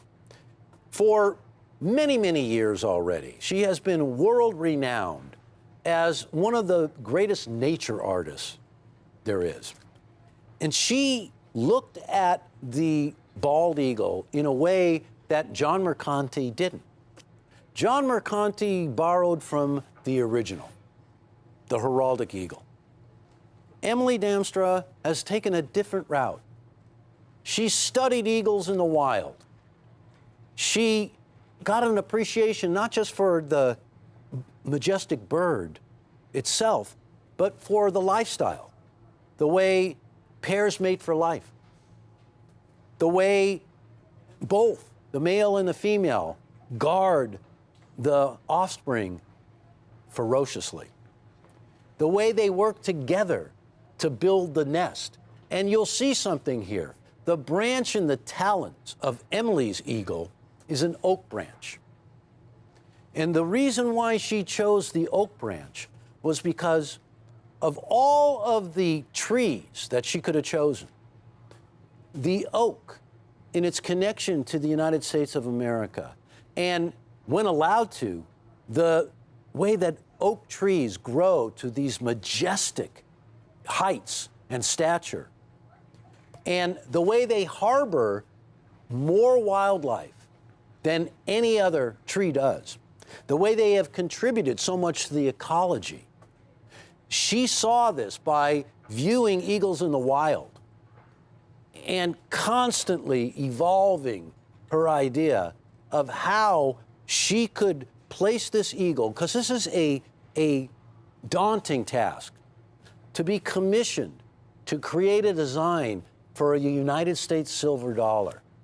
When you think back to George T. Morgan and the responsibility that he felt to create the Morgan dollar, and how it was magic, and how today it endures as one of the greatest symbols of liberty.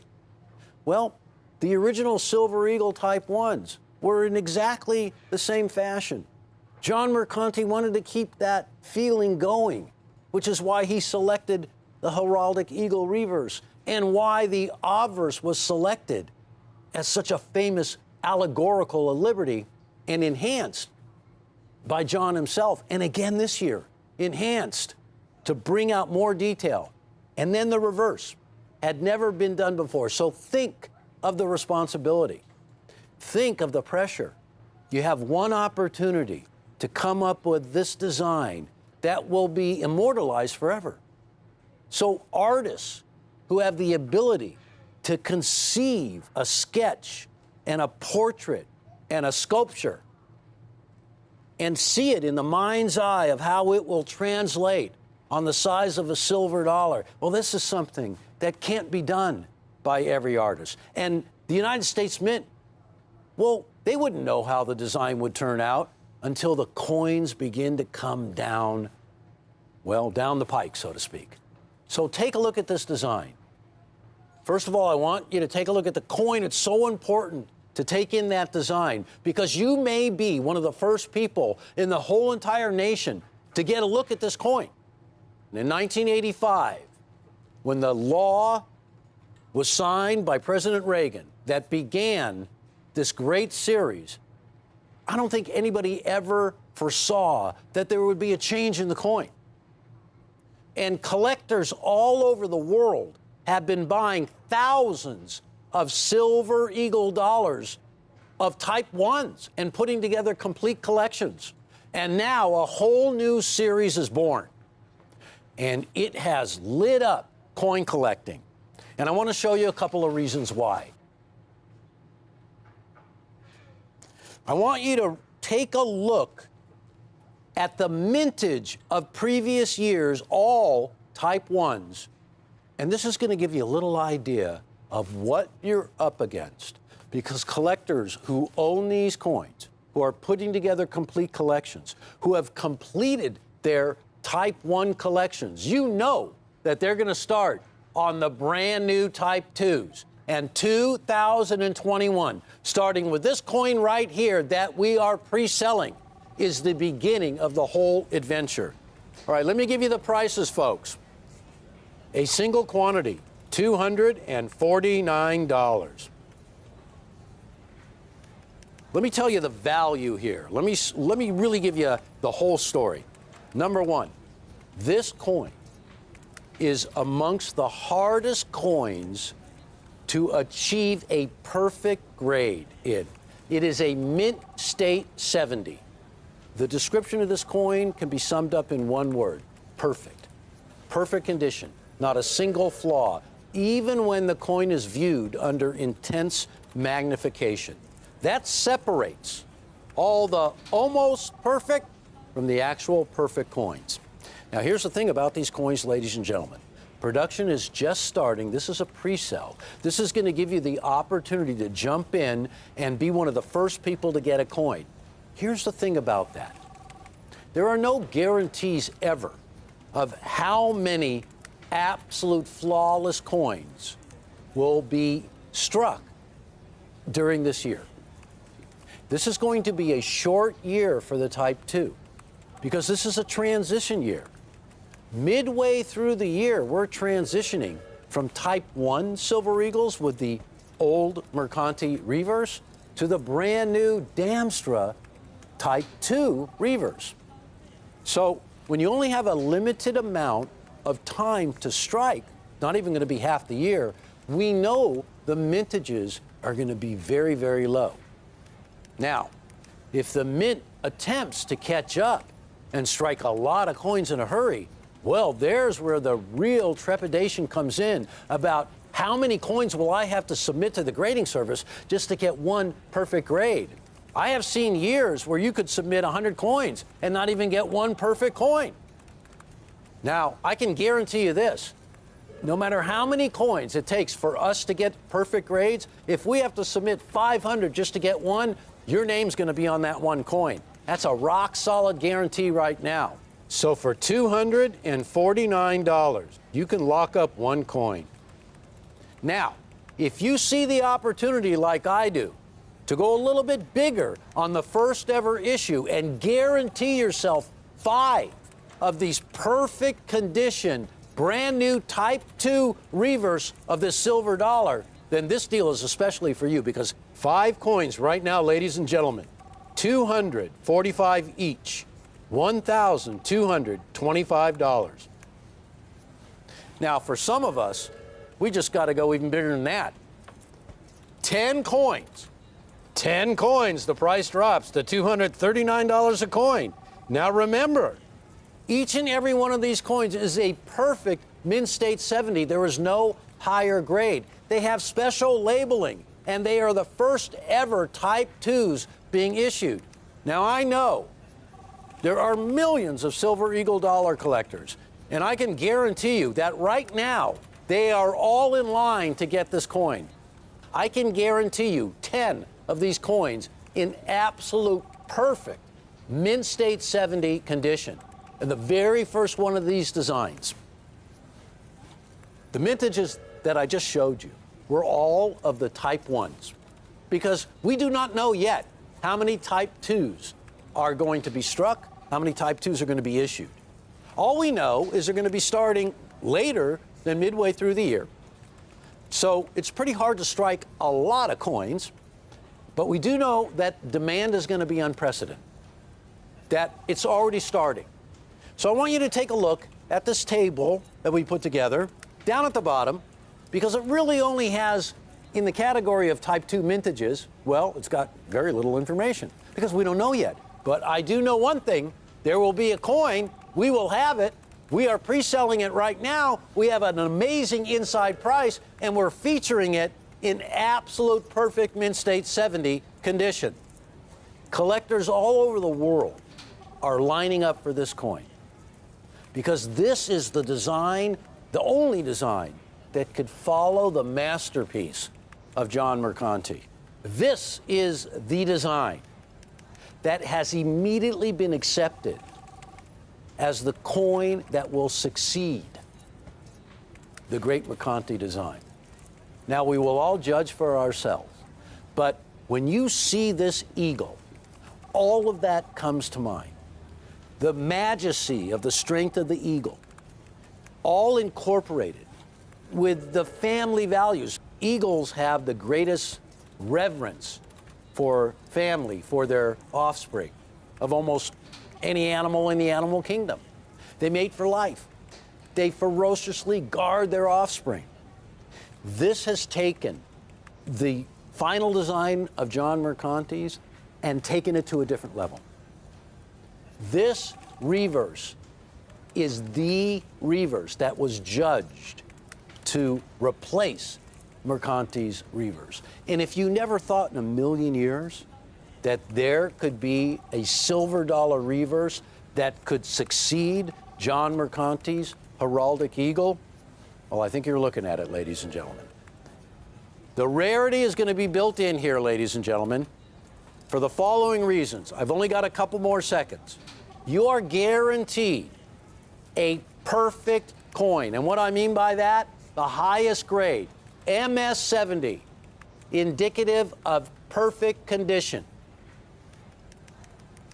You are guaranteed, no matter what happens in the marketplace, to own one of these coins before anybody else at the low price of $249 or the even lowered price of $245. You got to buy 5 coins, that's $1,225. And we've dropped the price all the way to $239. When you purchase 10, a lot of 10, for $2,390, you can split that into 2 equal payments of $1,195. This gives you an opportunity to tie up 10 of these coins before anybody even knows what's going on. You're going to have a quantity right out the gate. Now, I get excited about coins like these because whenever there's a new issue, in 1986, when the first Silver Eagle dollars came out then, we were jumping for joy. Imagine a new American silver dollar. It's about time, right? Ladies and gentlemen, this silver dollar has become the most collected silver dollar, not just in the United States of America, but in many parts of the world. Its design, which is classic, has now a new reverse, which has become an instant classic. Its grade is the highest grade attainable. And for collectors all over the world, think about it. Whenever there has been collaboration at the United States Mint between one of the greatest outside artists, somebody who's not employed by the Mint, who works with the greatest technicians and engravers, Michael Gaudioso, who has taken the design of Emily Damstra and interpreted exactly the way she wanted it in his engraving, in his modeling, in the production. So you had one of the great artists working with some of the greatest technicians and greatest engravers at the U.S. Mint to perform magic, to create a classic design right out the gate. Ladies and gentlemen, we got to wrap this up. We all know the demand for this coin is right now insatiable. So let me just say one more time. This is a pre-sale. You're getting at the front of the line for these coins. You're guaranteed the highest grade known to man for any coin. Mint State 70, no higher grade. And you are guaranteed a great price. You don't have long to wait before it actually happens. But I have to tell you, the gates are open. The doors are flung wide open. And let the Type 2 series begin with this coin right now. And don't forget, tell all your friends, when you're watching Rare Collectibles TV, that's where you get to the front of the line. And I hope to see you guys again real soon. Until then, keep watching, because we have a lot of great coins. Thank you, and see you soon.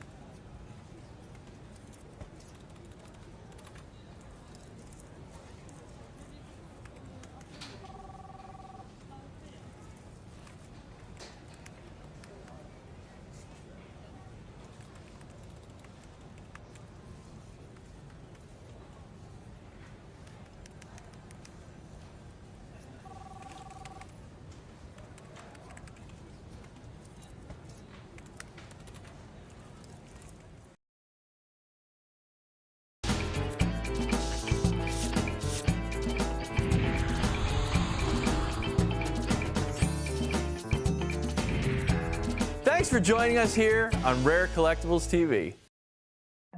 Hi, I'm Rick Tamaska, and this is Rick's U.S. Coin Show. Rick's U.S. Coin Show is a brand new show that brings you rare, high quality, and unique coins at the most affordable prices on TV. My name's Jack McNamara, and I love coins. We're the Tamaska girls, Kim And Caitlin. Here at Rare Collectibles TV, we know what kind of coins you want because we're collectors ourselves. I've been collecting coins for over 40 years. I love finding coins all across the country and bringing them to you. Whether you're new to coin collecting or an old pro, we've got the coins you're looking for.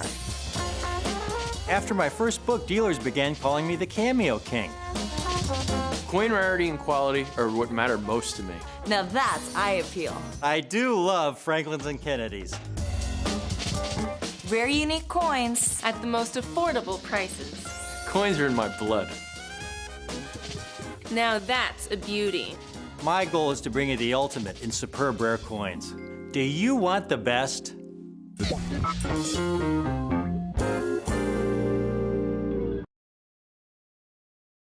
U.S. Coin Show. I have one of my favorite coins for you today, folks. When I first started collecting, when I was 10 years old, this one book was my pride and joy. I was collecting coins I could find in my in change, my mom's purse, my grandparents. I would go through and see if I could find, Lincoln cents, Jefferson nickels. I was even looking for Mercury dimes. I never found any of those. I did find a few Buffalo nickels, but they were so worn you couldn't see the date. But the book I was most successful in completing was this Lincoln cent book. And here is my Lincoln cent book. This one starts in 1941. The series started in 1909, but this is the second volume, and I had all but 2 coins that I was able to find in change. And I was really proud of this. The only ones I was missing was the 49S and the 54P. Now, these coins were all circulated. Some of them actually were uncirculated, like if you look here at some of these later dates, here's a 1963.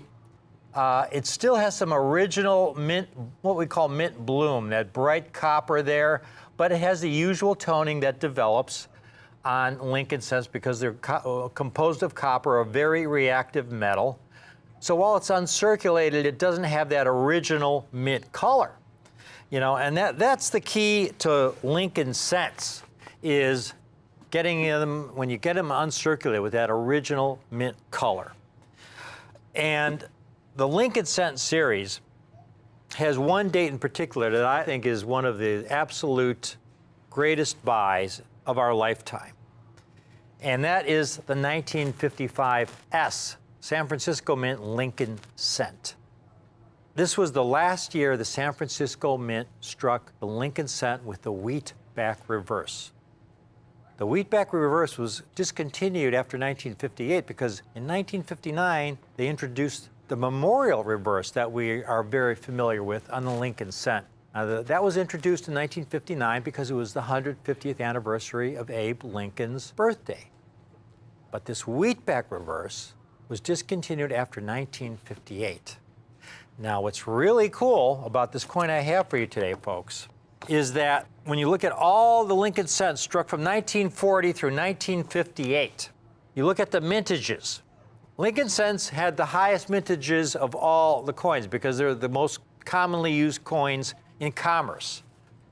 And you look at these mintages, and you can see 1940p, they struck over 500 million. The 40D had a lower mintage of around 81 million. And you go through all these years, some years they were struck over $1 billion. In 1944p, over $1 billion. 45p, over $1 billion. And then we go to the second page, and you go down the page, and the one date that really stands out is that 1955. The last year San Francisco struck Lincoln cents, and that year they only struck 44,610,000 examples, folks. That is a minuscule, paltry number by modern standards. Because when you continue on, after 1958 to the final page I have here, where the mint really ramped up production. So by 1964, they struck total between the Philadelphia and Denver mints over 6 billion Lincoln cents. What we had after World War II, There was so much rebuilding going on in our economy and in economies around the world. And you saw a lot of growth in our economy in the 50s and 60s. And so in an effort to keep up with that growth, the Mint was striking more and more coins until you see by the late 50s, early 60s, they were striking billions and billions of Lincoln cents. So this date I have today and the price I have it at, it's the 55S Lincoln, folks. Take a look at these coins.